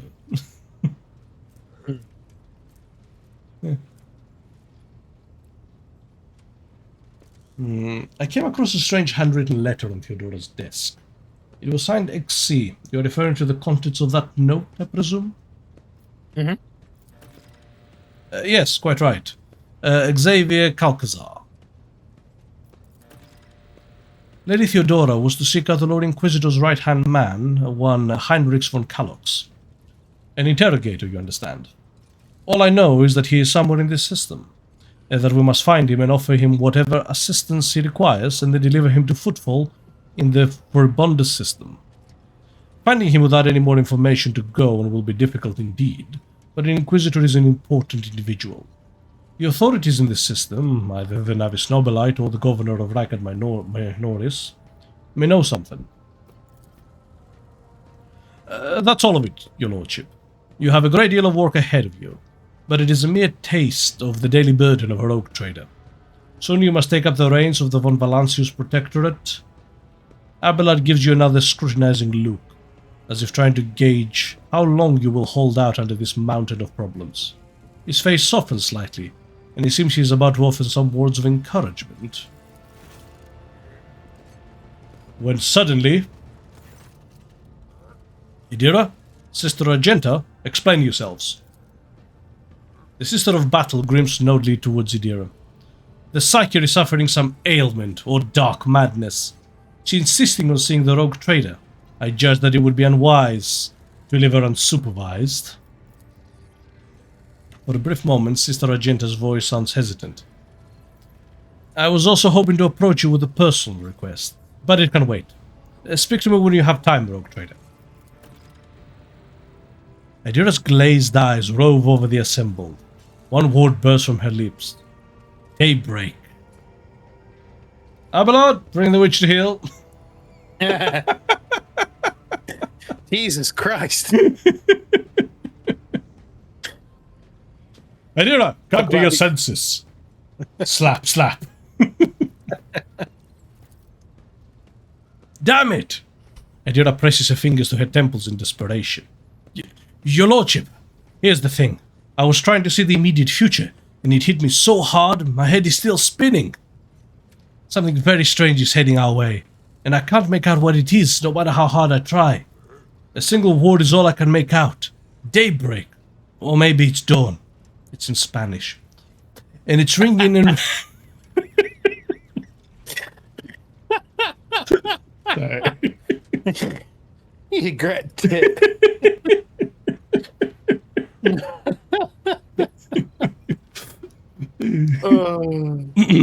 Sorry. And it's ringing and ringing like an echo, like a bell. But if it's daybreak, then why is it so dark? We're in space, woman.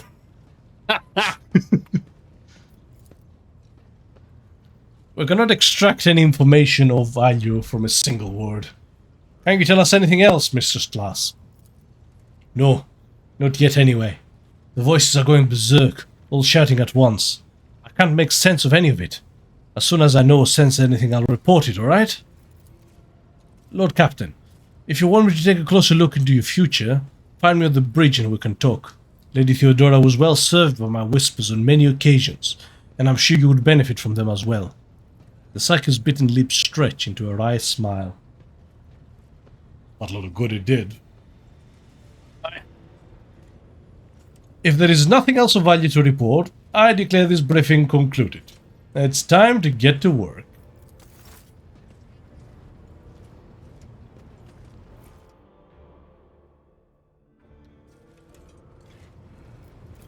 Okay. Ah. Right. I need a quick break because I need the loo. And I need to rest my voice. I'm not a voice actor. I don't know how these guys do it. Right. With frequent breaks and a lem sip. Oh, she does have a last pistol. She does have a last pistol. Oh. Well, I feel dumb. Alright, go on. Yep, back in a sec. Ah.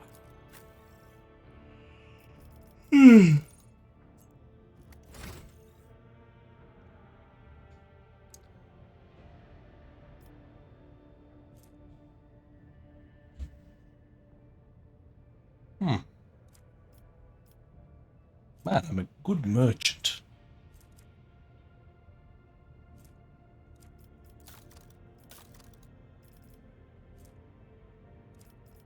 No? Both the thundering guns. The RogueTrader and two random allies start combat with temporary wounds equal to their own resolve. Neat. Culminating with excellence. Any attack from allies that may hit other allies will be dodged if possible. That's kind of cool.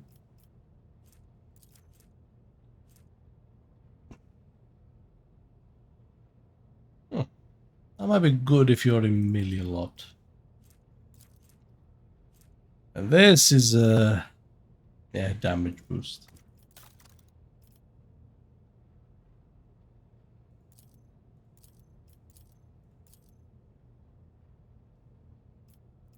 Very long name of the subquest lines. What?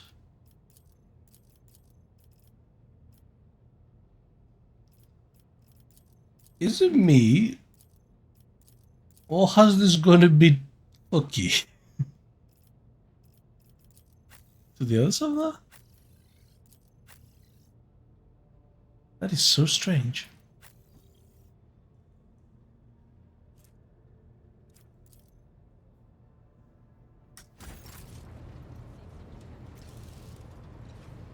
That does not look like a comfy chair. Again with the candles.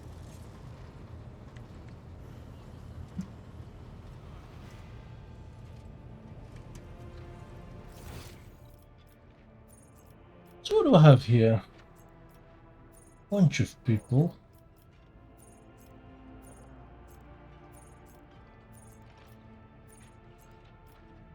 Into compartments.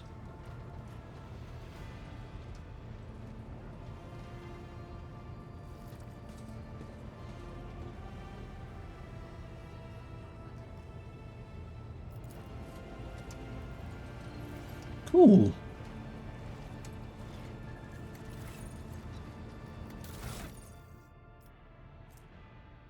Oh. Aha. We have an actual ship.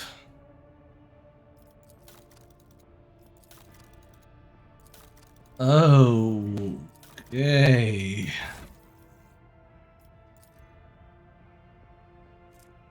So these are the stuff I've been collecting. Cool.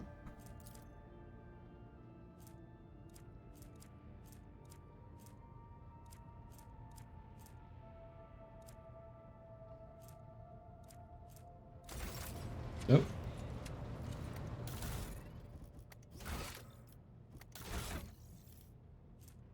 So, fuel.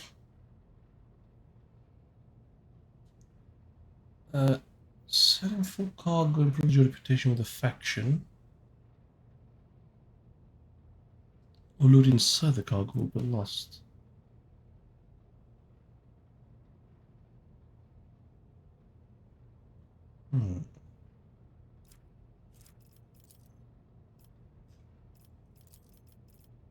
So I have some Xeno artifacts.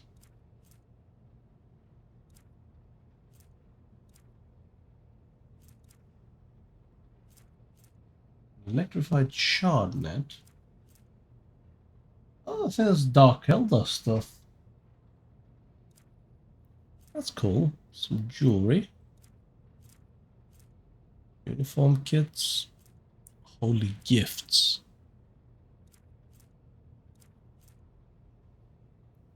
Catechism of St. Drusus. Some heretical trophies. Visions, mechanical stuff. Gives armor kits. Melee weapons. I'm back. Hello? How are we looking? Oh, I found these things now. Oh, sweet. Our ship? Yeah. So I have our shields. All Our specs, engines. armor. Arsenal. A hull and a ram. Cannons. Then the ship has a level up thing as well. Oh, bloody hell. Then we're gonna assign people to posts. Oh.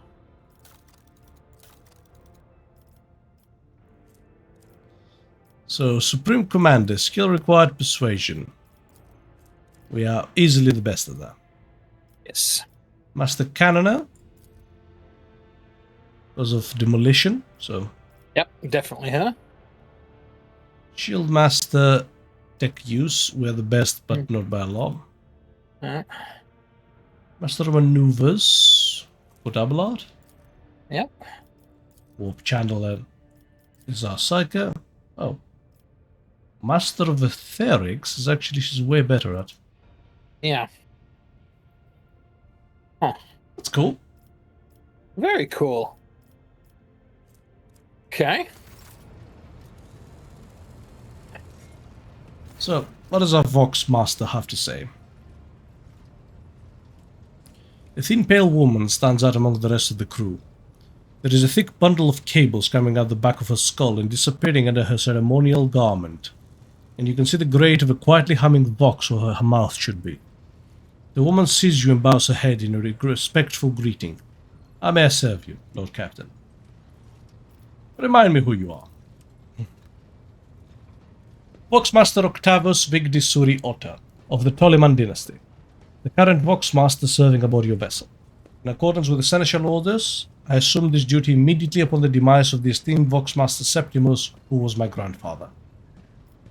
What are your duties? I am the ears and the voice of this void ship. I supervise several dozen officers and 3 times that number of supportive personnel. We receive, send, encrypt, and decode all incoming and outgoing messages through the ship's internal and external channels, and we also ensure clean communications and the optimal efficiency of the crew's voxcasters. If you ever want to know what worries and concerns your crew are harboring, what your subjects are whispering about in local networks after their watches, and what their leaders are clamoring about over shortwave vox transmissions, come and see me. I will satisfy your curiosity. Have the Vox spirits brought you anything interesting lately? Forgive me, Lord Captain. I have no information that would be of interest to you. Your appearance is unique. You are Voidborn, are you not? My appearance comes from my heritage. Generation after generation of people who spend their entire lives in the depths of this void ship. Neither we nor our ancestors have ever left our home, but the same can be said about many denizens of the Imperium's million worlds. We are used to the silence of the cosmos and the voices of the ship. There are thousands of us, but we dwell far from the Lord Captain's upper decks and remain unseen. We are the Voidborn. Where does it come from? Pretty self-explanatory, really. We're the children born of the void between the stars, be it the womb of a traveling vessel, an orbital satellite, or a forgotten asteroid station. Low gravity, voyages through the warp, and the countless dangers of space travel. Anything others hate and dread is second nature to us. They were the lives of the Voidborn in my crew. To us, the groans, creaks, and murmurs of the ship sound the way babbling brooks and singing birds do to world dwellers. We hear the ship breathe, know how it is what it is feeling and thinking. We are part of the ship just like it is part of us. We perform numerous functions, and there are many officers among our number. Some maintain order and prevent mutiny. Others serve as shepherds and support the crew. and some devote themselves to the mending the body and spirit of the vessel. Most of the Voidborn are members of a large void ship's dynasties that bear responsibility for a certain aspect of the ship's life. For 300 years, the main branch of the Toliman dynasty has produced the ship's Voxmasters. Most of our subordinates come from the cadet houses of the dynasty. How's life on the ship? Life has been quite generous to me, Lord Captain. I am the Voxmaster, and only the best in the dynasty can become one. By virtue of my skills and position, no one has ever denied me anything. Our family claims a spacious section for its domain. I also enjoy long walks throughout the narrow and dimly lit corridors of the ship, listening to the sounds of her activity, falling asleep and waking up to the chanting of hymns, and admiring the stars beyond, of course. How are you being treated? We look, speak, and move differently from the inhabitants of the planetary worlds. Our way of life, traditions, and quirks frighten those people just like the darkness of the cosmos. Many believe us to be the bringers of ill fortune, and alas, it is the Voidborn who get the blame for terrible warp phenomena during longer voyages. Vigdis hesitates before continuing. Several years ago, an unfortunate warp jump caused all the food on board to spoil. 15 days later, a hungry and furious crew nearly massacred everyone on the lower decks, blaming us for the misfortune and hoping to restock the larders with our flesh. I would have been killed during this mutiny had Idira at last not shown up to the right place at the right time. She came to my rescue, and the scoundrel's fear of her was even greater than the fear of the Voidborn. Looks like you're close friends with Idira. Webs of tiny wrinkles appear at the corners of Vigdis's eyes, the only hint that the Voxmaster is smiling. The Voidborn seldom make friends, especially among the captain's entourage. But you see, many consider Idira to be different. I am different too. We have spent plenty of time in each other's company, discussing regicide over a glass of Amasek.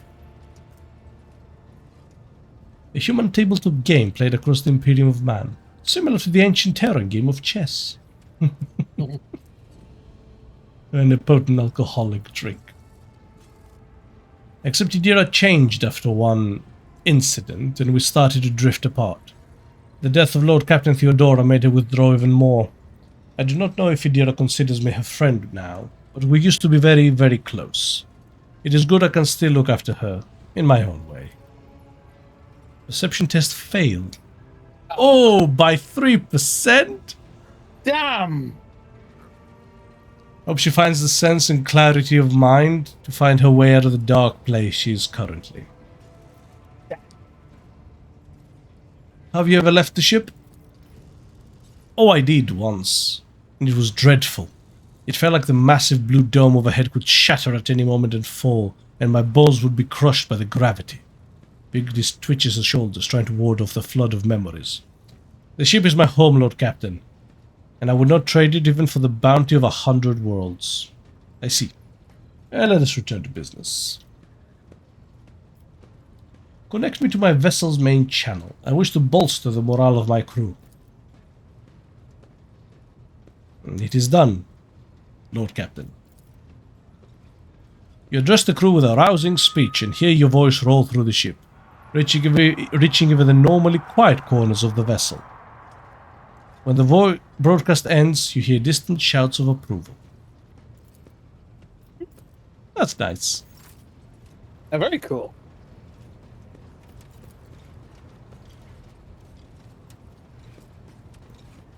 What's this guy about? The Infernus Master nonchalantly lights an iho stick from a thermal cutter and spreads his arms into a welcoming gesture. Eric Montag, at your service. It smells of cinders and iho, which is like tobacco, I imagine. Yeah. Yeah, pretty much. His face is sooty and his belt is laden with a number of heavy tools. You would have taken him for a laborer if it weren't for the greasy and ragged officer's uniform. He narrows his eyes, studying your face, then says with visible relief, "It's only tales after all. You just don't look like the bringer of woes to me." What's that about bringer of woes? Do I ever need to say it? The moment you came aboard, Lady Theodora perished.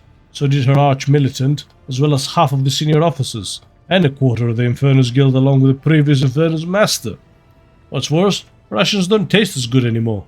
Fire burns hotter, and that sinister look in your eyes, like you're about to put a curse on someone. It's what the Voidsmen say, so it must be true. What if I were to put a curse on you at this very instant? It seems that several of the ship's bays are due for depressurization. That's a disciplinary measure. Ludicrous nonsense. Ludicrous nonsense. Don't ever let it get to you. I'll get bored of it soon enough. But remind me who you are. I'm just a humble laborer in charge of putting out fires and dealing with emergencies. But everyone calls me the Infernus Master. I guess that is because I answer for them with my life. With your life, you say? That's right. Picture flames roaring. All the ship's systems have failed, including the artificial gravity. You can't make out anything because of the red-hot debris, and you know an explosion is coming. It's a nightmare, but it's your job to evacuate the panicked crew, eliminate the cause of the fire, and get the compartment back into working order. Of course, the job description doesn't allow me to risk my life now. He smiles sadly. It is all about management these days, sending the boys and girls into the fire. It's all nonsense, and if the going gets tough, I won't leave them there alone. So what kind of If you can expand... Oh, sorry, I was going to say, let's see a full look at his picture. Ah. Cool. What kind of emergencies does the Infernus Guild deal with? Oh, there are many. Accidents due to external factors, for example. Hits from enemy guns or collisions with hollow objects like the wreckages of other ships. There are plenty of internal causes as well, from system malfunctions and short circuits to problematic cargo. A couple of years ago, something blew up in the hold, nearly burned it to a crisp. And then there's sabotage. That Voidface snake did a lot of damage to the ship. You're a laborer, then why are you lounging on the bridge? The simple answer is because nothing's on fire. I mean, have you seen all the candles? That screams fire hazard to me. Right. As head of the Infernus Guild, I'm mired in the office's routine of reports and discussions. There are several compartment upgrades and refurbishments on the agenda right now, and I have to make sure that the fire safety protocols are followed everywhere. Rest assured, I'll scurry back to the technical base to do manual labor as soon as the paperwork is done. Aren't you being a little too relaxed to be in front of your Lord Captain? Perhaps it's because I live under the constant threat of an agonizing death by fire. I have repressed, self-preservation instinct. Or maybe I just relish every minute I get to breathe Idaho smoke instead of cinders. I humbly apologize for my manners, Lord Captain. Henrik continues to smile without a shred of embarrassment.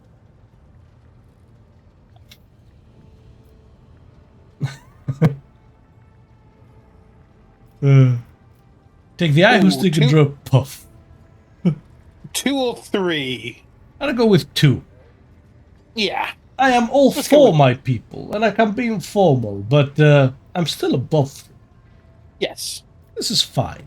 I enjoy having informal conversations. I'm glad you feel that way. Life is too short to waste it on ceremonies. It's better to present yourself as you are immediately. So how did you come to be in the service of the Von Valancius dynasty? Not in the usual way. My ancestors wronged yours and were appointed Inferni as a result.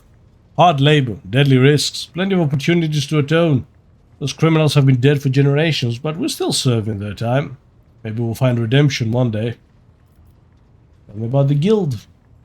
What interests you the most? Our duty, our state-of-the-art equipment, or our vibrant traditions? How's the guild organized? Split into different brigades according to duties. The heart of the guild are, of course, our liquidators. Tough guys with nerves of steel who put out fires and pull people from the flames. Others are repairmen, deal with problems like jammed doors, fuel leaks, or broken vents.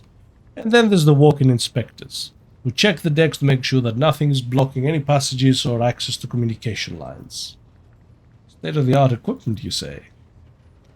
The Infernus Master smiles guiltily. That's a bit of a stretch. I'm sorry, there is no state-of-the-art equipment. The risks of ruining it in a fire are too great. We get by using human resources and the most common items available. Respirators, fire extinguishers, and flame-retardant uniforms. Let's face it, the lives of the Inferni are not worth much. It's more important that we save the machines and minimize damage to the ship. What about your traditions? Oh, we have plenty of those. Like the reminders. Andrew rolls up his sleeve, revealing a tattoo inscribed over an old burn mark. When you survive a particularly hopeless accident, you get a tattoo on your scar. You can always tell an experienced Infernus by the ink. It's like a badge of honor of sorts. Tell me how you got your reminders. He points to a tattoo on his right forearm. This one is from the time plasma leaked from the outer aft circuit. Imagine yourself clinging to the hull outside, thermal cutter in one hand and a magnetic clamp on the other. Azure flames burst from the bridge, the kind that can incinerate you in a second. All that separates you from your death is a flimsy rope and a void suit more ancient than holy terror. And yet, the price I paid was nothing compared to my comrades. He slowly moves the augmented fingers on his right hand. As for this one, the look he directs at his left hand is full of bitterness. I got this one in the ammo depot where my wife, Elsinora, died. There was a fire and the flames were getting close to the ammunition. And I don't mean autogun rounds, these were macro cannon shells. We put out the fire as best we could, but we were losing. Suddenly Elsie took my hand, kissed me, and then ran straight into the blaze and activated the emergency blast door. We stayed outside while she vented the compartment. It was quite a story. I'm sorry for your loss, Heinrich. He nods gratefully and takes another puff. And that is enough for now. Never let your fire go out, Lord Captain. I mean, no. Andrew hurriedly waves his hands. That's a stupid little guilt-in joke. Seriously, if you see an Infernus next to a naked flame, run.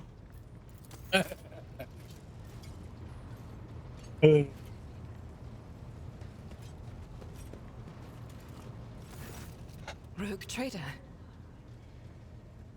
She looks tired. There are dark circles under her eyes. Her hair is somewhat disheveled, and she moves like she's a little on edge. You said you had a personal request for me. I indeed have a request, RogueTrader. The accursed servants of Chaos who assaulted this ship took the lives of your loyal crew members, and they orphaned many children, including the progeny of the brave officers who defended their posts until the bitter end. I don't know what customary practices there are for cases like this in Von Valancius territory, but in the world I'm familiar with, the children of such brave souls could expect to receive some special consideration. Perhaps the RogueTrader could meet with the orphans? What good would you do now? Make arrangements. I will give them a speech. I will meet with them no formalities. Deliver the order on my behalf. Why would I? I'm between 2 and 3. Yeah, I'm leaning to 3, I think. You sure? Yeah. Alright. I will meet with them. No formalities needed. These are the children of people who gave their lives for the Von Valancius dynasty. My consideration is the least they deserve. I will pass on your instructions. Thank you for taking my request to heart. No. I didn't expect to go to a place. Right now. Right now!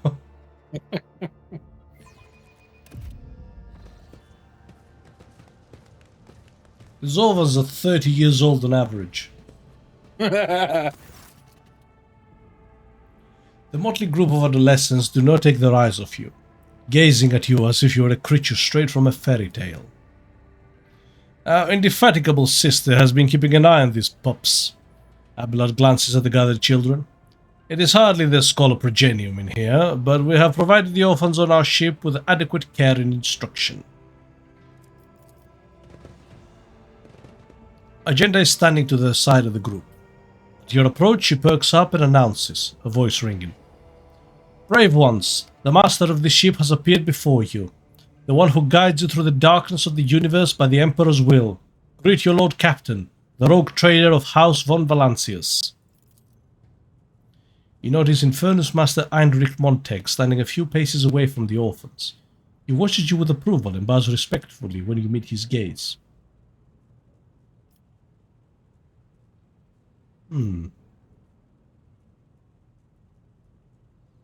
Grandly addressed the group. I, the Rogue Trader and Lord Captain of the ship, speak to you now. That seems the most right. Yeah. Plus, give them treats and escort them to their homes. I believe a minute of beholding the Lord Captain is a great enough honor for them. Holy No, don't shit. be like that. I, the Rogue Trader and Lord Captain of the ship, speak to you now. Your parents gave their lives for a just cause and brought honor to the von Valancius banners and those of the Imperium. I am proud of them, and I believe that you will become their worthy heirs. The teenagers hung on to your every word with bated breath. Only a few at the far end of the row seemed sullen and not particularly impressed by your speech. One of the scowling visitors with a thin scar across his face tosses his head back and says bitterly, "So what? Why should we care? Our friends and parents died in the dozens for you noble lot. And you just give us speeches." Argenta quickly turns to the boy. A flurry of emotions flashes in her dark eyes, like she wants both to calm him down and scold him for his impudence. Address the chaperones. With punish the troublemaker, put the rest back in their bays, audience over. Their comportment, I don't know what that means, leaves much. Behavior.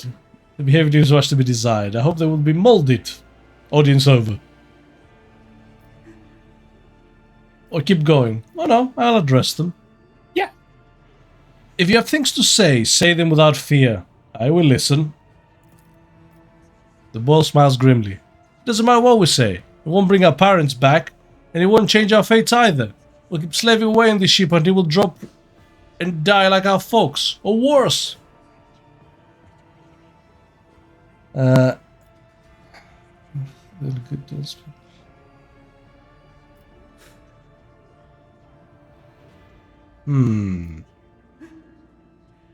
not addressing the chaperones, so that's out. No.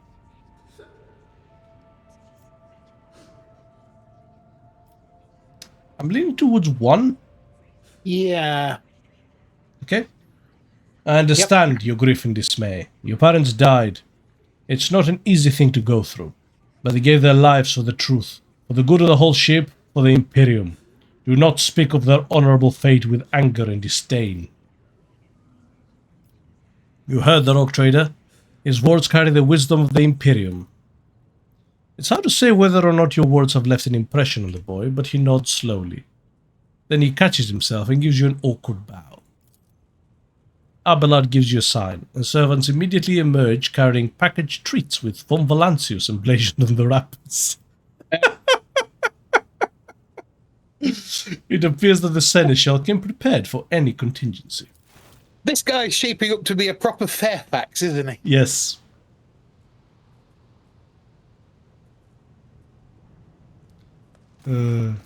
Argenta rubs her temples pensively. She smiles and offers a few more words of encouragement, then leaves the bay.